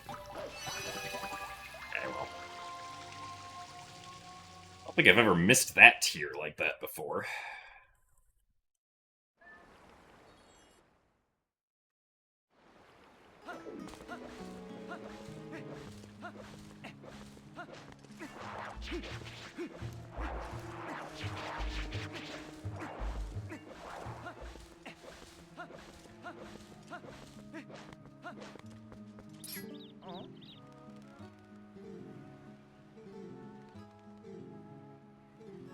Want to make a video about Lawnmower Simulator?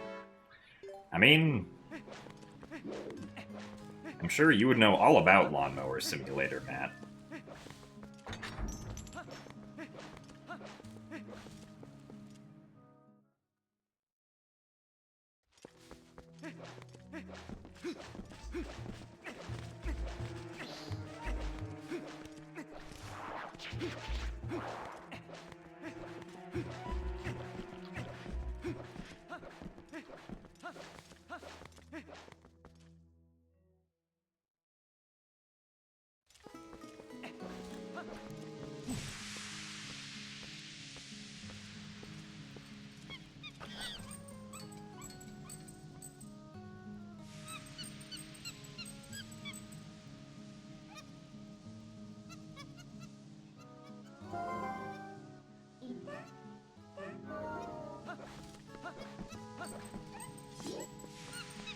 Yeah, the time that I can save over my PB is mostly in the second half of the run.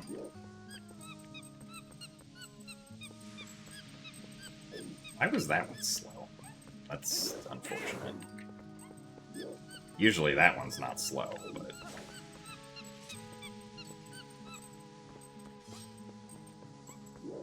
Yes, it is this time.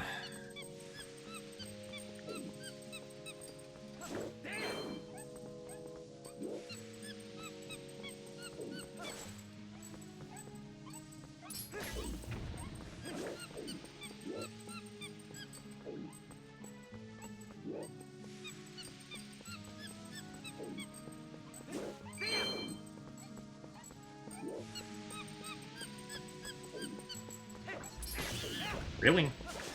Okay, that's kind of stupid. Piece is pretty much never that far forward.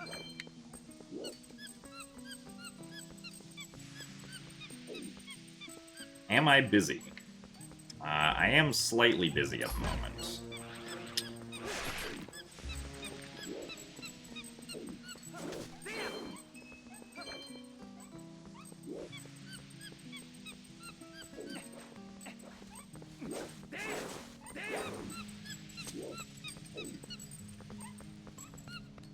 I guess an average monkey at the end of the day.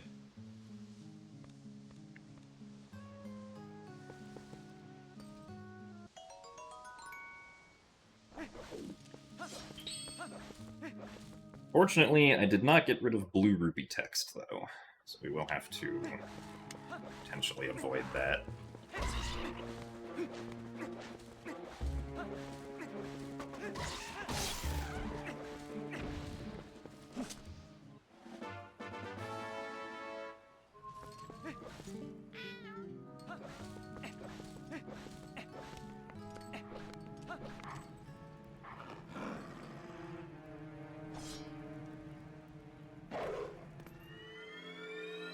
I feel like I'm pretending to be busy to ignore you.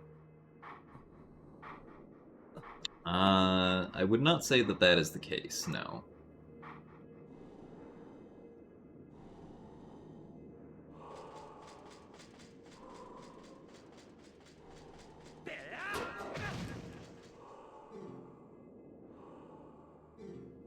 I only sometimes do that to you, Leanne.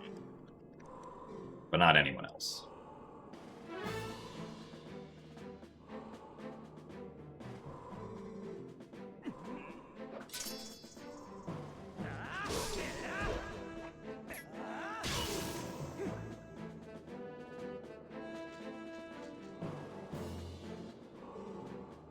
I do just stream / make content full-time, yes.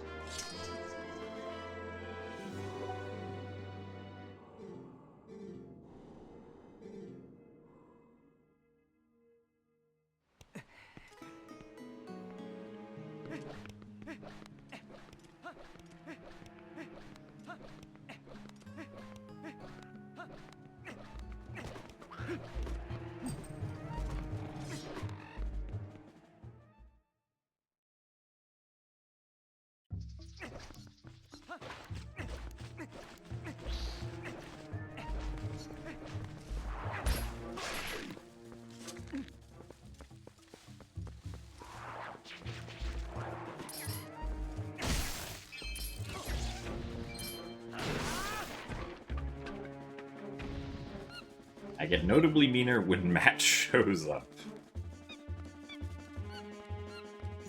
Is that true?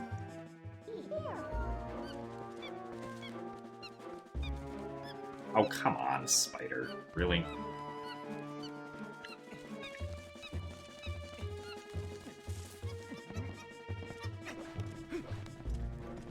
Alright, well, that lost us a bunch of time.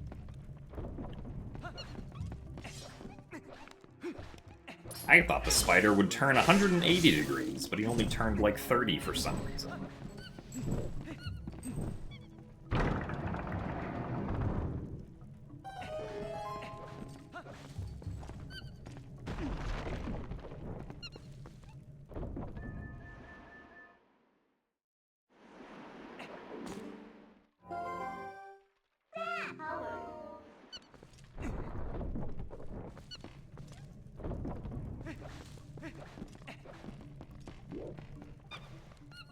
Remember that time we were at SGL and we were going to head to Pace for a day, but we found out Leanne was there and decided not to. I don't think that's what happened. I don't think we had any plans to go to Pace at all. And did not know that Leanne was going to be there.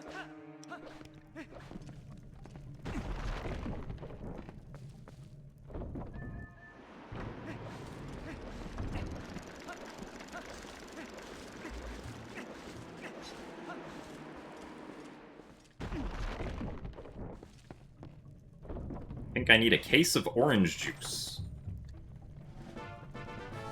I don't think I'm low on vitamin C, but I also am not a big fan of orange juice.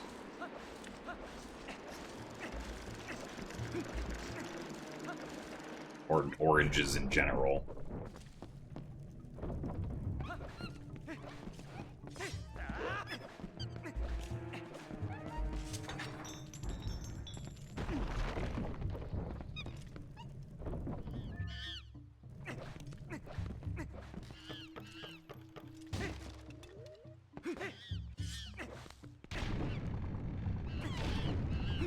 Matt, I feel like you're making things up.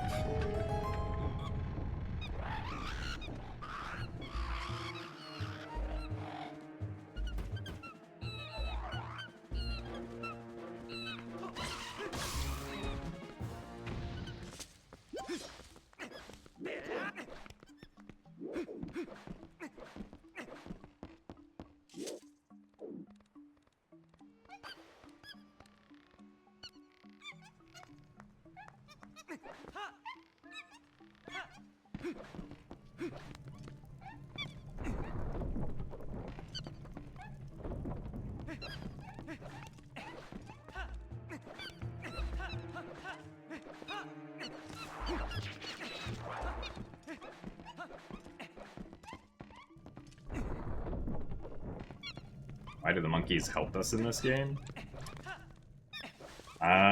So... Like, currently all the monkeys have been, captured for some reason. Or, I guess, like, put in... like, secluded in different spots by Ook. And so, one monkey escapes and wants help from us to free the rest of the monkeys.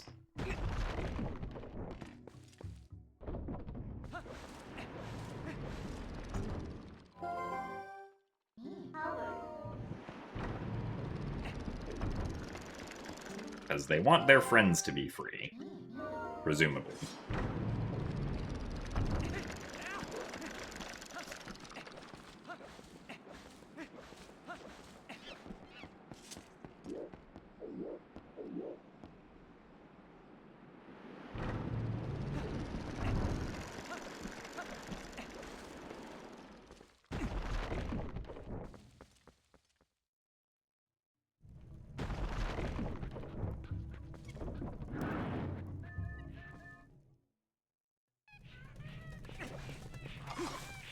One, two, three, four. Okay.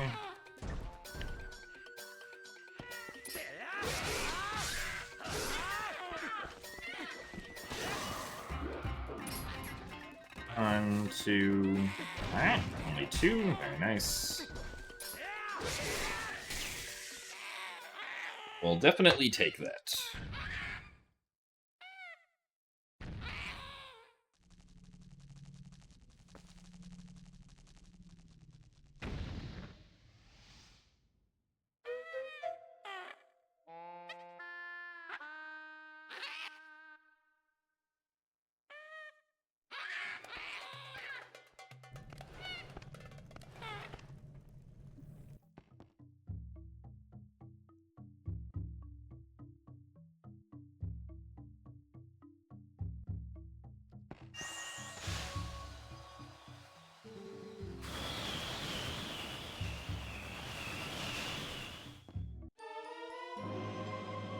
Wow, we're actually ahead.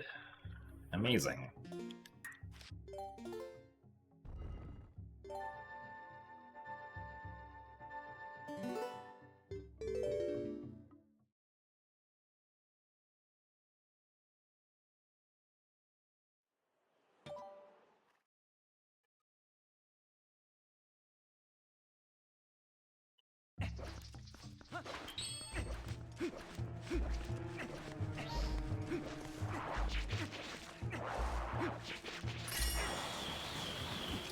So thanks for the good luck audio killers. We did have one run that got Snow Peak at the very least, but it was not a particularly great run. Hopefully this one will be better.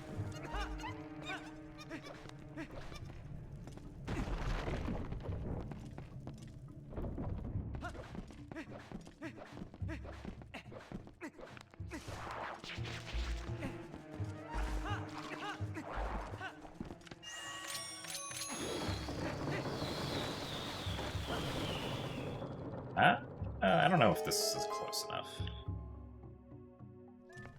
I think it probably was, darn. I could have just held the A button.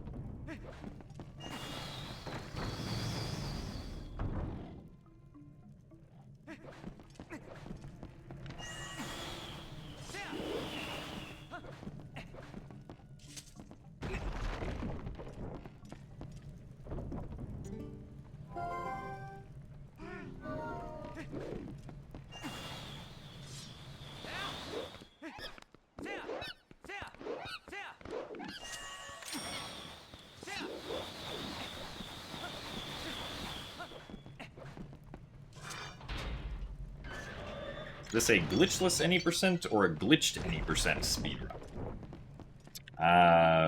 So this is an all dungeons speedrun, and generally, if the category title does not specify that it is glitchless, you can assume that glitches will be used. So, as we just saw in that previous room, we will be using the long jump attack glitch to perform some fun jump attacks during the run.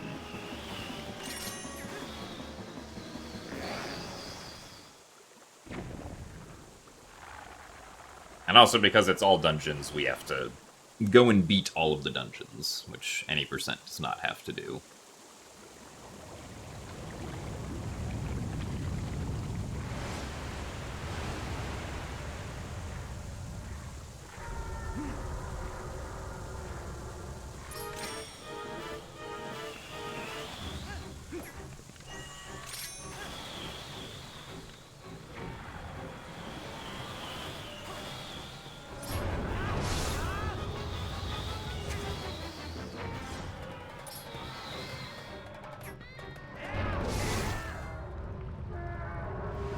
Alright. So it's okay, Block Miner.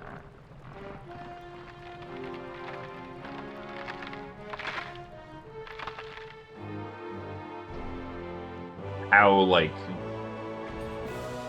speedrun language works is not something that's, like, inherently obvious all the time.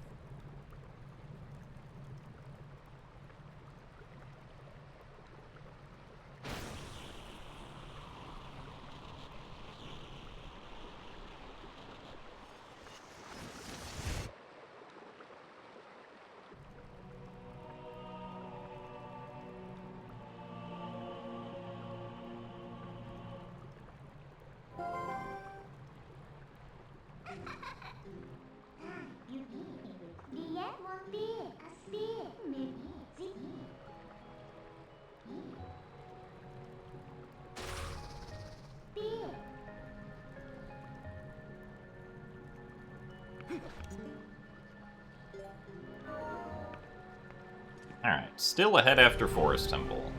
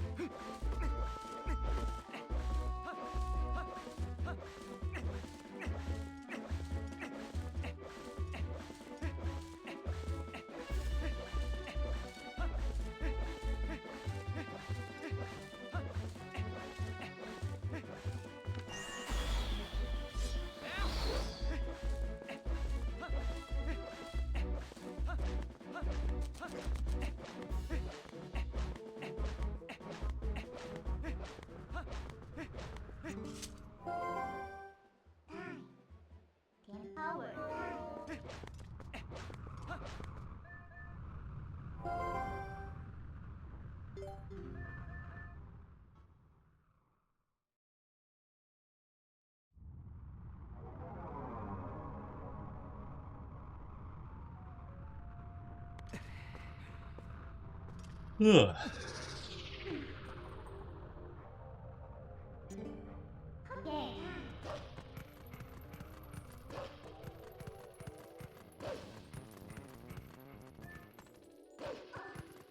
I'm pretty sure Koji Kondo's responsible for the soundtrack in this game. Or at least is one of the main contributors.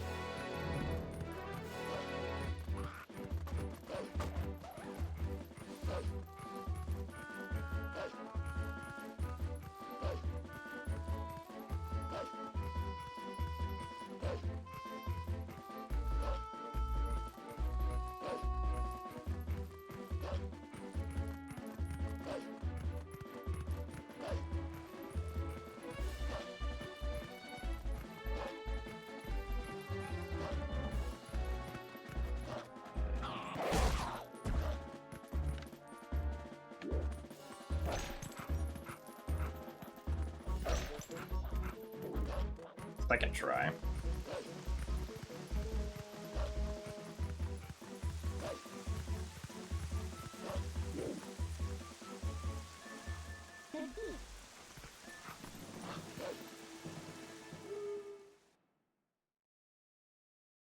Games do I play casually? I mean, it depends on what we consider casually. Like, I would say that if I'm playing Archipelago with people, I'm usually playing casually in that sense that I'm not specifically worried about how long it takes me to do things, even if I am using speedrun tricks of some kind. I also might occasionally play Valorant with people, but I actually haven't been able to play Valorant recently because it stopped working on my computer. For whatever reason.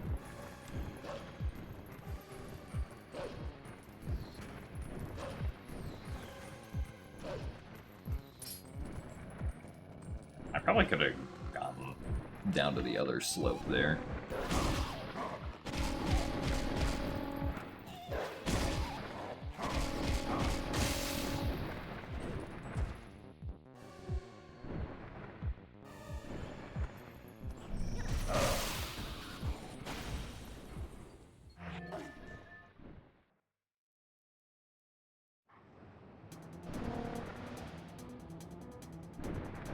How's the speedrunning going?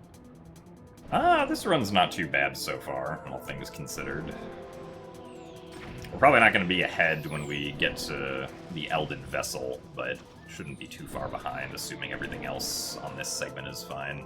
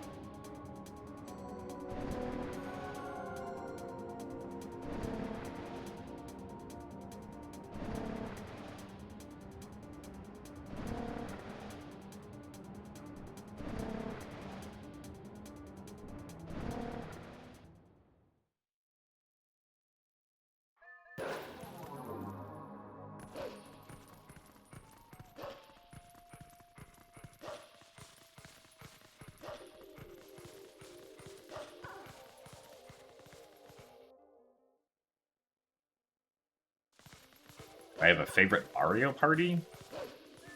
I don't think so.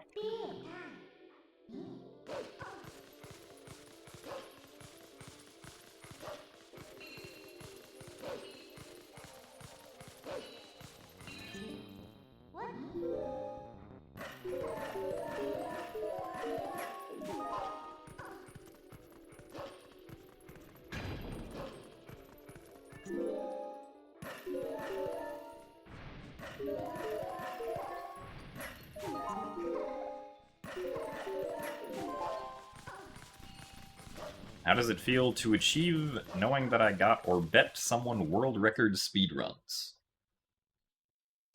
I mean, getting a world record is neat and cool, but generally how I feel about the run is more based on my own performance with it, and whether or not I feel like I did well with the run, regardless of whether or not it's a new record.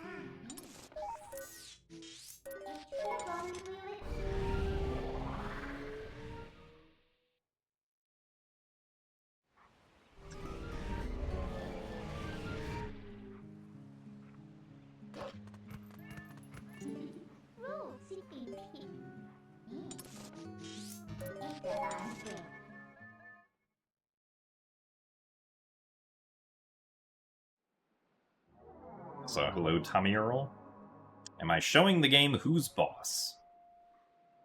I guess.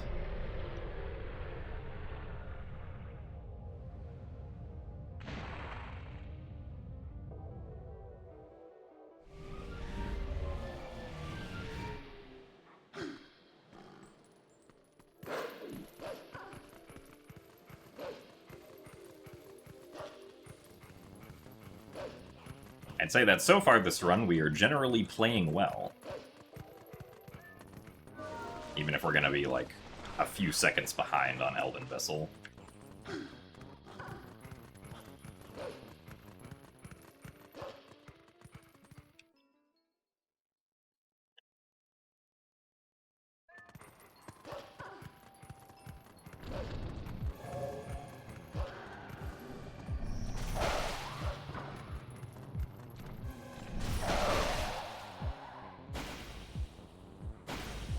How many runs have I did so far? I mean, today we've only had, I think, 2 attempts to get past goats. As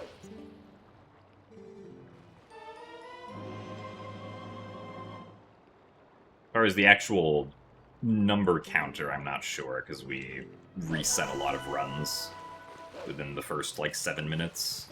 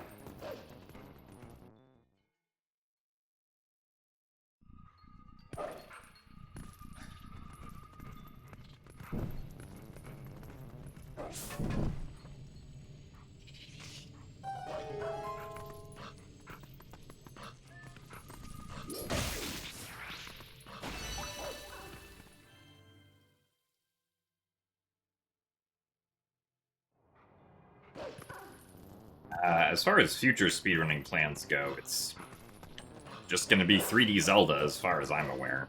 I don't plan on speedrunning other games that are not 3D Zelda games for the most part. Now, I'm sure, like, speedrunning other games that are not 3D Zelda games would also be fun, but I personally would like to spend my focus on 3D Zelda games.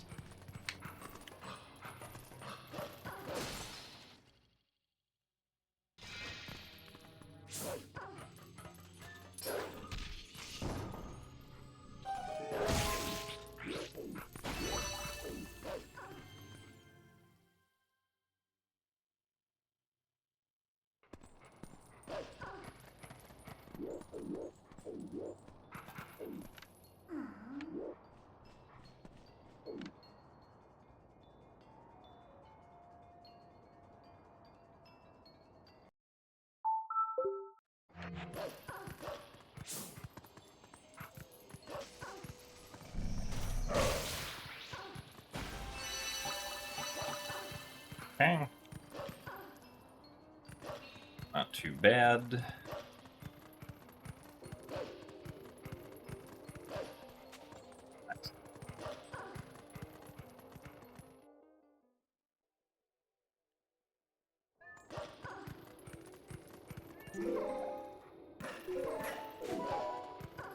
What I say is the easiest Zelda game to speedrun for beginners who want to learn how to speedrun from my knowledge.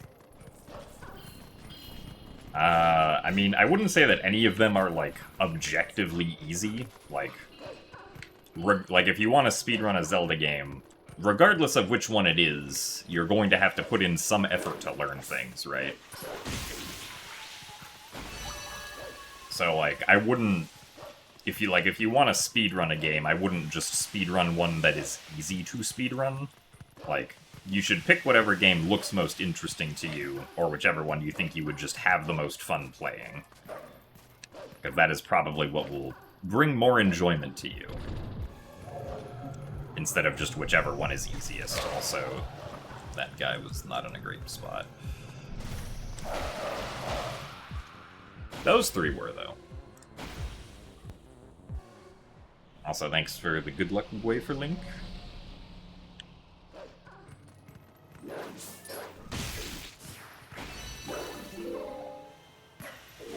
I am shocked we made that, but I'm glad I went for it. Have I seen the crazy low-percent Twilight Princess speedruns? Yes, I have seen low-percent before. Low-percent is unfortunately not too interesting anymore, since, or at least not as much of a meme anymore, because it doesn't do the really long Arbiter's Ground slide. That's been obsoleted.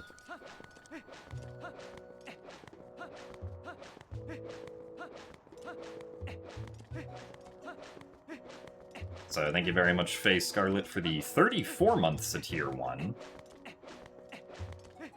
Thank you very much for the almost 3 years. And thank you for the good luck as well.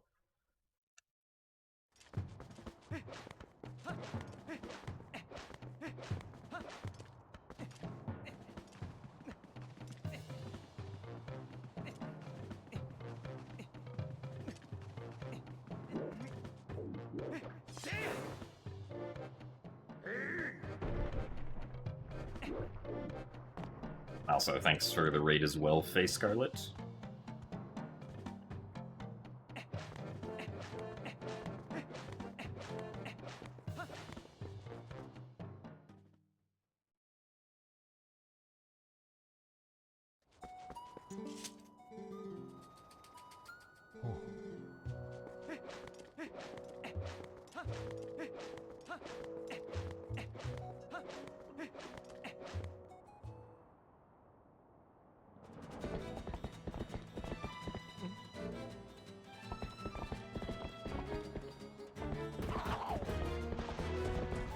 So thanks for the good luck, Emmanuel, and Silly Creatures Silly Fun. Also, have fun playing basketball, I don't know, user. Yeah, for some reason, Rupee Sliding doesn't move as quickly in Arbiter's Grounds. Which is why the Arbiter's Grounds slide takes so long.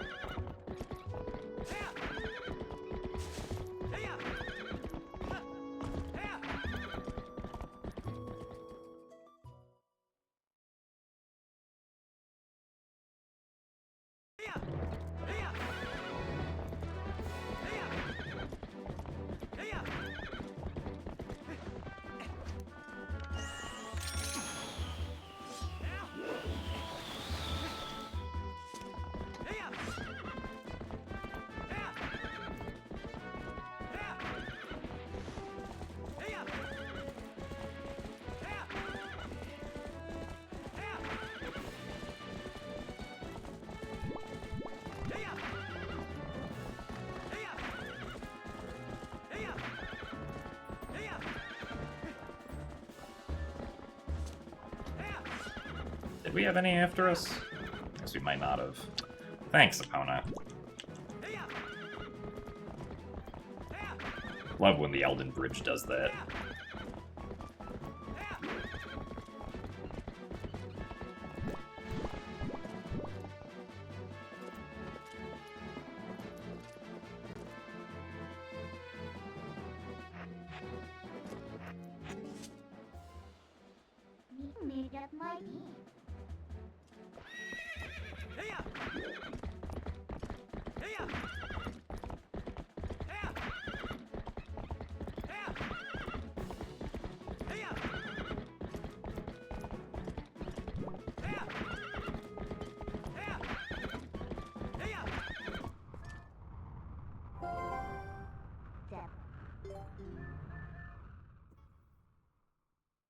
Ah, yes, you can backflip off of Epona.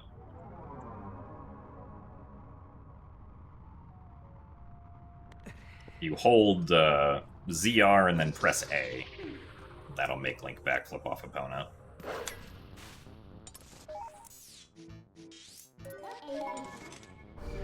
Or on GameCube if you hold R and press A. I actually don't know if you can do it on Wii. So, maybe you can't do it on Wii.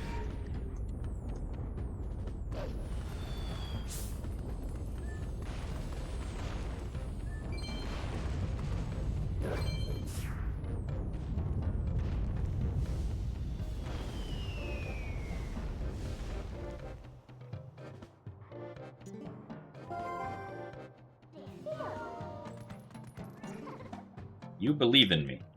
Thanks, Max Snack. I believe in you too.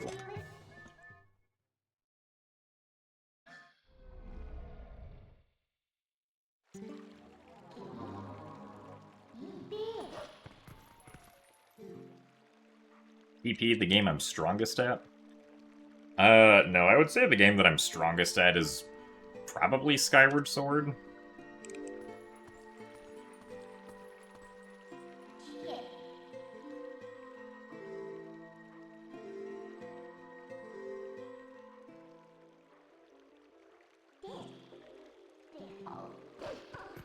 Yeah, for the SD version, GameCube was more popular than Wii, but they are separate categories and like separate leaderboards technically, since they're different enough, especially since Wii doesn't have long jump attack.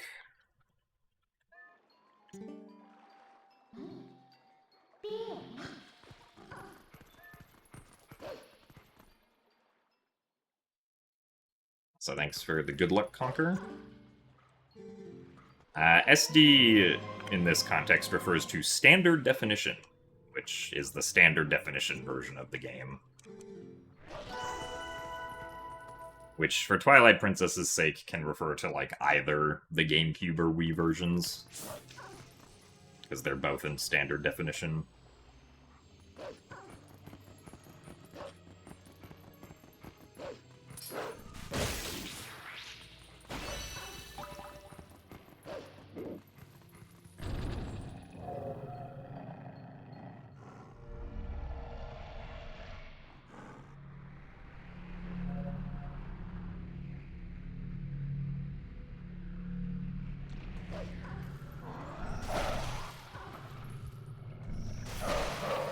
Darn it, I saw that coming. Well, this sucks. You get over here.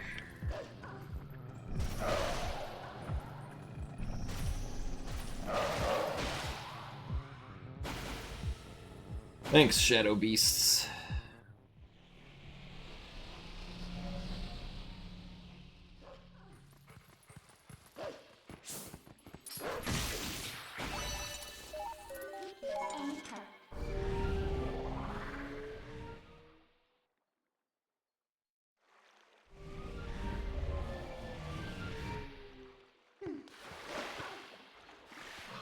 I mean, the HD version in general doesn't have a whole lot of runners. Like, the majority of Twilight Princess speedruns are definitely all just on the GameCube version.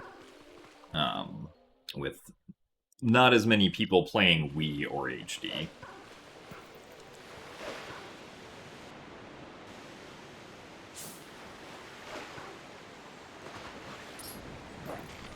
Really?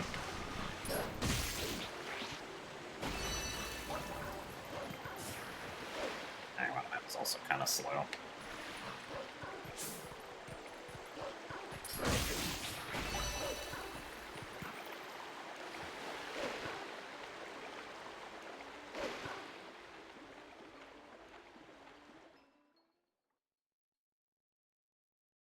I have done Wind Waker speedruns before, yes.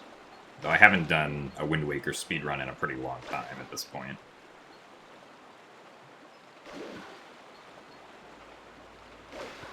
But I'm sure we'll speedrun Wind Waker again someday. Whenever we're finally done with Twilight Princess. I did not want to jump there, actually. I didn't even collect the rupee. Man. A lot of mistakes this segment.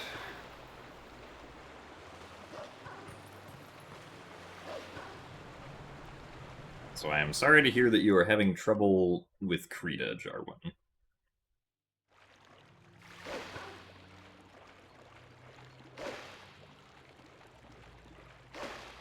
How do you speedrun the stealth section?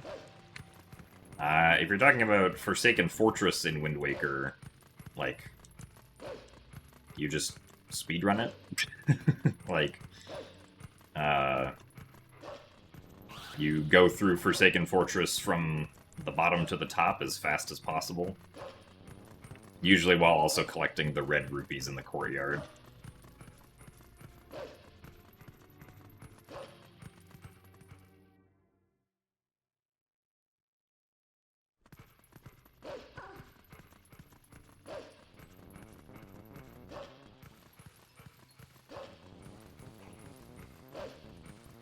You low-key feel tempted to try this game, but you told yourself you'd do Sunshine.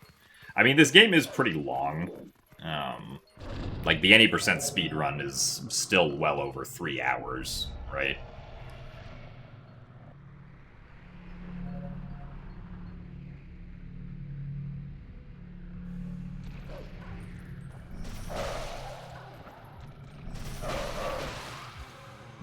Oh, you'd be doing Sunshine 120, I see.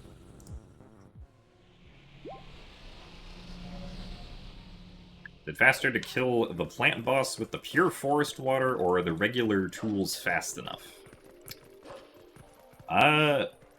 So it's actually slower to kill Kalidemos with forest water because of how long the animations take to get the water and then to pour the water on Kalidemos. It's slower by a few seconds to do that compared to just doing 4 quick spins with the sword really fast.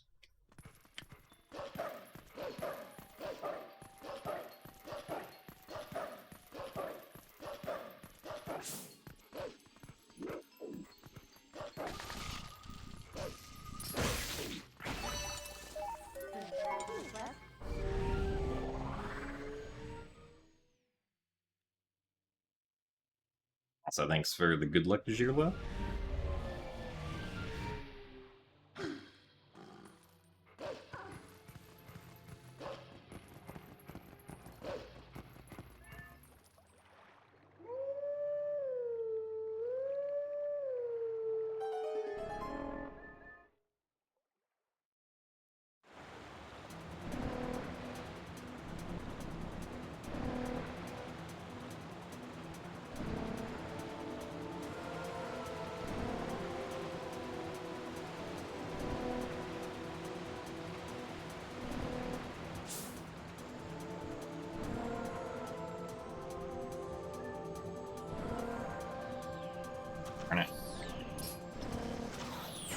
Hit the bug.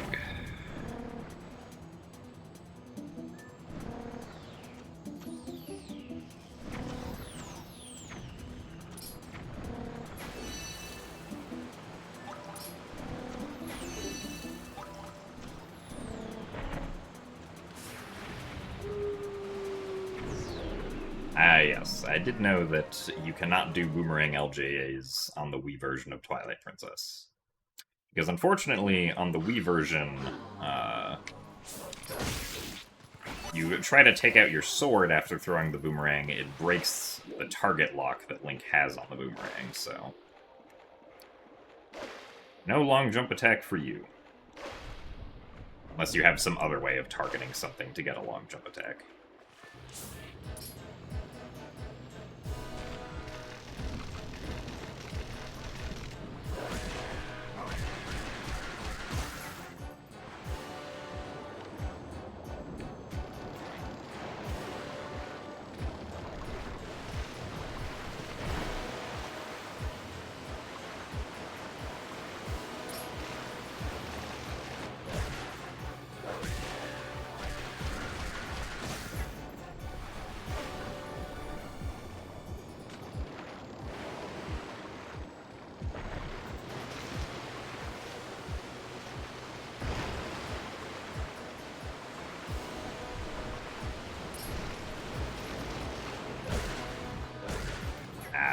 Too early.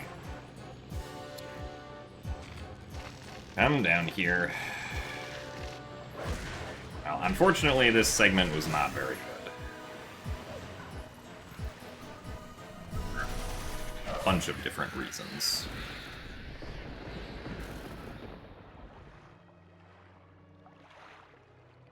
Yeah, Twilight Princess HD, speedrunning also just happens in the regular Twilight Princess Discord.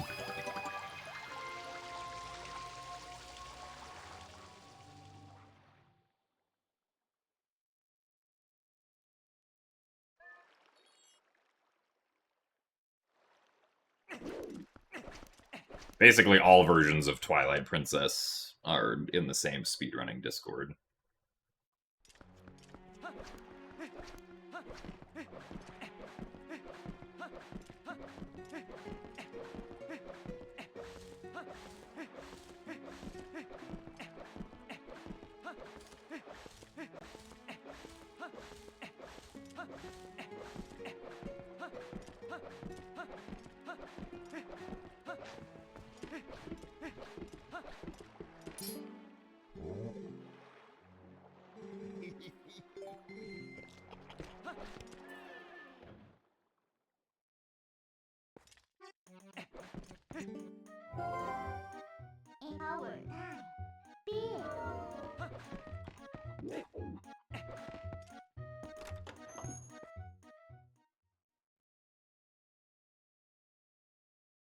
So thanks for the good luck, Shankshaw.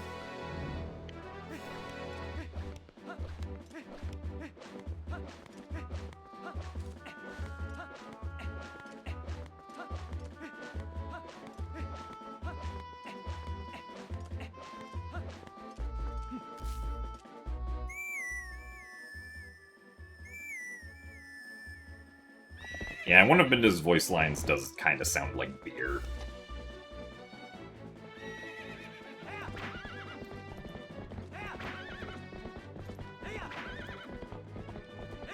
I would say that I don't quite hear beer. I don't really hear the R, I just kind of hear beer.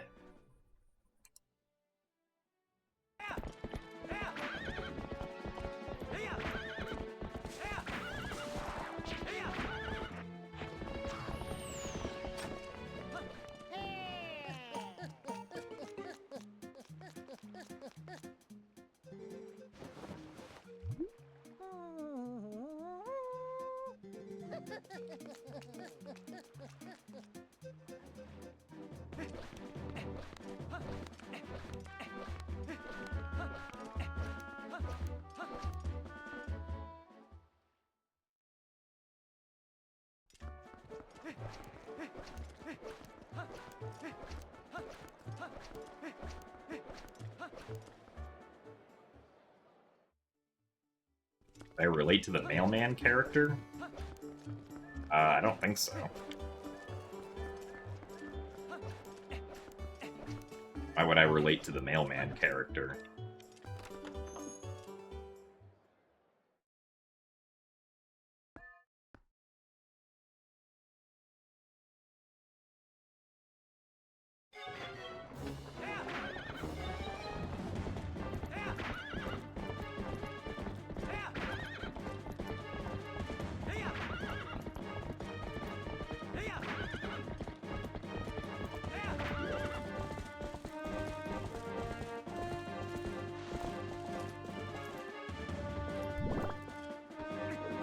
Hopefully that's good enough. Okay.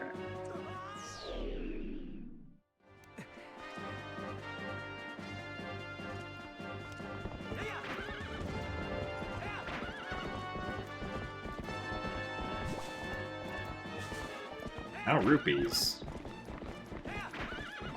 What is this?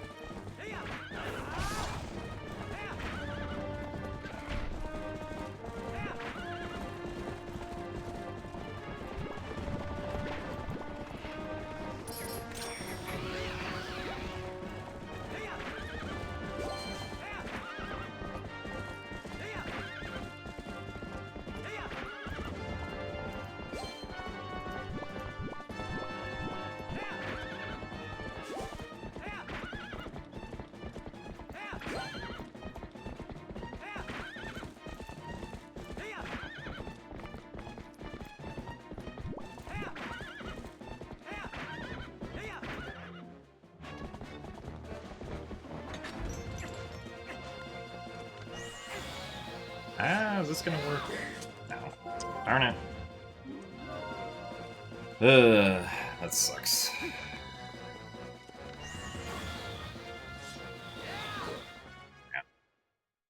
Well, that wasted like 10 seconds.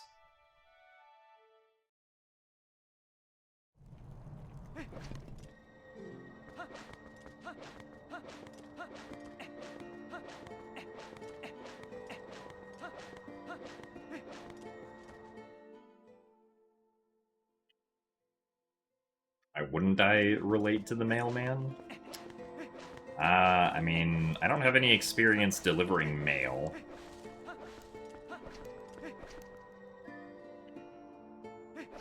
I don't usually do a lot of running, in the physical sense.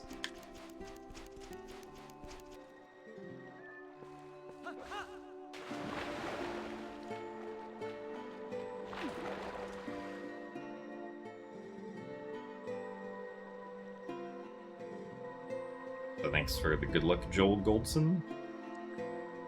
This run is okay, I guess. The past 2 segments haven't been great, but all the previous segments before that were fine.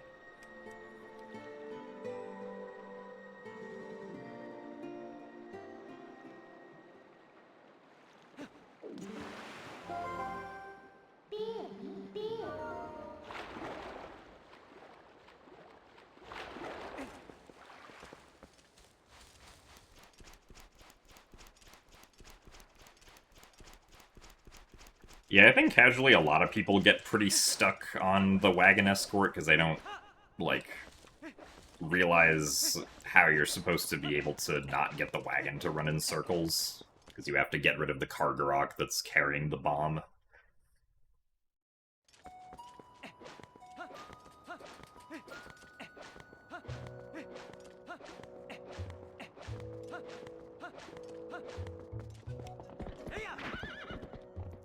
I think, like, honestly, the game probably could have done to have, like, a cutscene showing the Kargaroks with the bombs coming in. So that the player is at least aware that they exist.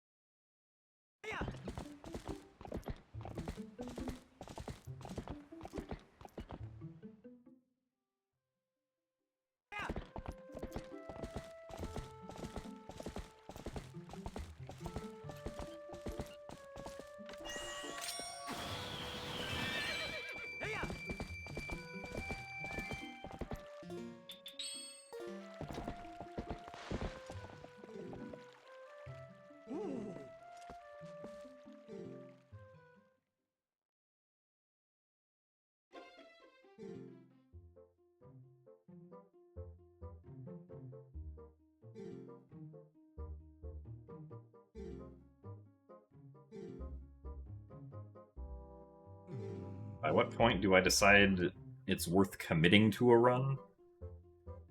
I mean, generally, like, if I lose enough time that it doesn't become possible to PB,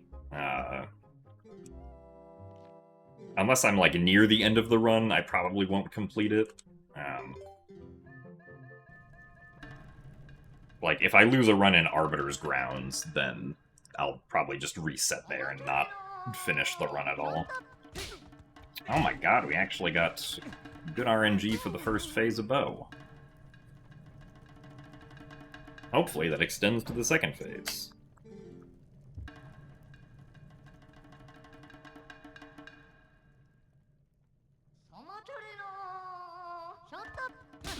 Oh my god, we actually got perfect Bow RNG. The game was nice. I can't believe it.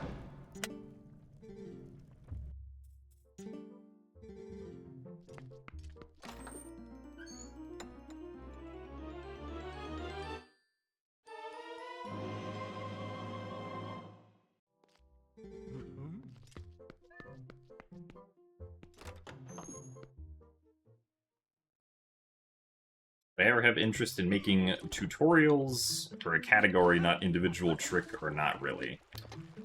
So, the problem with making tutorials for a whole category, or like a single tutorial for a whole category, is that it's probably going to get outdated.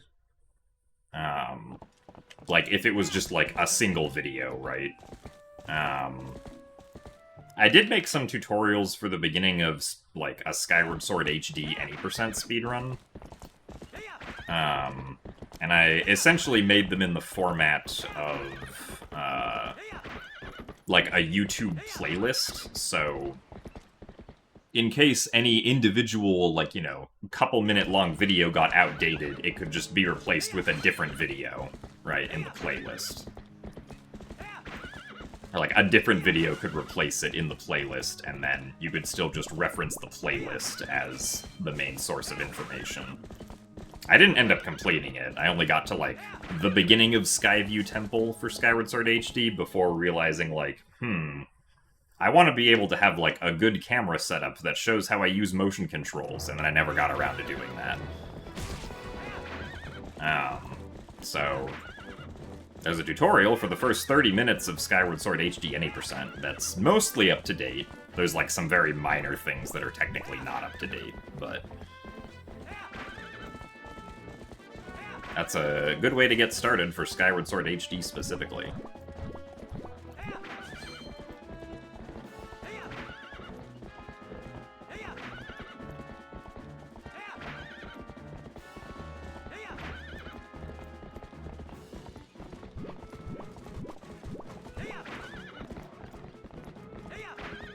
I'll say yes, we did not do the Goron sumo wrestling RNG.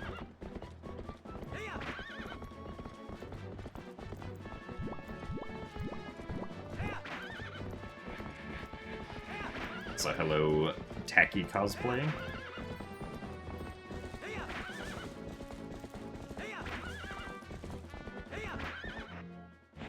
This is gonna jump, isn't it? Yeah. You can go far enough to the right.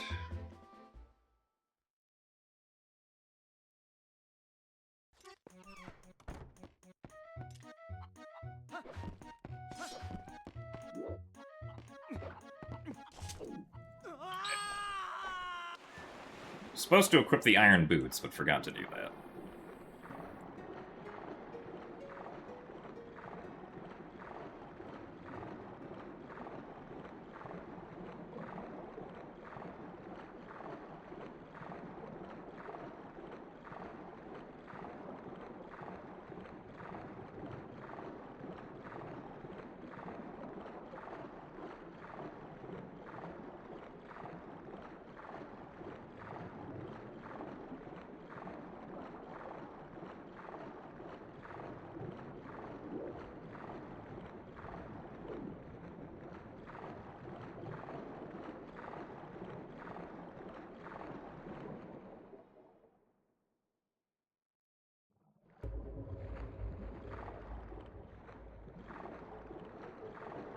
Played casually, your brain told you that the iron boots would help with sinking ground, and it was not correct. Yeah, that very much is not the case. If you wear the iron boots in quicksand, you just immediately drown.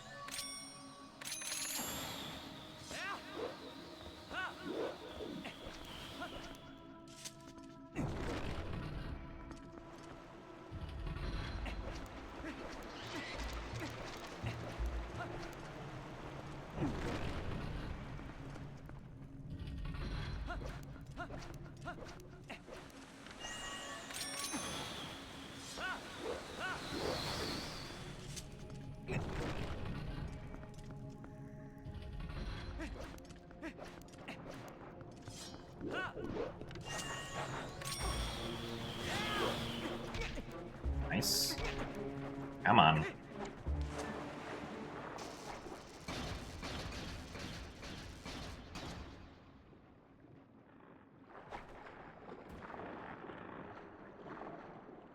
reason the camera angle became strange there.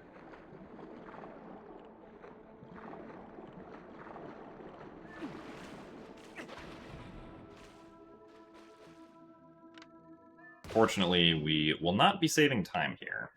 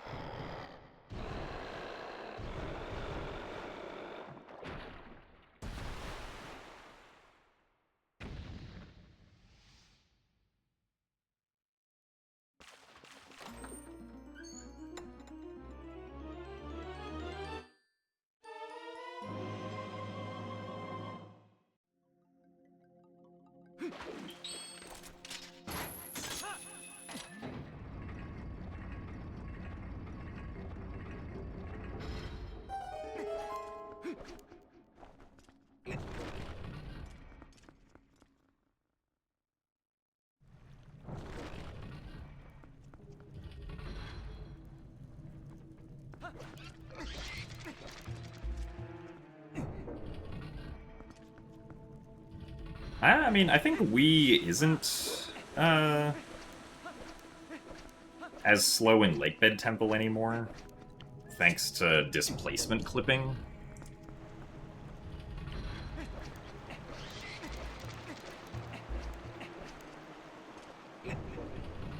Also, thank you very much, Black Knight, for the Prime subscription. And you enjoy the speedrun content and me bonking way too much.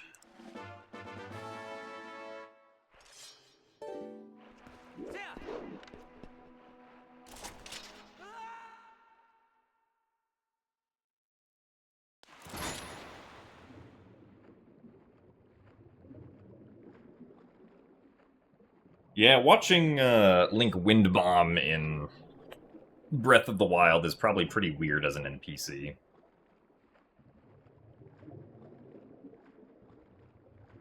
Yeah, I don't think L sliding works on Wii either. Which is why Wii can't do Stallard Skip.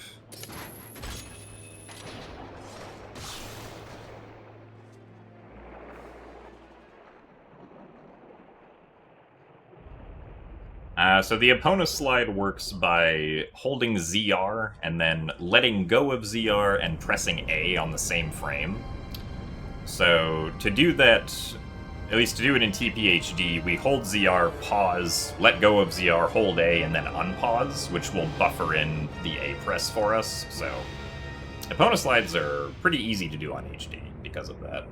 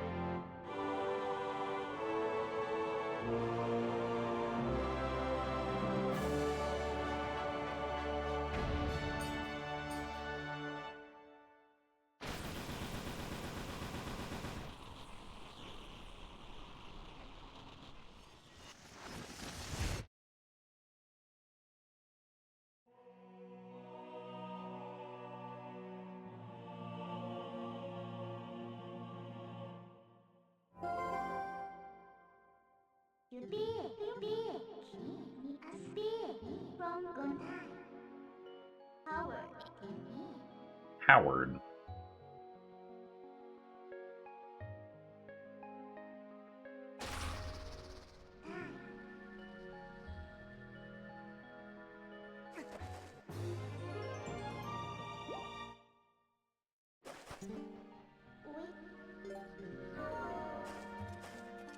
Well, sub 130 lake bed, so run's not actually that bad.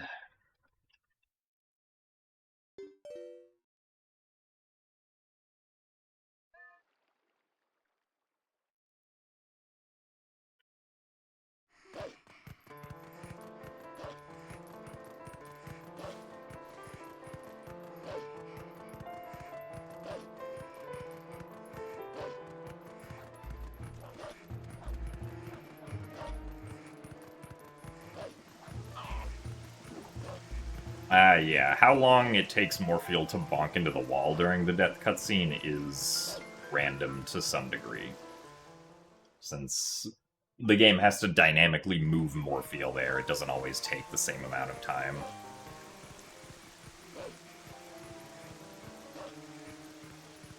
I don't think it's specifically dependent on where Morpheal dies. Because it's probably also dependent on, like, specifically, like, where Morpheal is, what angle Morpheal is facing, and, like, how high Morpheal is when you kill it, that, like, all factors into it.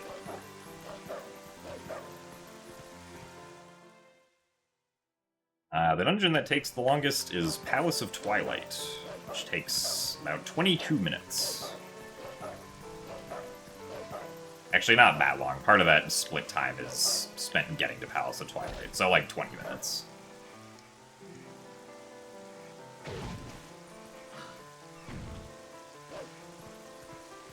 Whereas most other dungeons take like 10 to 15 minutes.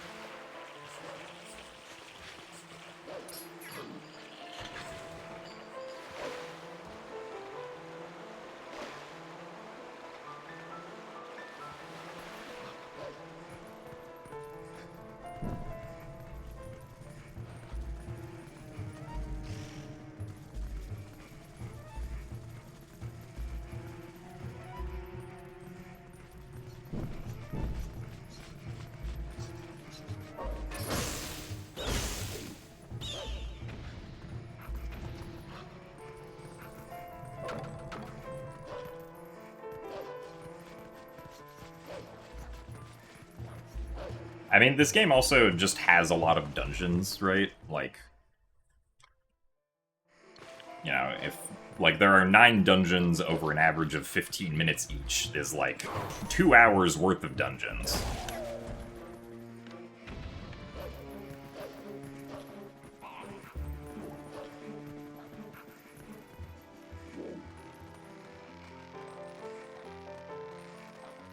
So Thank you very much, Surge, for the 107 months of Tier 1. That is an insane amount of months. So thank you very much for the continued support. And hope that you are doing well.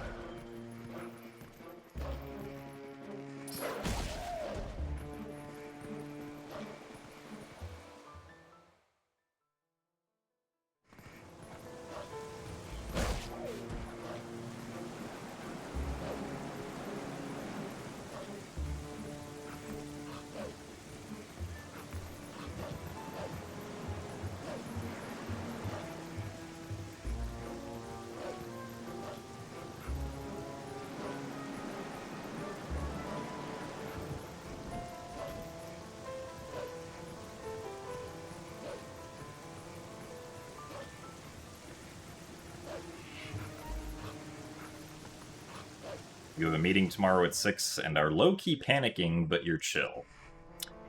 I do hope the meeting goes well. If the meeting does not go well, then you have my condolences.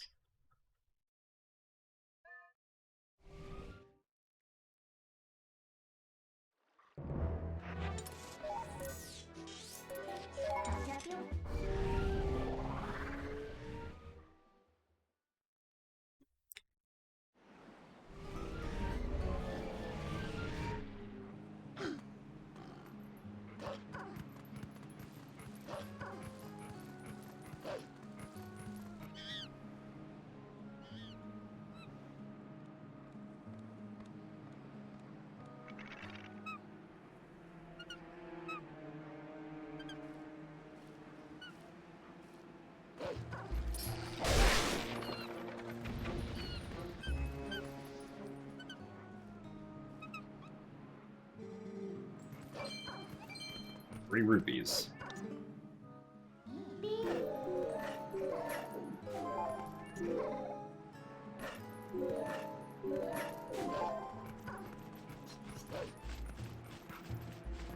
What dungeon takes... Oh wait, no, that was the previous question. The first game console that I ever had was a Game Boy Advance SP when I was 6 years old.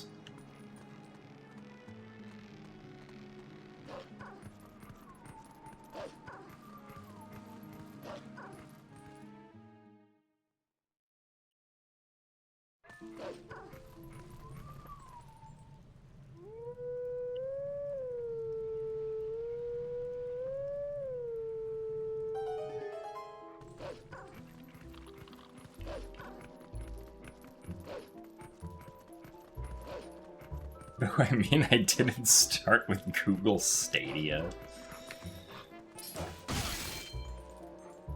I did not start with Google Stadia.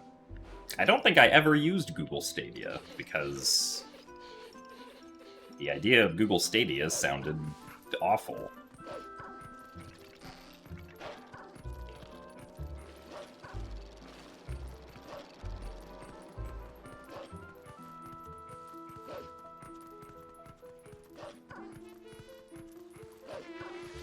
Ah, well, thanks, Madamoop. Glad you enjoy watching The Twilight Princess.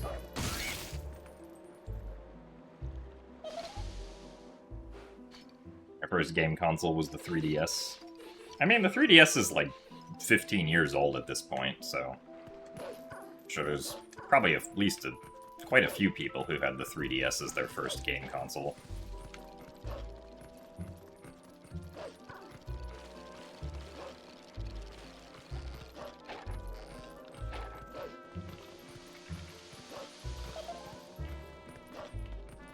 There are probably some kids out there who have the Switch 2 as their first gaming console.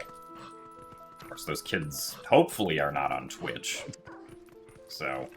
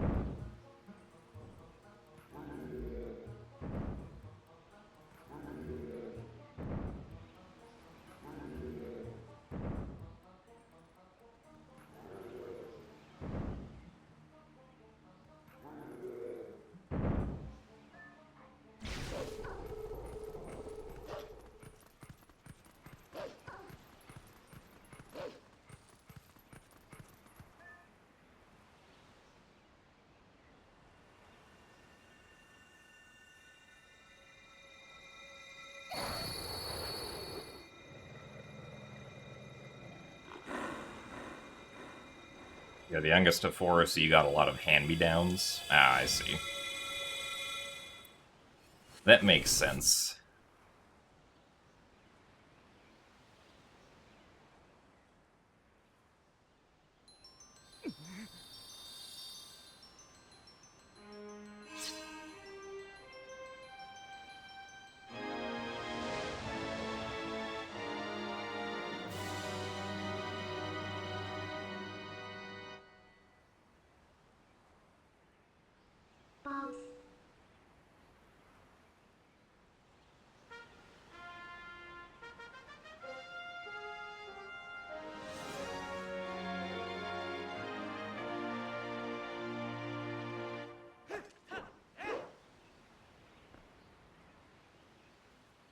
Oh, I see, Leanne. I didn't know that.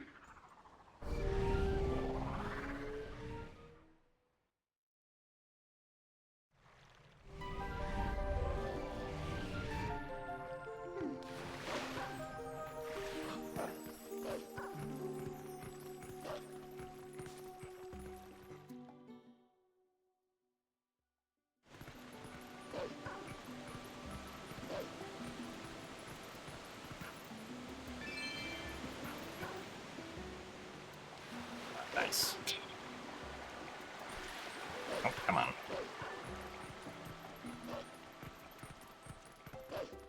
Unfortunately, I didn't want to get that blue rupee, because then I would have gotten blue rupee text.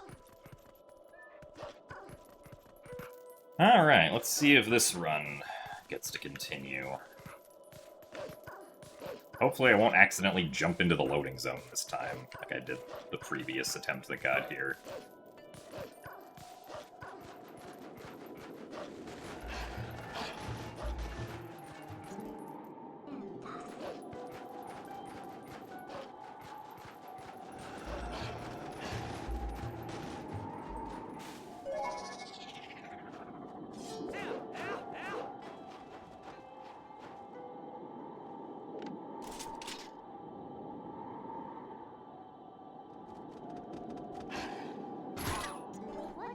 Ah, hopefully that's enough.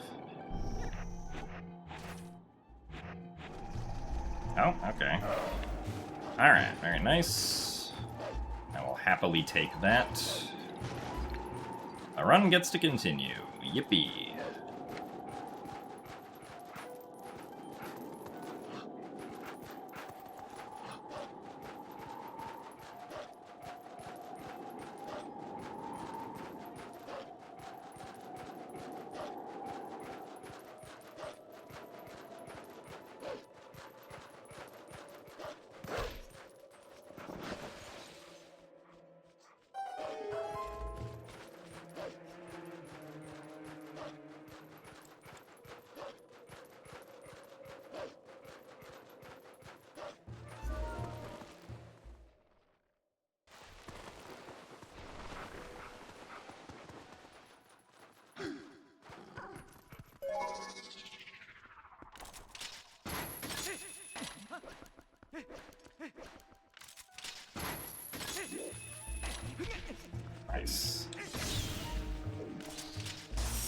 Going. That wasn't so nice, but that's only a couple seconds, so that's fine.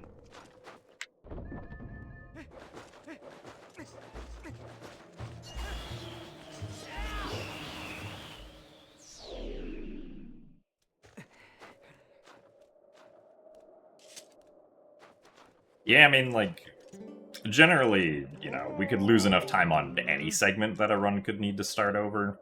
Like, you know, voiding out in the wrong spot, or just, you know, an enemy trolling us in a weird way that I don't anticipate.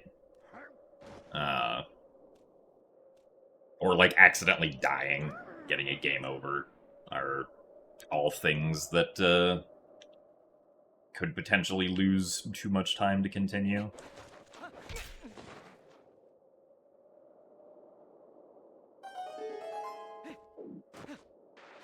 Even sometimes just getting really bad RNG.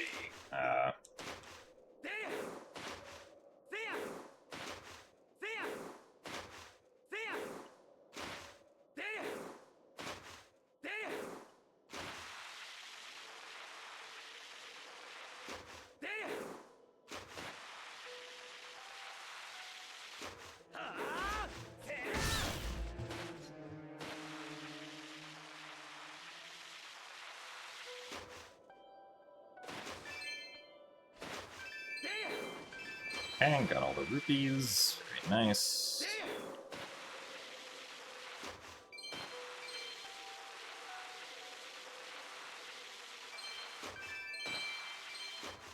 Rupee count is still kind of low, though. But with 245, I can either get a blue and a purple, or if I get lucky in the Chilphos room, we could skip the purple.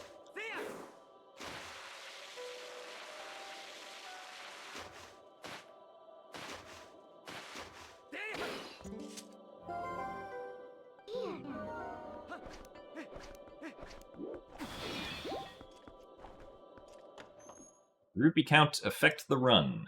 Yes, because we need to have 300 rupees to repair the City in the Sky cannon to be able to access City in the Sky. So, hello, Link Master.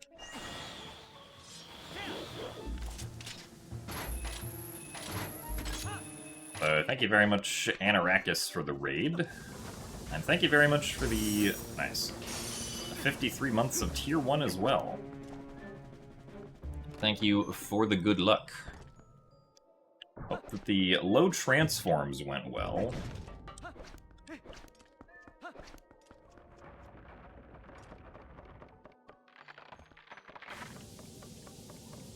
So thank you very much, Yperic, for the 2 months of Prime. Only 1 more month till Yellow Badge. Glad you are enjoying the content. So thank you for the good luck as well, Stavros and Morpha. You can confirm he transformed infrequently. Excellent. Sounds like a good low transforms run then.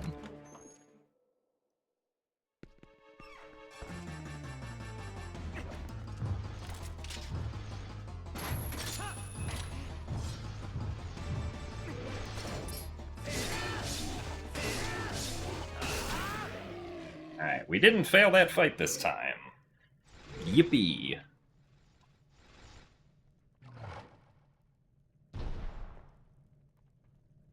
So thanks for the best of luck, Vagar BB.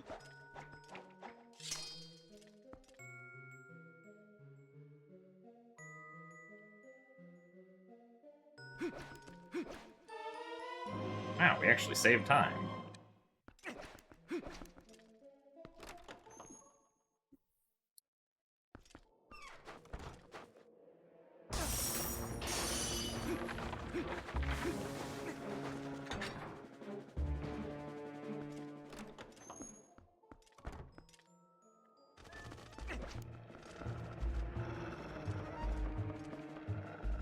Really? It's 1 frame early that first time.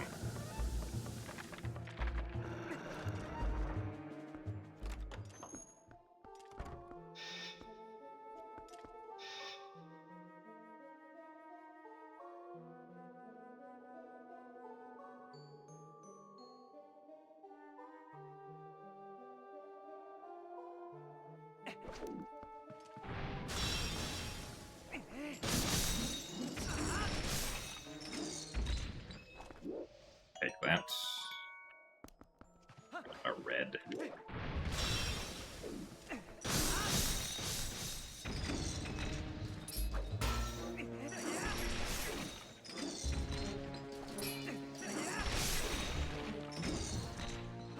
Dang, no red rupees. Do I usually do longer streams on Saturdays? Not specifically, no.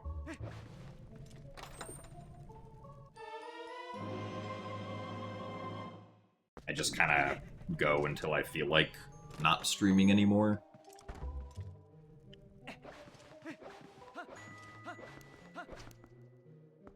So thanks for the good luck, Kiyosoma and Dashing Wolf guy.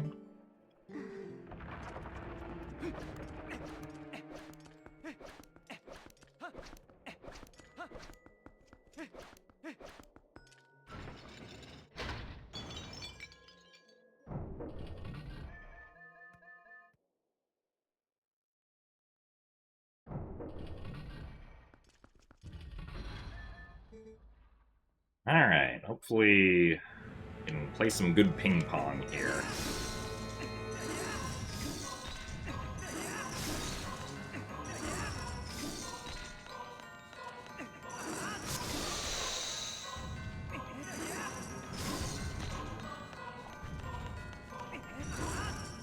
Really, that missed? That's a little unfortunate, but...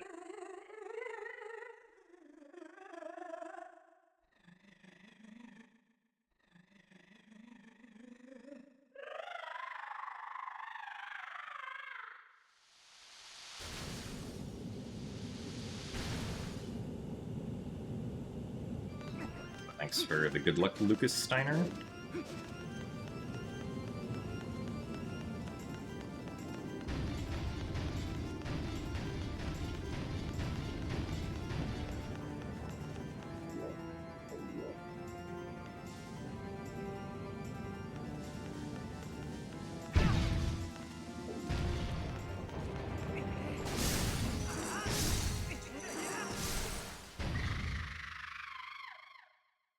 So we're gonna lose a little bit of time here, but that's fine, I suppose.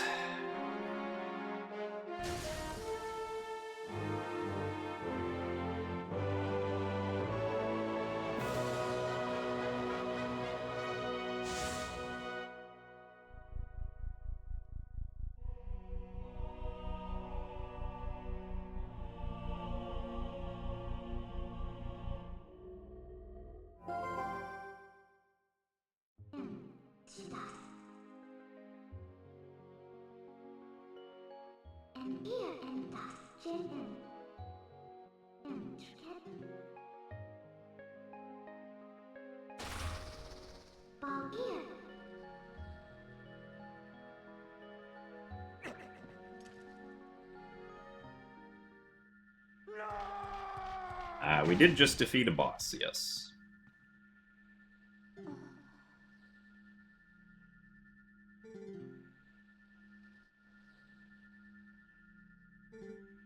Look into eyes of Yeto. Their true beauty.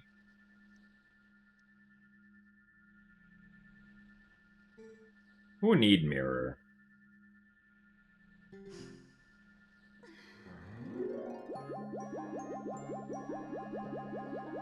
Why is the gap between Enter Arbiters and Ganondorf so large? That's because there are other splits after entering Arbiters. Like if I scroll down here, we have all these other splits below that we will eventually get to after we enter Arbiters.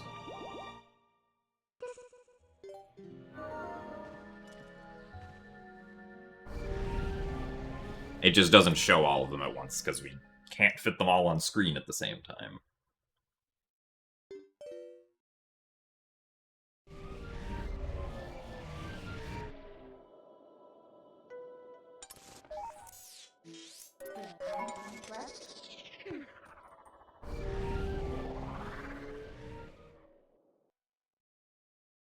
It is technically fastest to not get any heart containers, but we do want to have some health, because it's very possible to take a lot of damage in the Palace of Twilight and in the Temple of Time.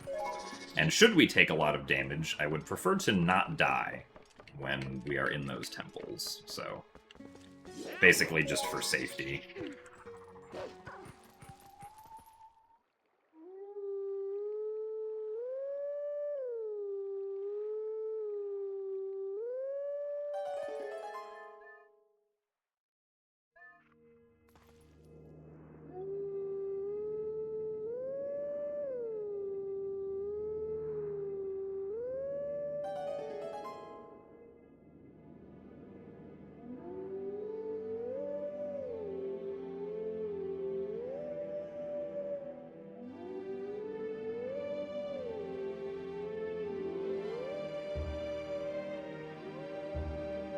I don't think there's anything that can one-shot you in Hyrule. At least on normal mode. In hero mode, probably, but like if you have 3 hearts, but I'm not sure exactly what.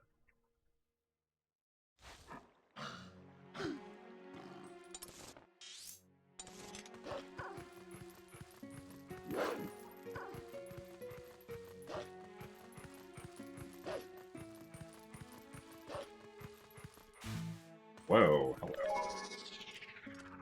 Not mean to do a skid there, actually.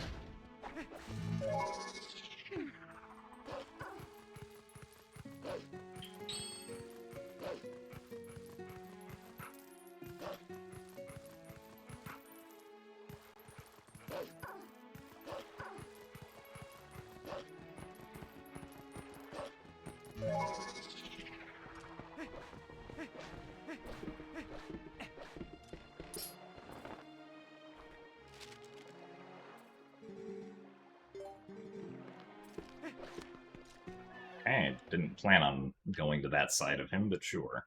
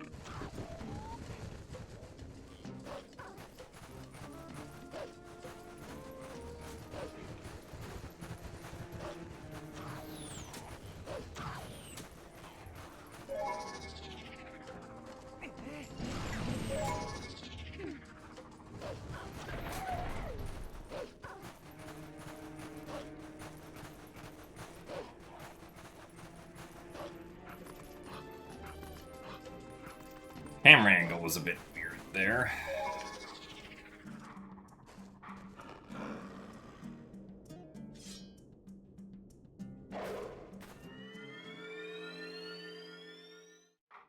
Also, yes, the cannon guy is called Fire.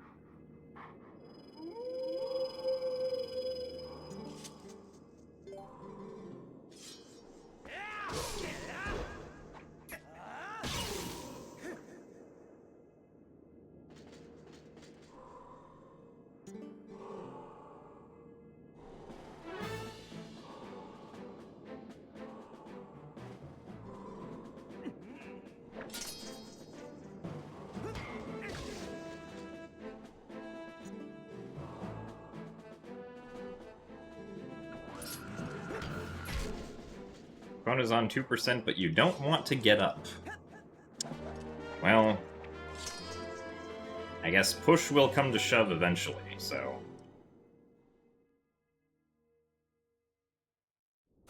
shield attack itself is not required to beat the game, but we want it for a trick that we're going to do in Arbiter's Grounds.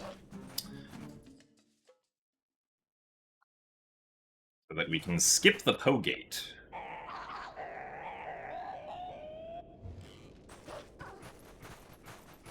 Link stands backwards there because I turned him around as the cutscene started, basically.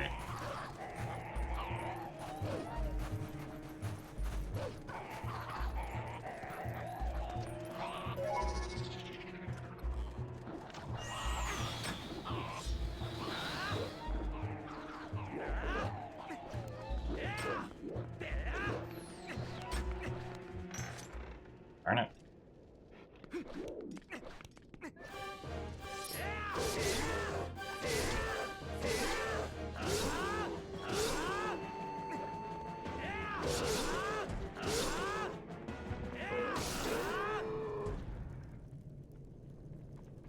I did not want to put away the sword as I entered that cutscene trigger. Also, it seems like things are getting dark, so let there be light.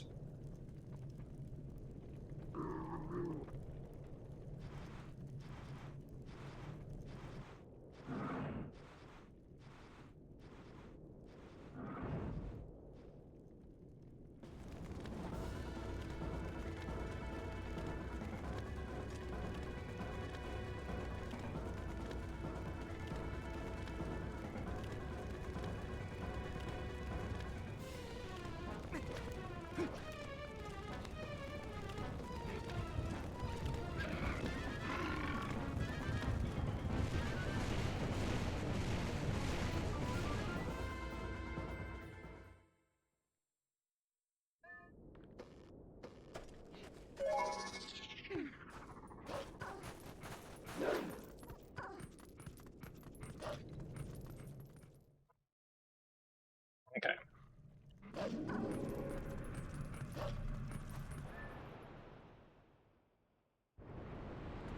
So thanks for the good luck, Lux Lune.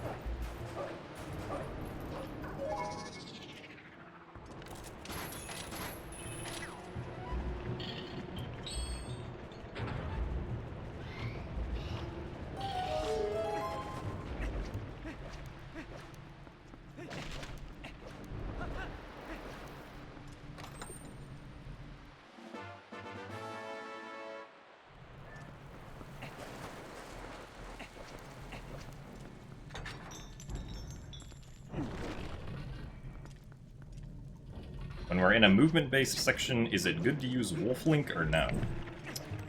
I mean, if we have to travel a long distance, depending on what stage we're on, Wolf Link actually has different speeds that he uses.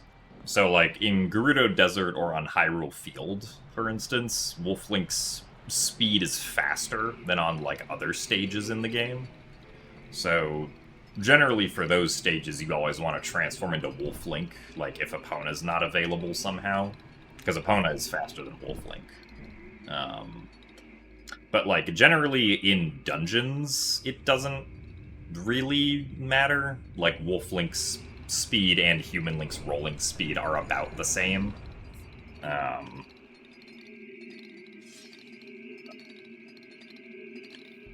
Yeah, for Quicksand, Wolf Link is much better, because Wolf Link can just kind of, like, cross Quicksand very easily and quickly. Alright, Bubbles. Are we gonna behave today?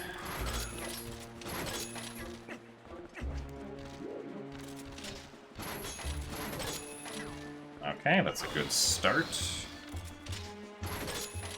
Alright, very nice. Thank you, Bubbles. I love when you cooperate.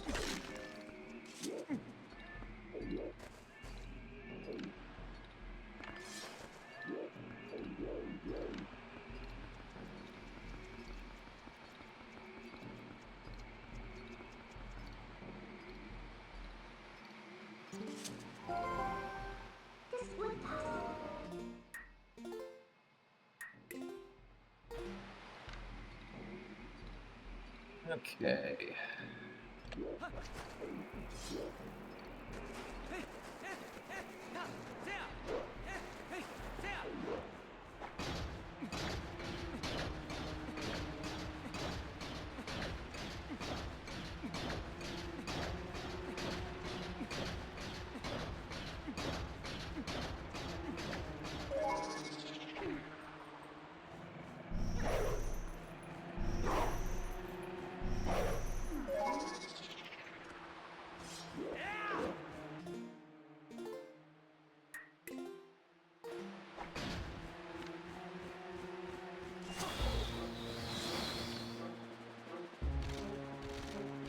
Oh, come on. Really? Bro, you were so close. This was so close to being my best Pogate skip ever, and then you just had to not jump in the right direction.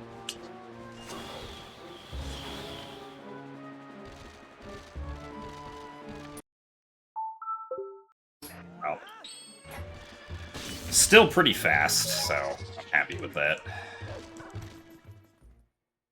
But that could have been 20 seconds faster, just saying.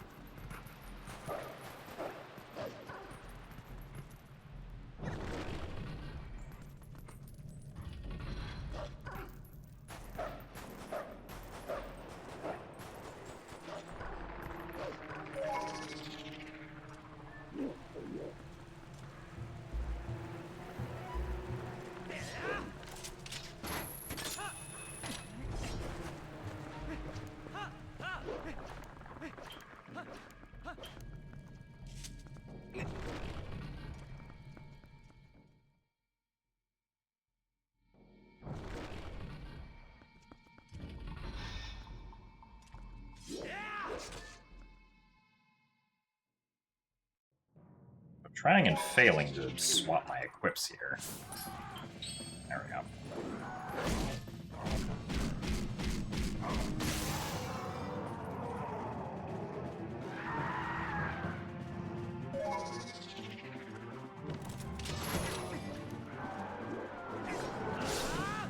Ah.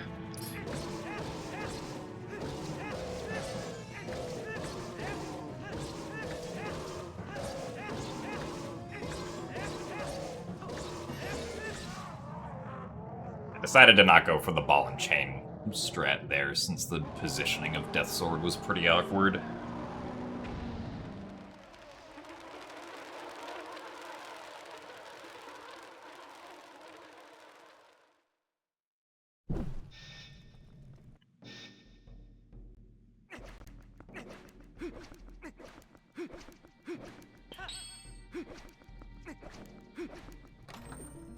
Also, thank you very much, Yell, for the 63 months of Prime. Well, as for the fact about the number 63, also, thank you, game.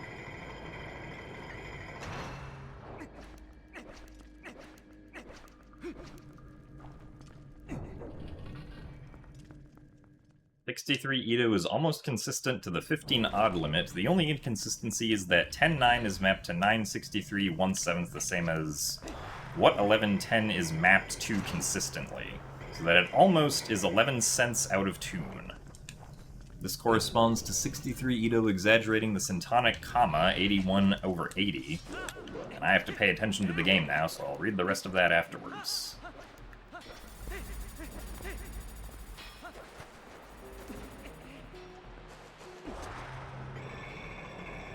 The two steps so that it finds a somewhat flat mean tone between roughly 10/9 and roughly 9/8. Nice.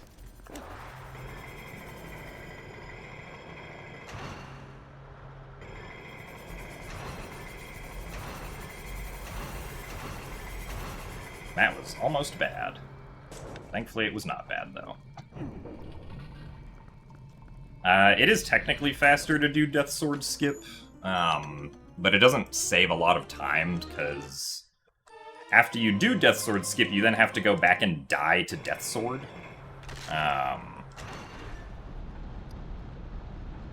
Because you don't want to save warp in this category, and the only way to leave Death Sword's room after doing Death Sword skip is to die somehow, so you'd have to go back to Death Sword and die anyway, which cuts into the time save that you would otherwise have from doing Death Sword skip.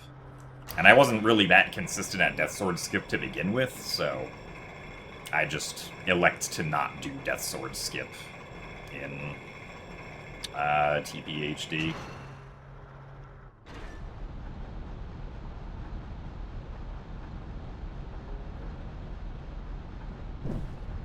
Yeah, so if we save and quit, then we would have to do Pogate skip again, which would not be fast, since save warping without having to do Pogate skip is only about 15 to 20 seconds faster than like not save warping to begin with. So it takes way longer than 15 to 20 seconds to do Pogate skip, so it's not worth it to do Pogate skip again. Plus, Pogate skip is difficult to do consistently already, and we don't want to have to do it a second time. Alright, Stallard. What do we have on the menu today for where the Stall Troopers appear?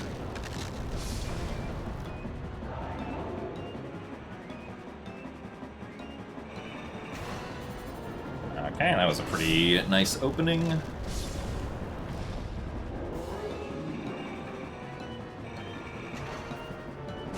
That was not an opening.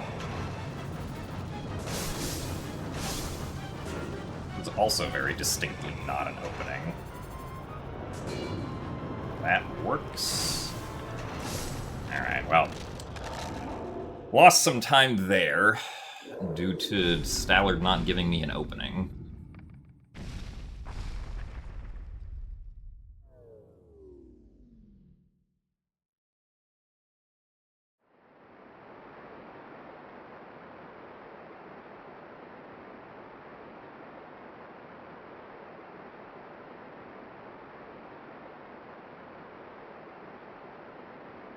Oh, really? We're on the complete wrong side of Stallard also. Nice. Well, that happens.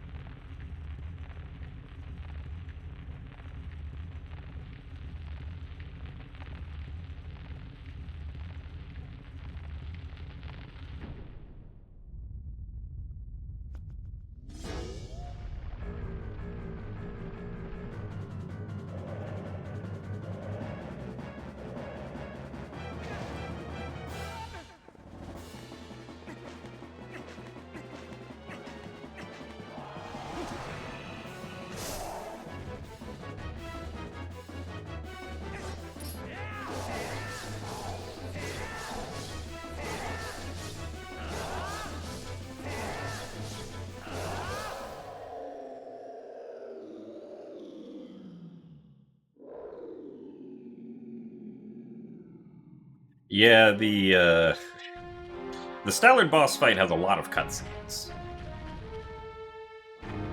Most of the fight just is cutscenes when you do it in a speedrun.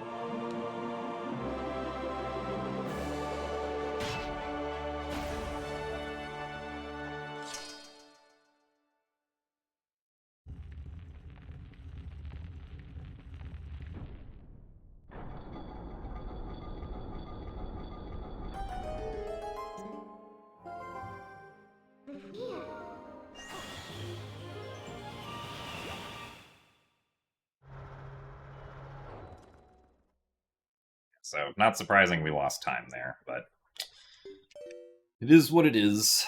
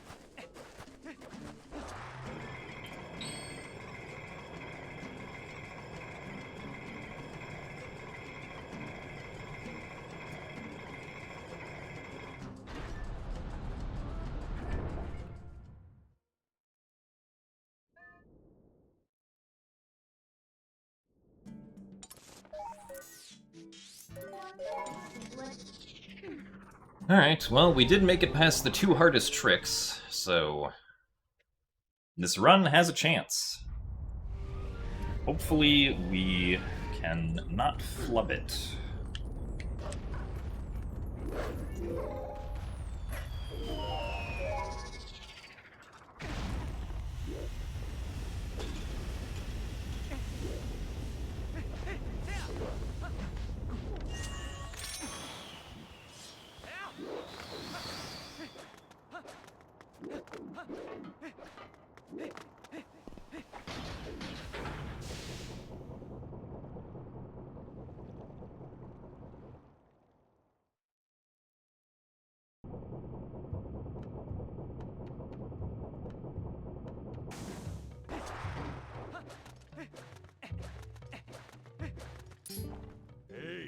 Enough.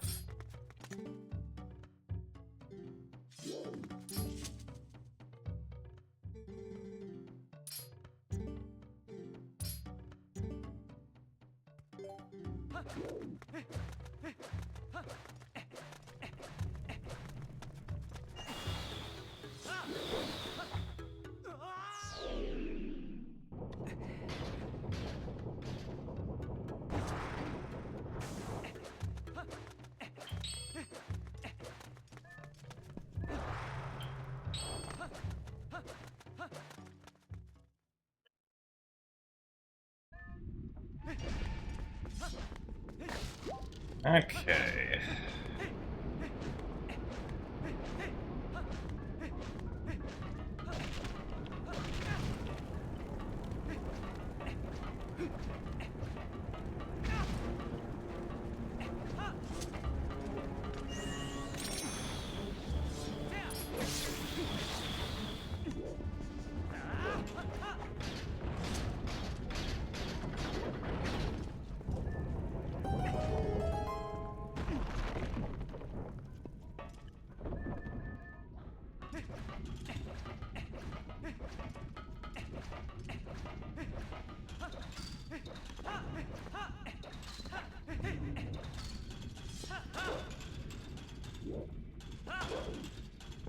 Oh, the heck? That was weird. I'm not expecting the camera to turn that much. There we go. Really?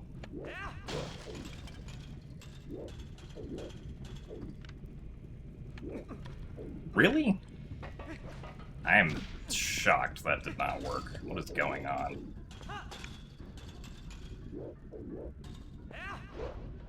Man.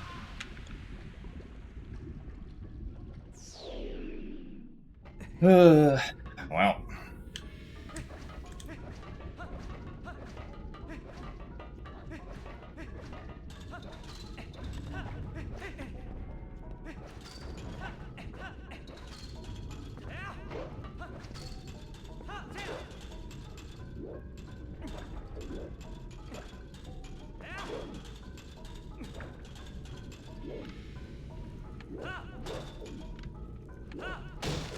Thank you.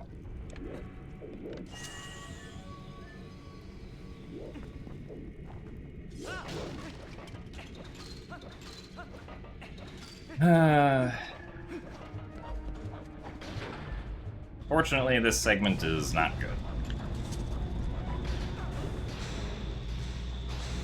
Oh no, it's not over, but I failed that trick in ways that I've not really failed it in before, which is kind of dumb.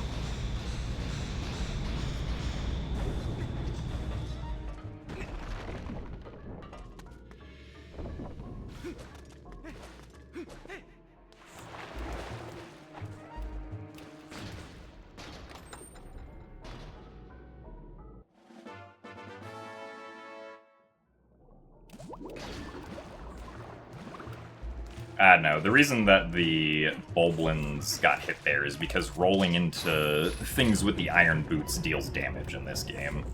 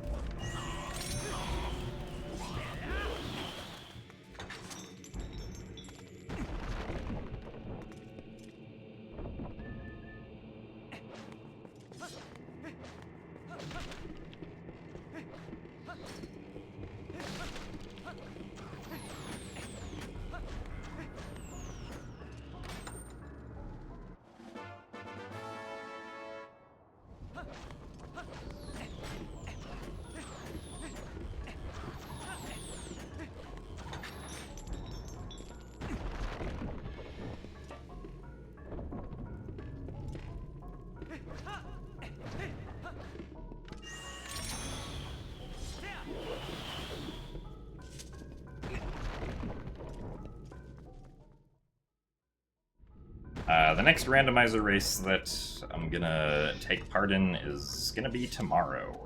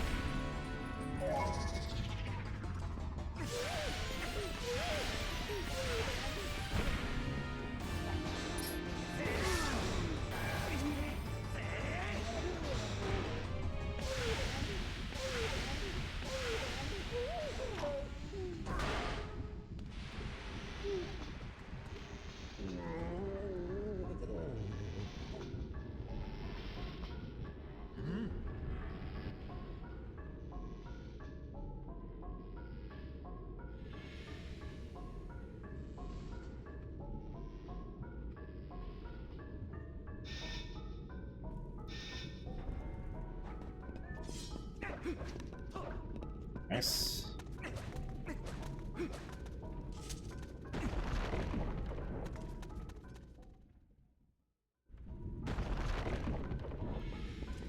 Thanks for the good luck, Ace. I apparently needed it, because I lost a minute to my best on this segment.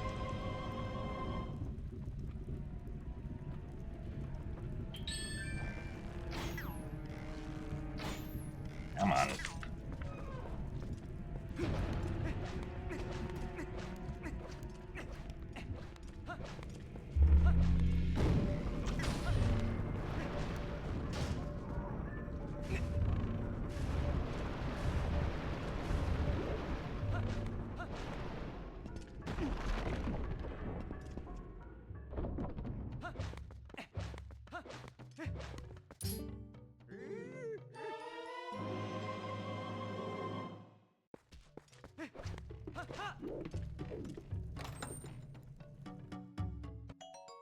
I wouldn't say that this is the hardest segment to do fastest/optimal, because in HD we don't have to do the stupid transform clip to the Goron, we just clip through with spinner. But I failed kitty climb in really weird ways, some of which I've never failed it in before.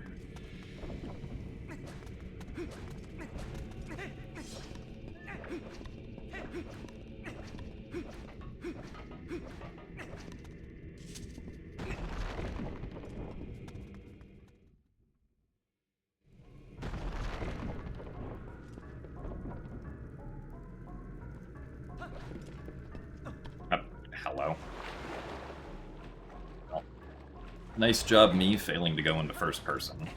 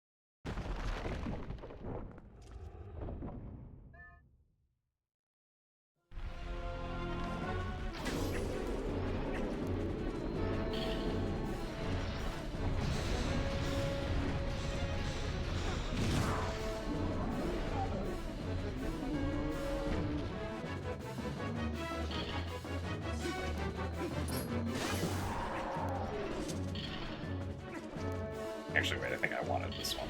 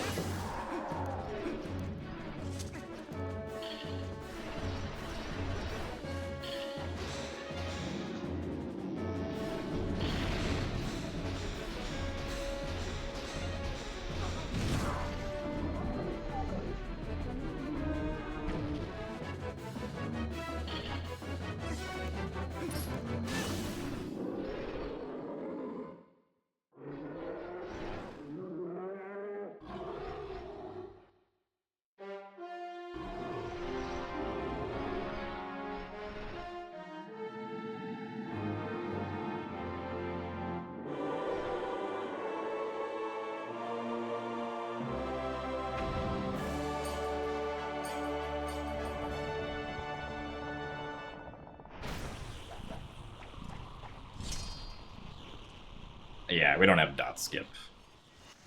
I mean, I don't know if I would say that the segment of bringing the statue down is, like, really that difficult. Like, there's a lot of little things that can lose you time, but generally, like, I don't know, I feel like or like have decent-ish consistency with it. Like, the thing that actually sucks about Temple of Time consistency is Armagoma RNG. That's usually what I lose time to.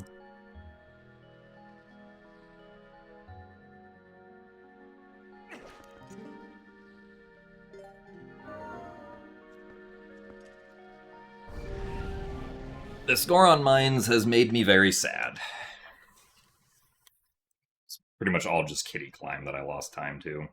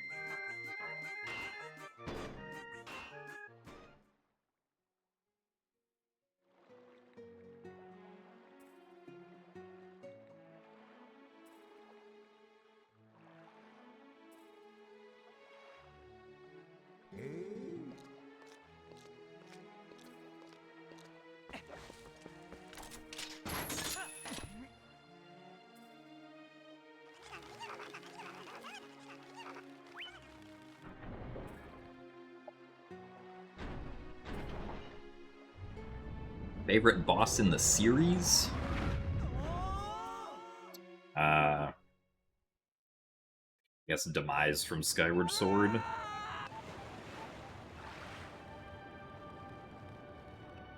Are any TAS-only tricks that would bring noticeable time save to runs if human viable setups were found?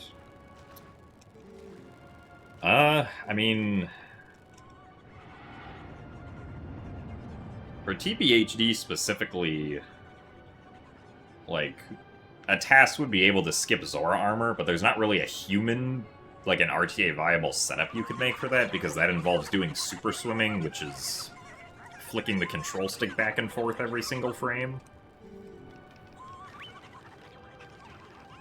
So that isn't going to be happening.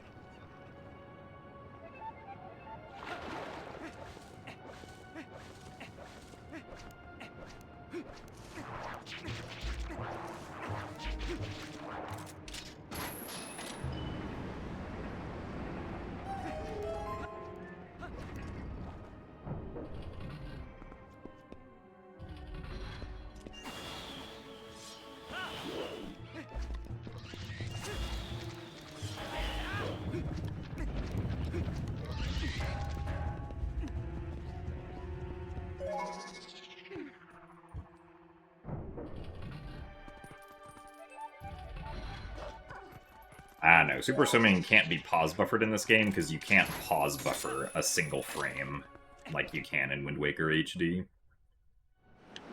Or in Wind Waker. You can, at minimum, buffer 2 frames at a time.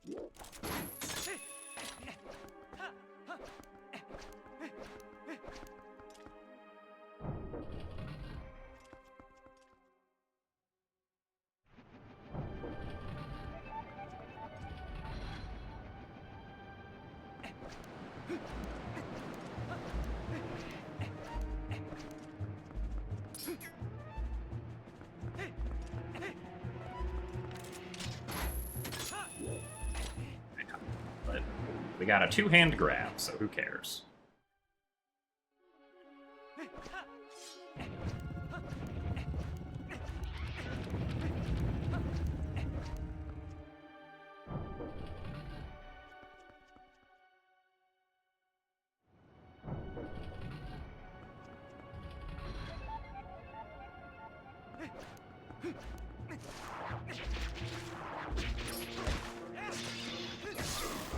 Slow.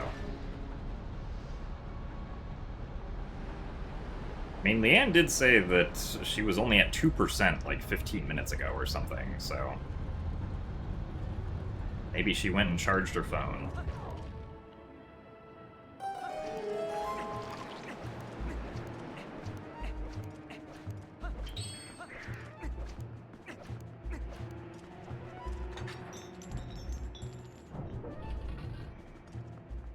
How many hours do I think I have in this game? I mean, probably at least 1,000. I don't know about an exact count.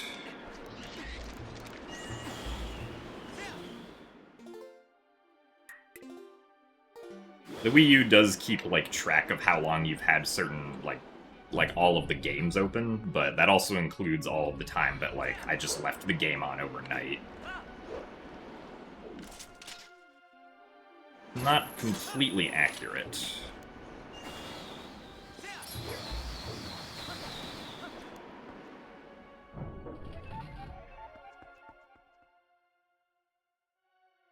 Like my all-time speedrunning total hours might be. I honestly have zero clue what, like, all-time speedrunning hours would potentially be.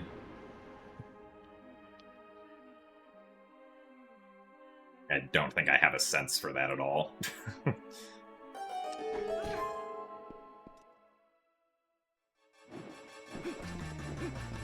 True, it probably would be over 10 hours.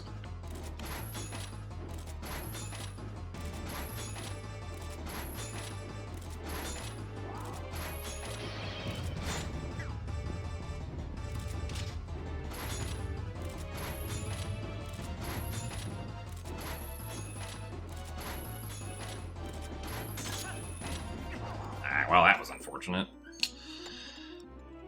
Could have had a new best there, but to fail that for like 20 seconds.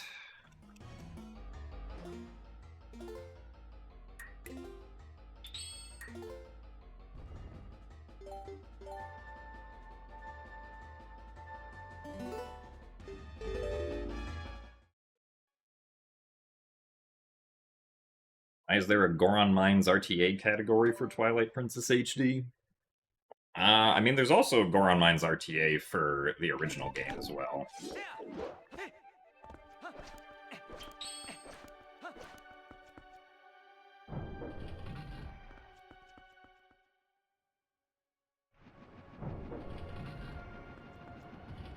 But I believe Goron Mines RTA was originally created because, like, the any % speedrun has skipped Goron Mines for a very long time. Honestly, Chris, the trick's not that bad, in my opinion. It usually doesn't take me that long to get it.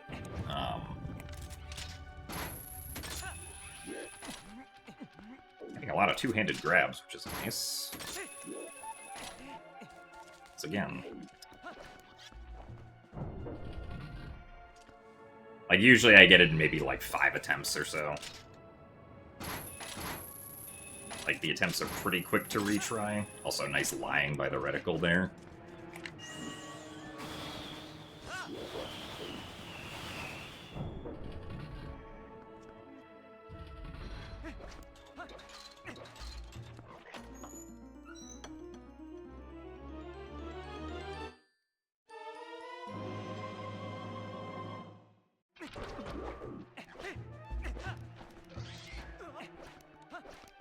We don't accidentally pick up an Uku.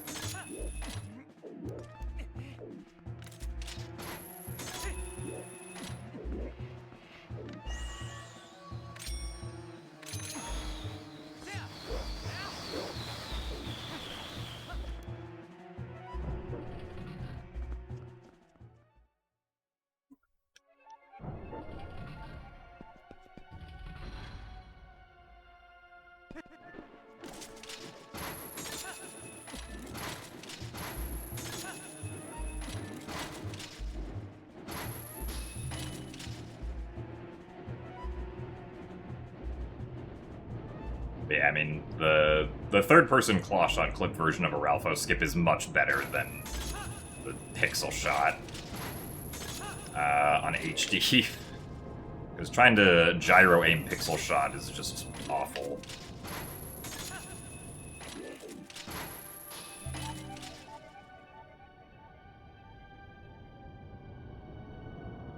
And even not gyro aiming, it feels worse in HD.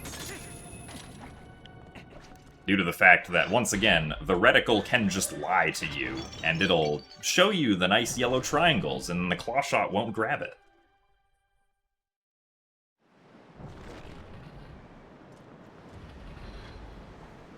Because the reticle in this game is very cool.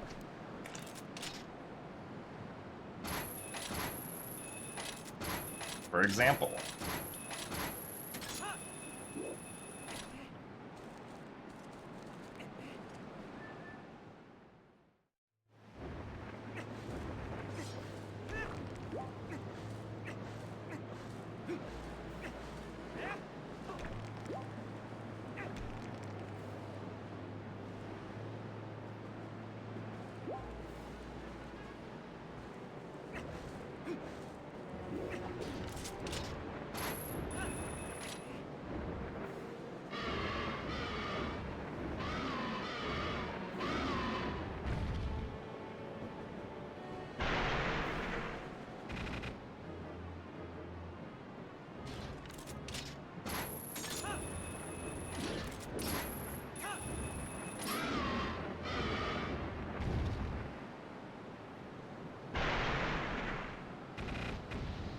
Yeah, unfortunately, you can't first frame on this game. Which, like, honestly isn't a huge deal, but it means you can't get one-frame rolls, like, between cutscenes and stuff.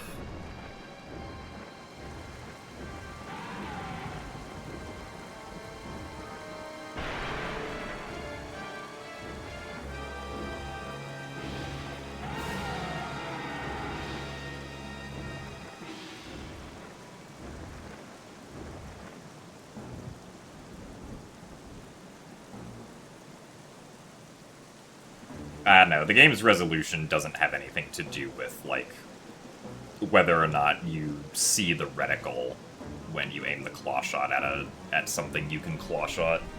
Because the actual precision that the game calculates, like, its physics with is still the same as the original game.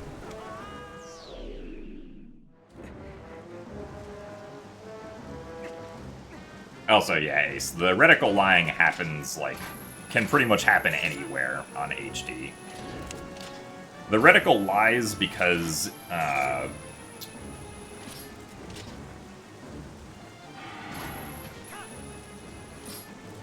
guess, actually, I don't know about the reticle lying necessarily, but the claw shot's actual angle is delayed by a frame compared to where the reticle is actually pointing. Like, it's just desynced for some reason. Which is why, like, if you flick the claw shot really fast and try to shoot it, the claw shot does not even remotely go where you're aiming. It goes, like, where you were aiming one frame ago.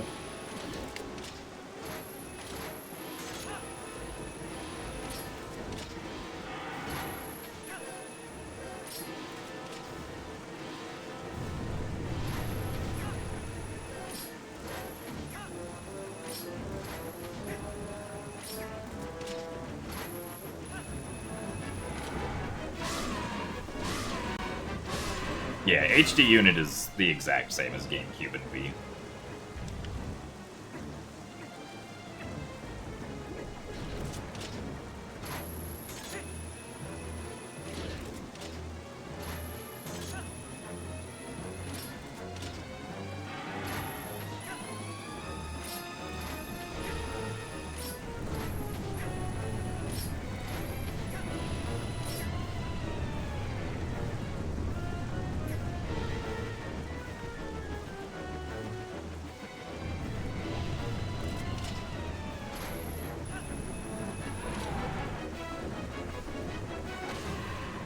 We're gonna lose a couple seconds here.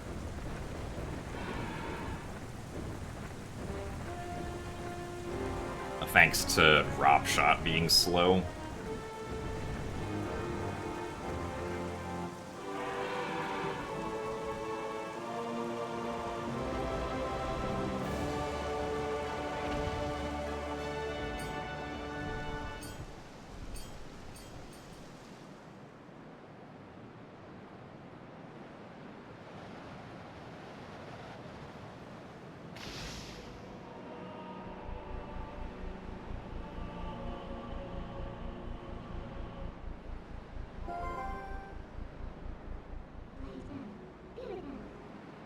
These post-fight cutscenes are very long.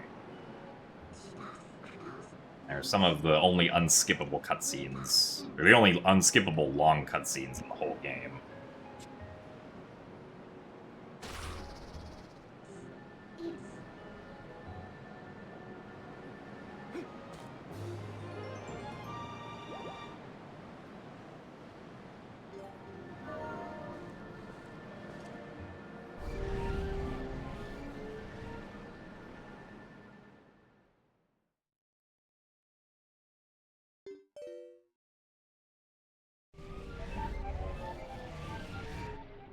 Along with also, like, the Master Sword cutscene and the Squidna cutscene. Are we on pace for a world record? Not technically, but I can definitely save time to PB still. My PB loses, like,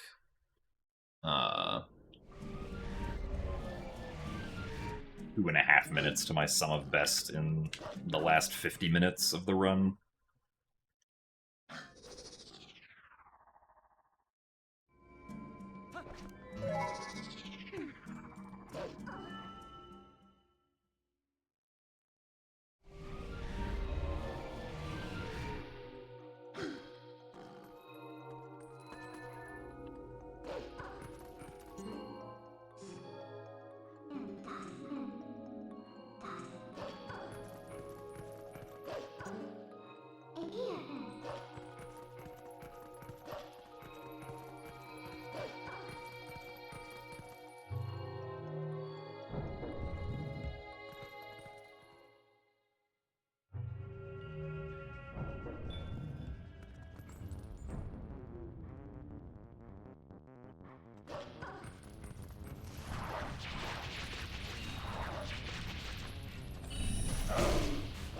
Thank you. Kind of surprised that didn't work.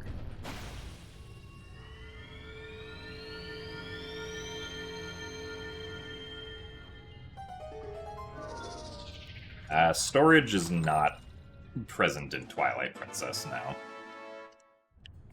You can get something that kind of acts like chest storage. If you do map glitch on SD and then open a door and then go back out through it.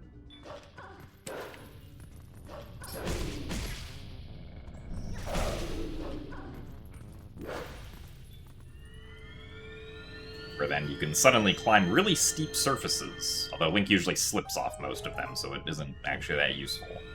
It's also not that useful because loading zones are completely disabled, but has one or two very niche uses.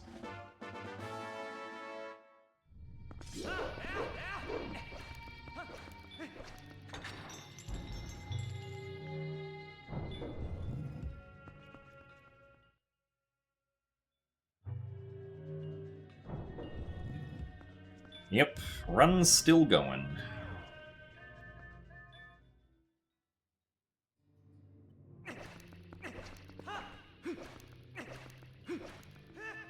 That sequence of actions also a precursor to a crash. Not that I'm aware of.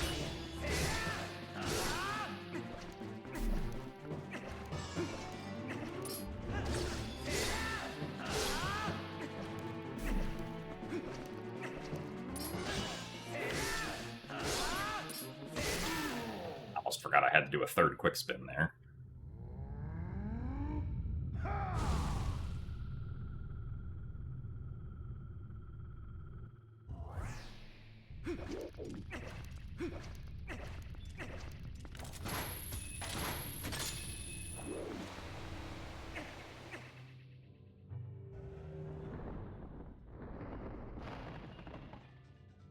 Yeah, it would be nice if we got good Puppet Zelda RNG this run.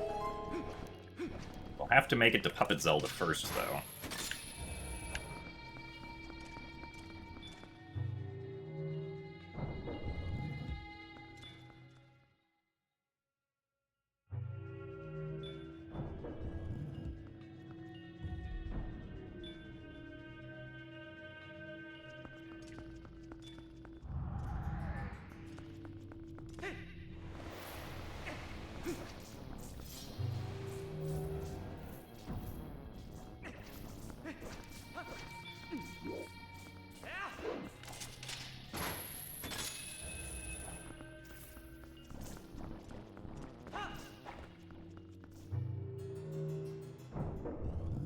So thanks for the good luck, D3.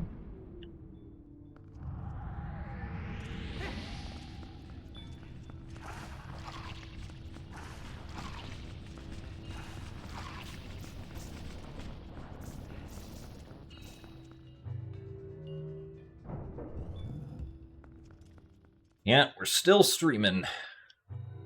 As we started to run about 4 hours into stream, and the run kept going, so here we are.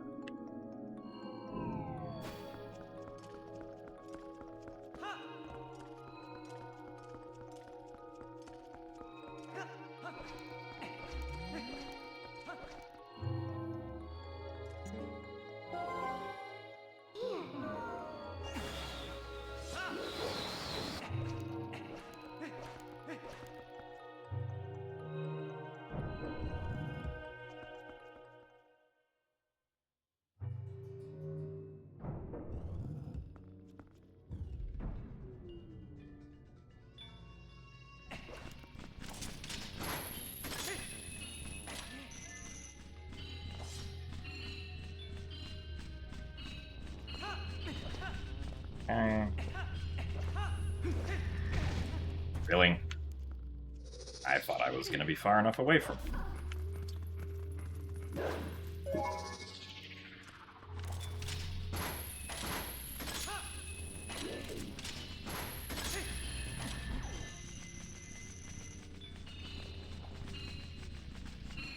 I love that.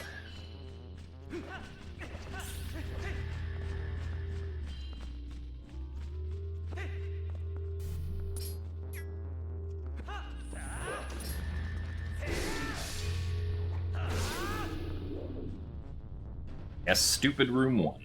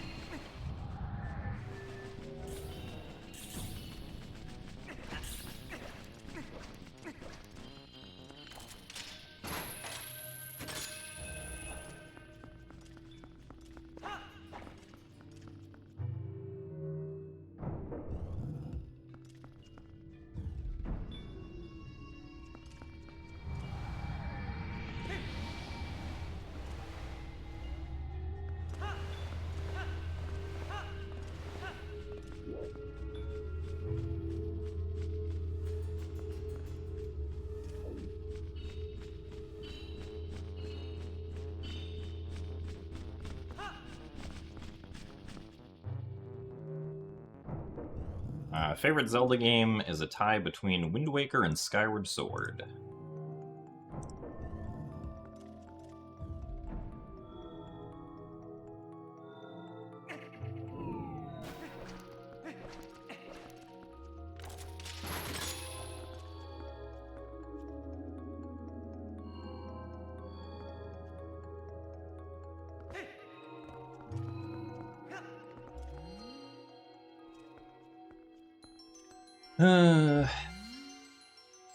Darn.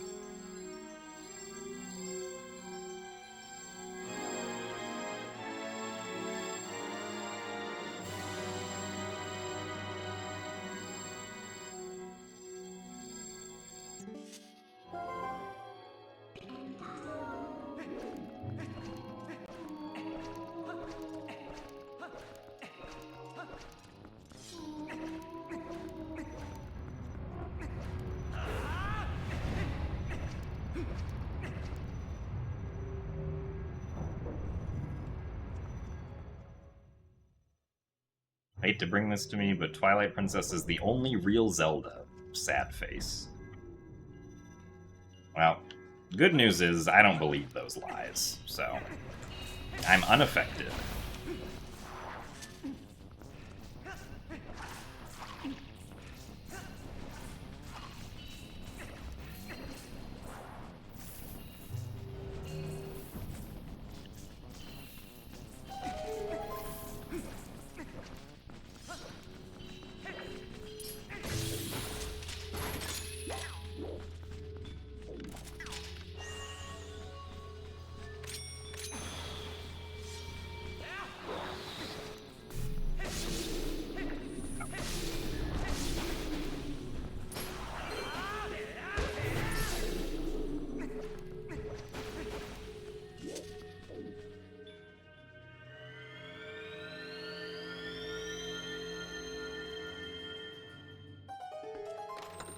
Thanks for the good luck links.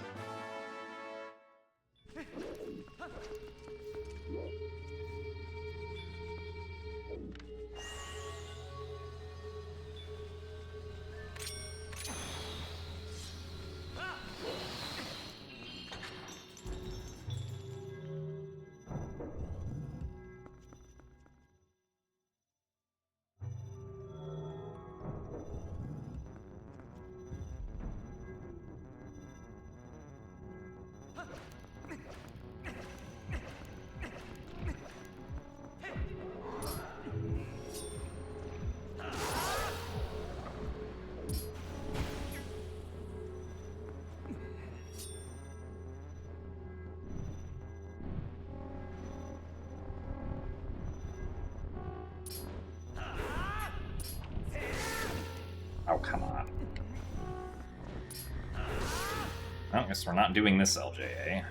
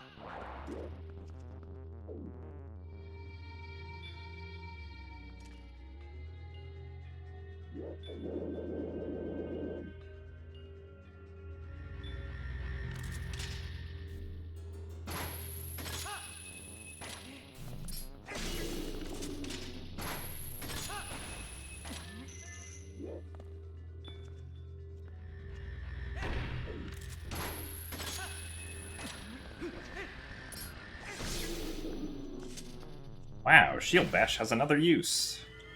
Who knew?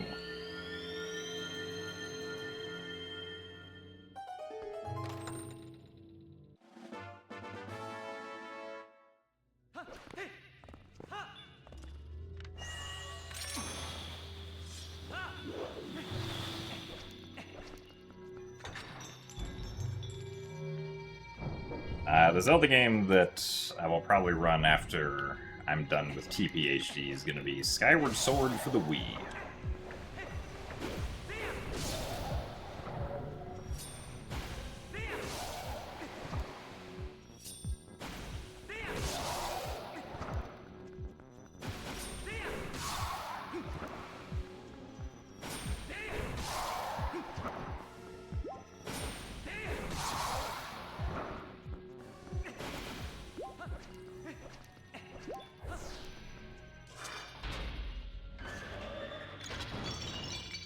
There is technically still hope for this run, but the rest of the run has to go very well.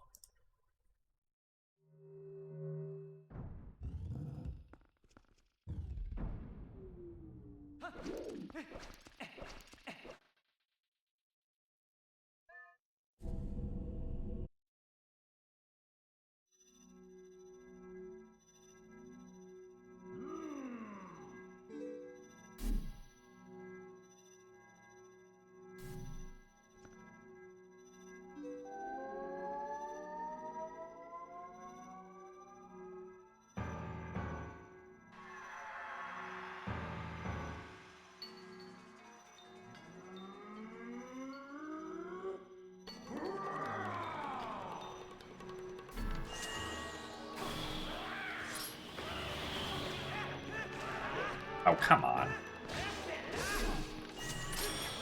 That extra bounce. Oh, well.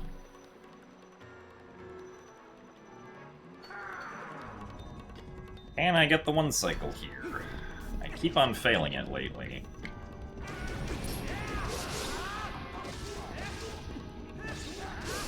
Yes, I can. Wow.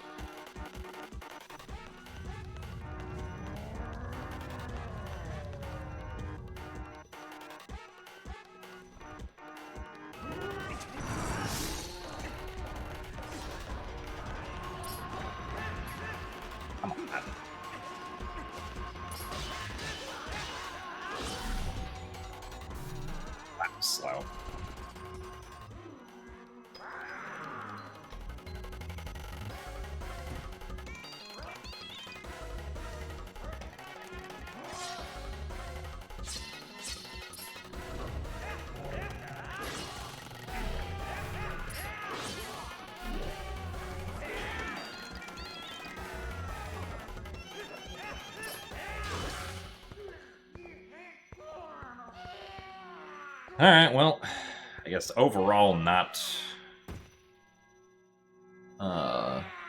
too bad of a second half of Palace.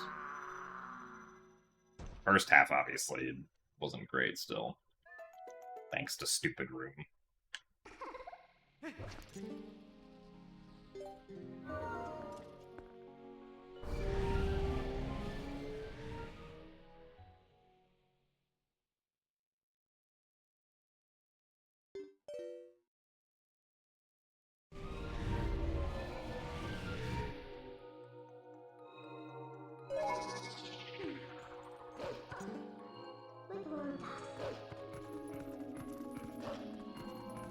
Alright, who's ready for second to last dungeon, Temple of Time?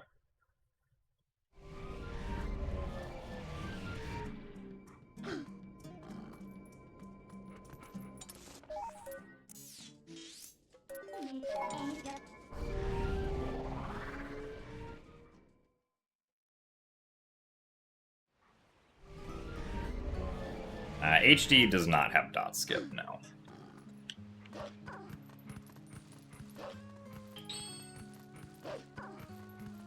At least not at the moment. Maybe sometime in the future.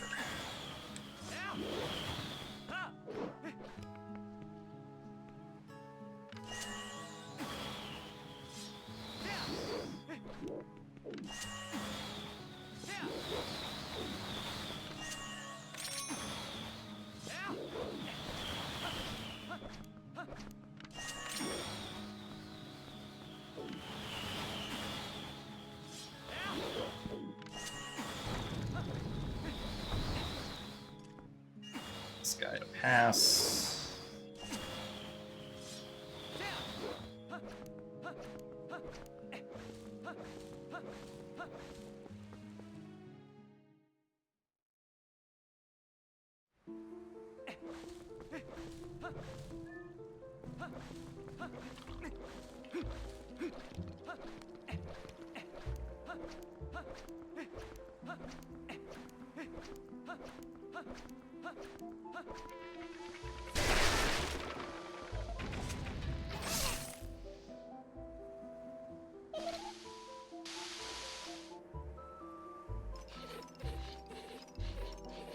Man, we got a Skull Kid push. Nice. That saved us like 2 frames.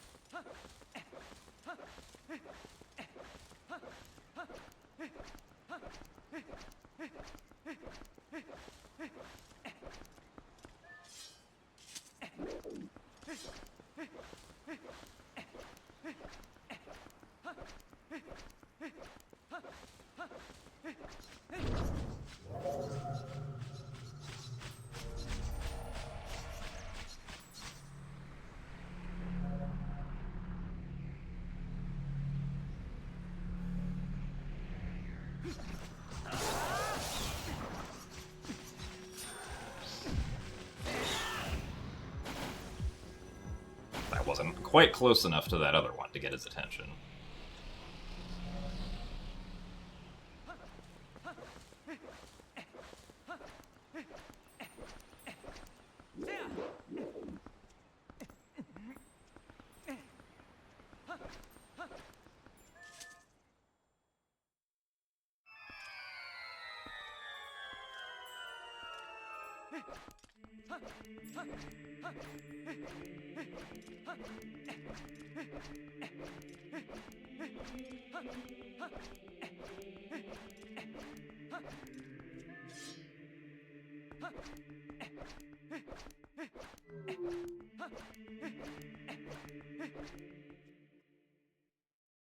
Alright, nice vest.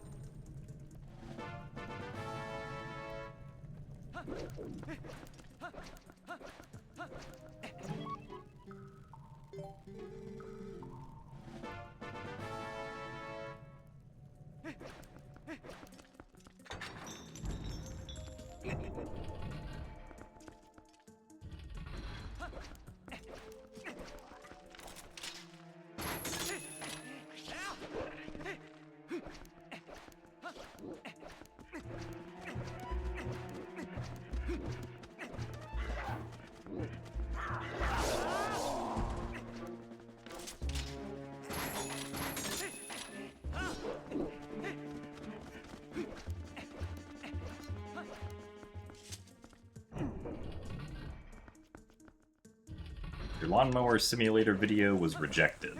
Oh, well. Maybe try again in the future, Matt.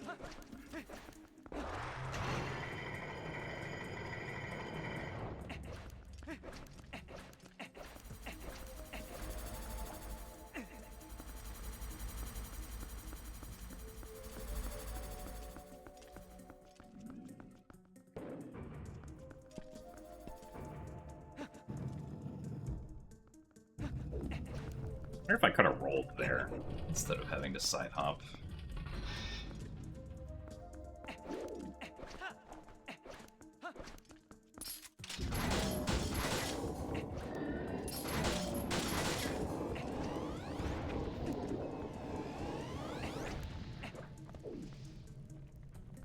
Thank you for the raid, Unknown Krebs.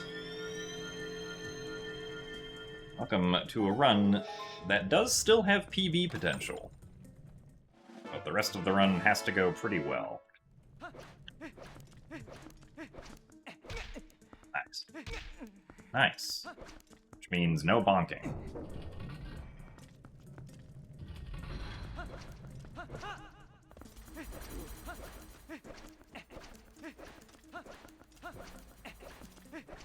That corner really does have it out for me, apparently, yeah.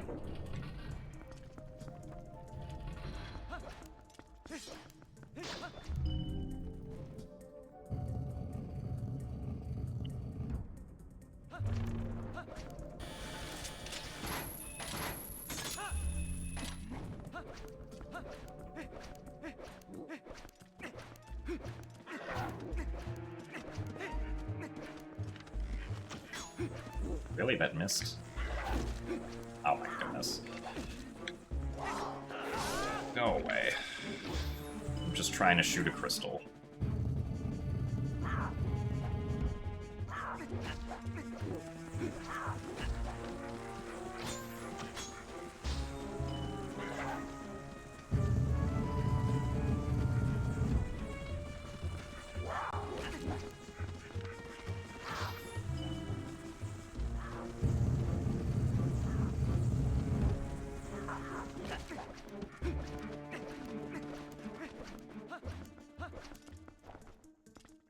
That was not the greatest.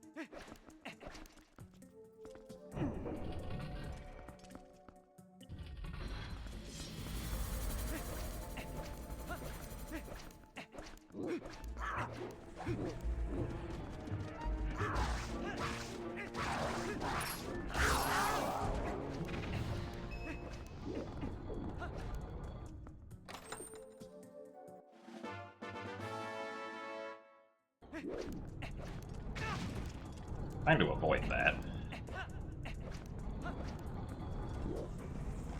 That's the bow. It's not the boomerang.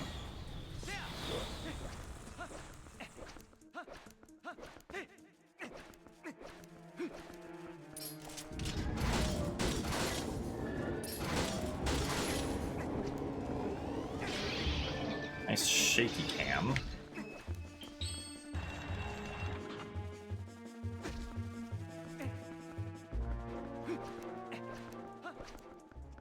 Unfortunately, we're losing time here.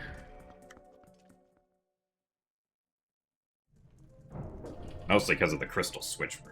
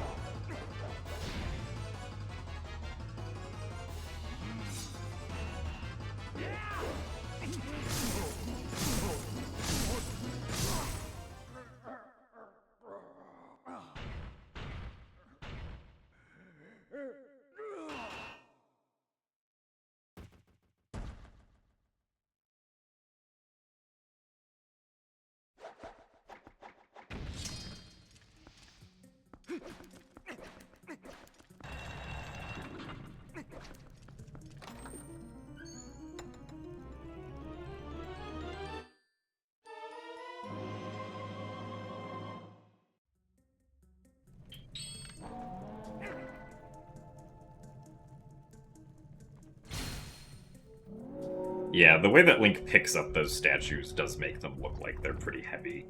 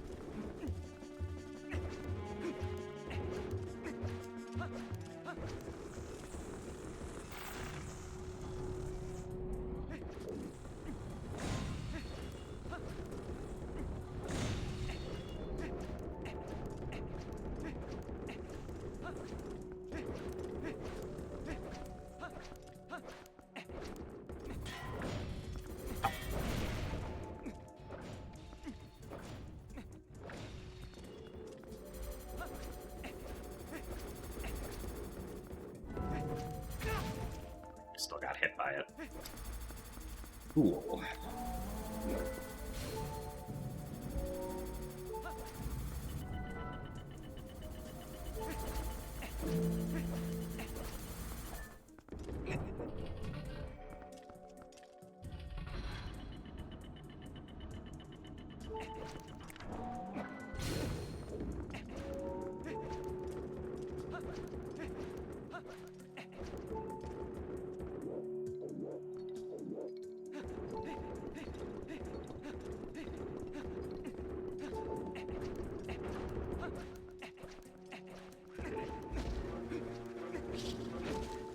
Come on. And this is why we got all those heart containers. Otherwise, we would have died by now.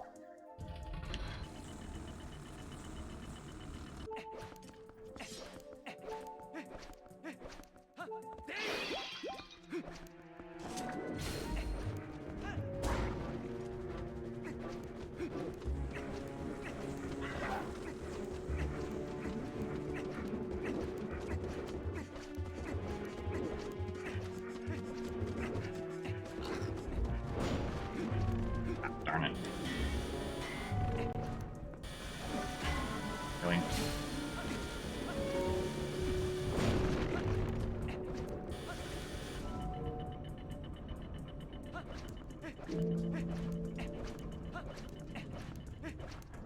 That was kind of annoying.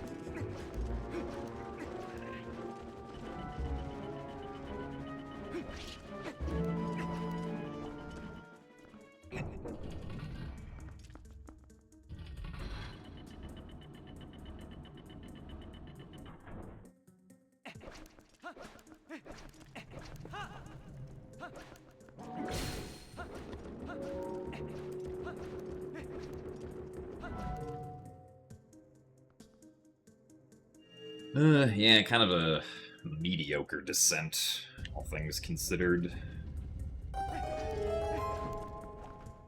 Maybe the Armagoma RNG is good.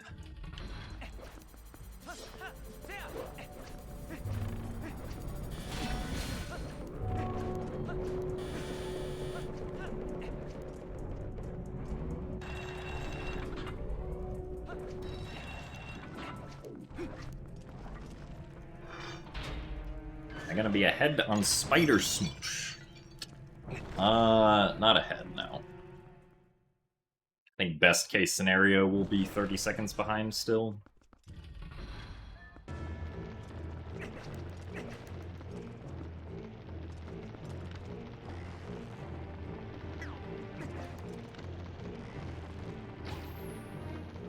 So far, we're not starting off with particularly good RNG. Oh, come on.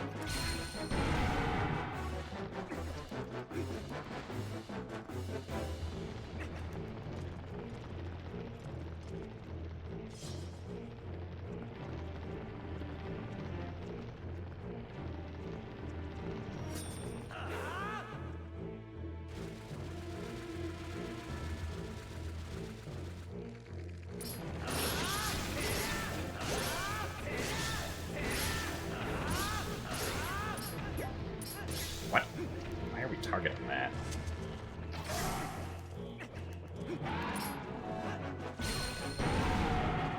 That phase had good RNG, though, so that was nice.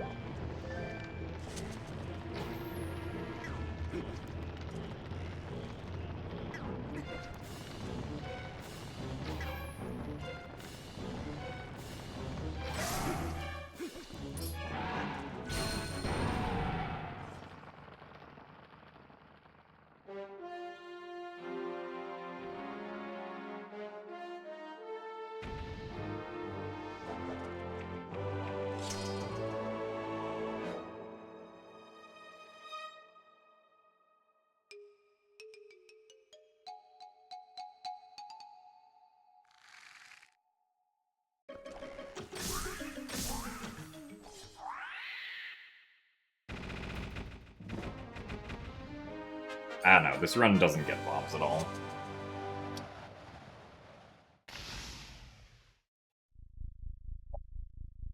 Bombs take about 2.5 minutes to go get, and would not save us back 2.5 minutes if we had them.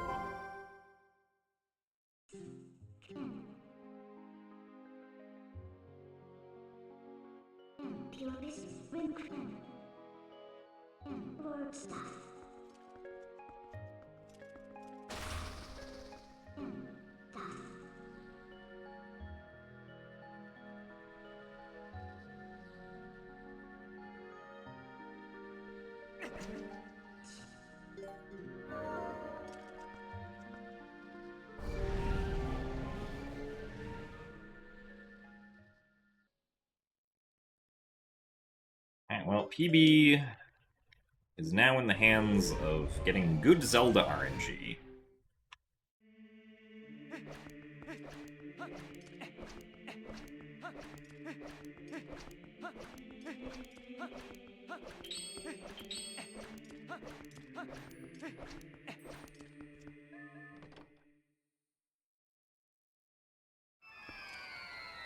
How winnable is this run?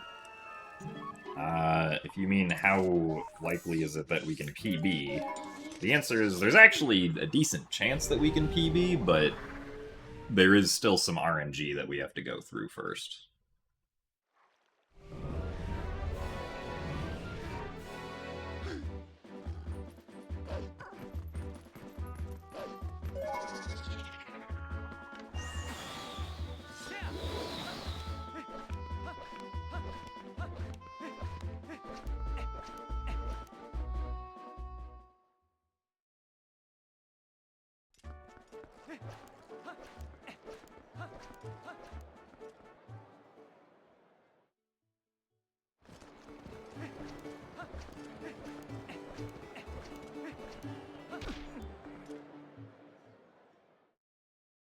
But hey, at least we got the validation bonk.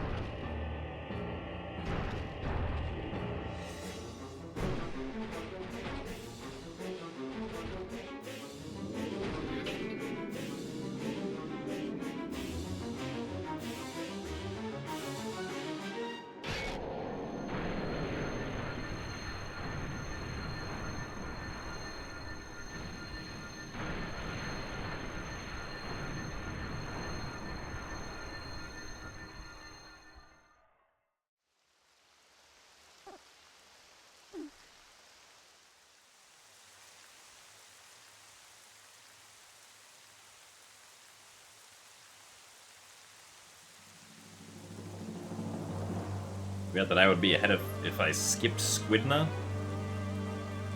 That's true. I probably would be ahead if I skipped Squidna.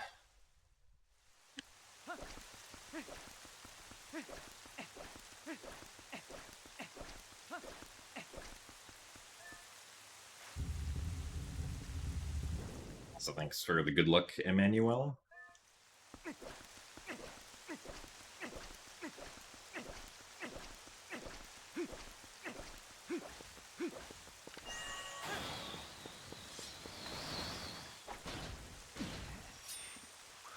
What?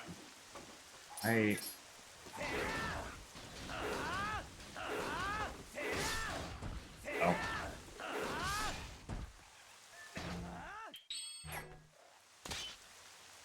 Not sure what was up with pathing on that Bokoblin, but...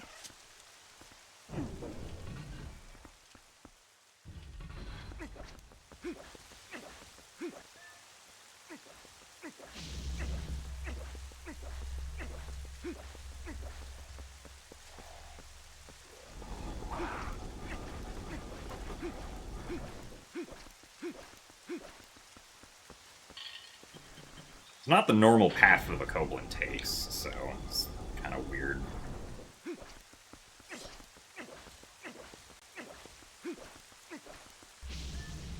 Nice. Love putting away my sword when I mean to roll.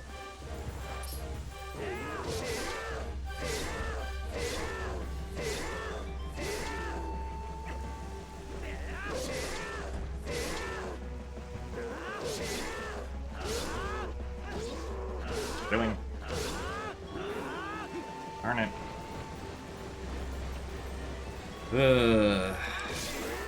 One missed quick spin.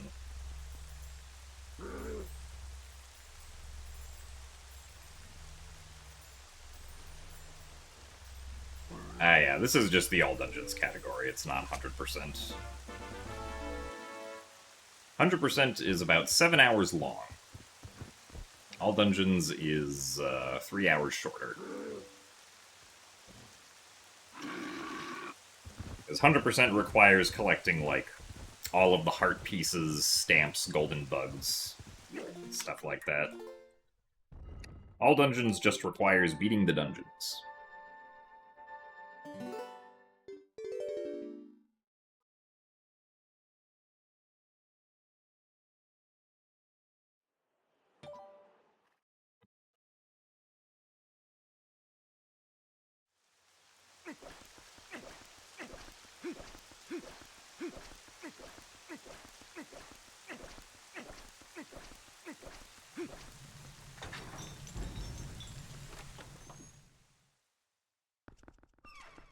Yeah, the fishing journal actually isn't required for 100%.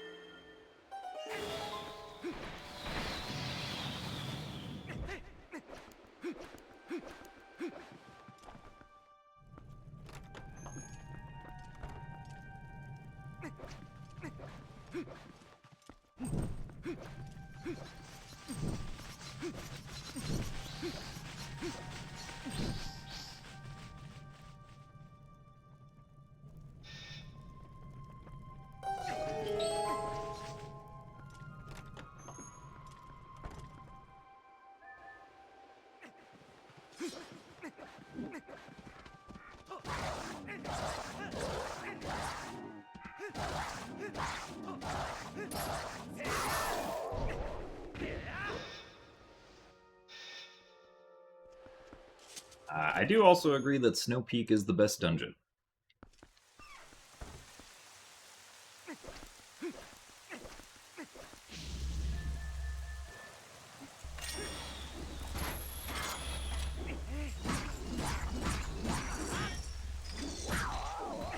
Nice.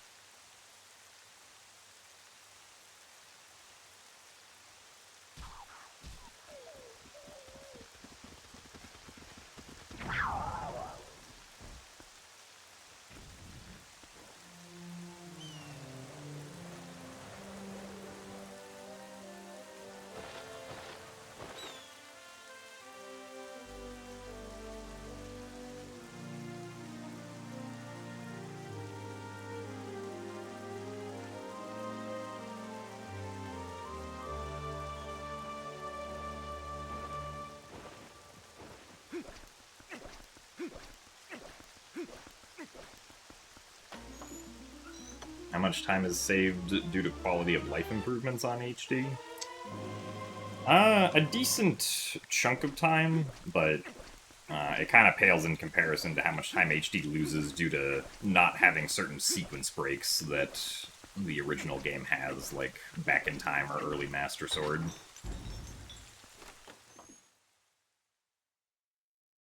But obviously, not having to pause for equips, and also faster Twilights, and just faster loading, because it's on a more modern console, save a bunch of time.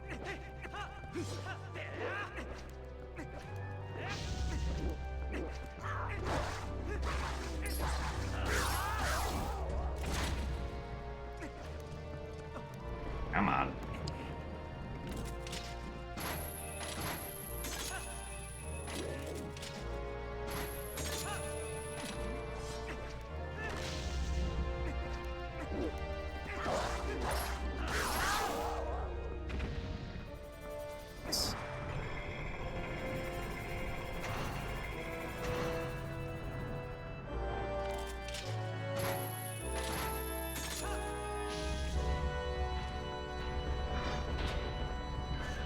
Yeah, not a particularly great segment here, fortunately.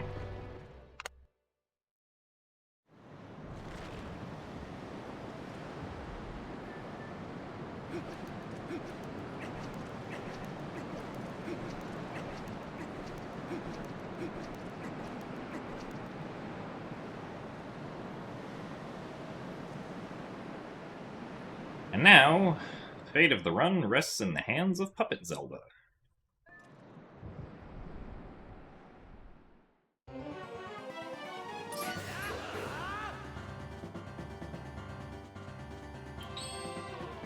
Oh, well, we're starting off with the worst attack, so that's not great.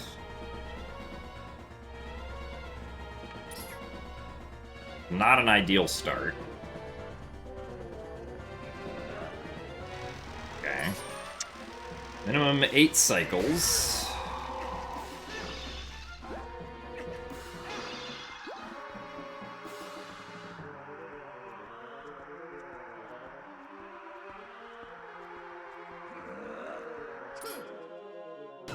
But really took her time on that cycle.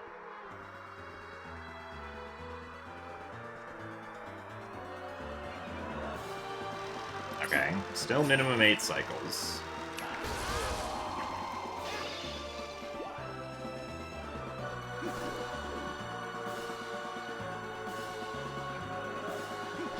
Triangle attack again.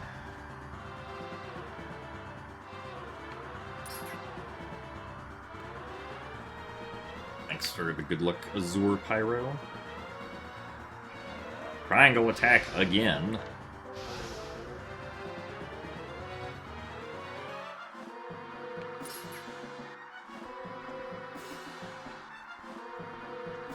Triangle attack again.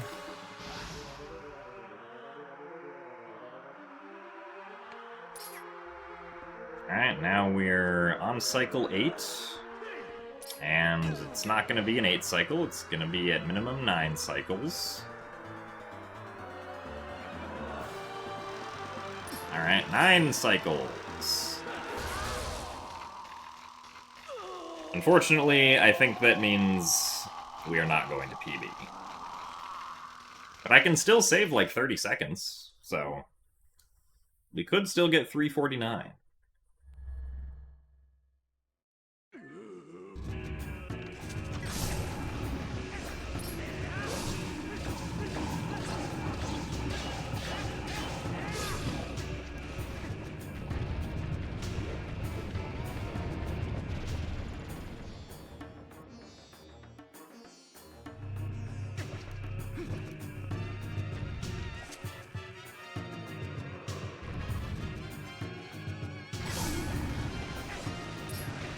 Oh, come on.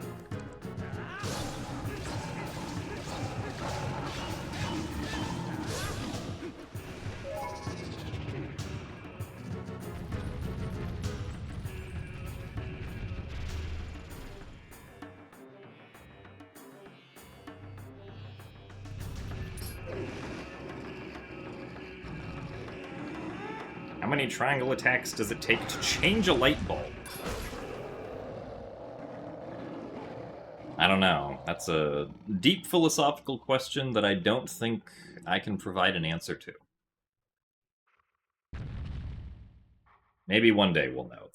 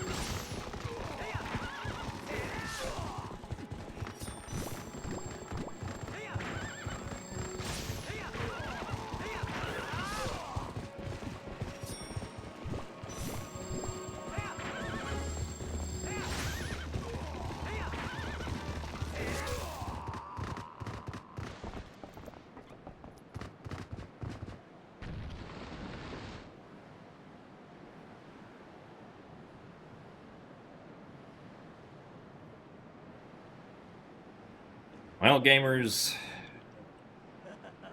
this is going to be the second best run that I've ever done. And it had quite a lot of good parts, but unfortunately it had just a few too many bad parts to not be a PB tonight.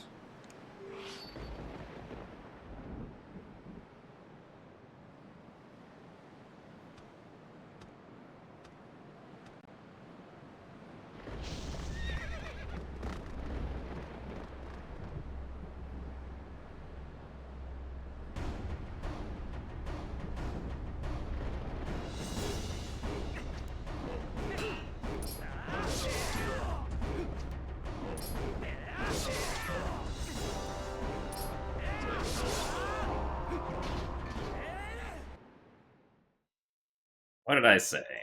30 seconds saved.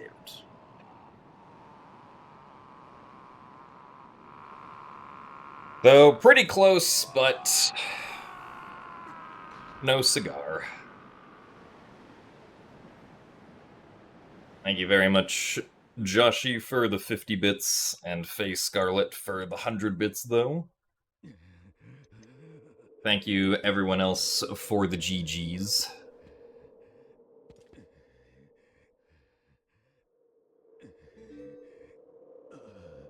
Yeah, this run was not too bad coming out of Arbiter's Grounds, but then I kinda did badly in Goron Mines and Palace.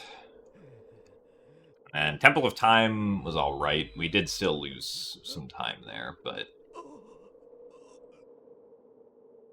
Yeah, just gotta not fail kitty climb in weird ways, apparently. Is today's lesson. But that will be it for today's stream. So, thank you guys all very much for watching. Tomorrow's stream is going to be some Skyward Sword randomizer races for the randomizer tournament. I am doing my quarterfinals match against Your Average Link, or at least two of the games. If either of us wins both games, then that'll be it for that match. And then we will be back to Twilight Princess HD on Monday. So, that is the plan. But, yeah, I'm tired, so I'm gonna go to bed. Thank you guys all for watching today, though, and I will see you guys later. Goodbye. Have a good rest of your Saturdays. Even though it's not Saturday for most people anymore, but you know what I mean.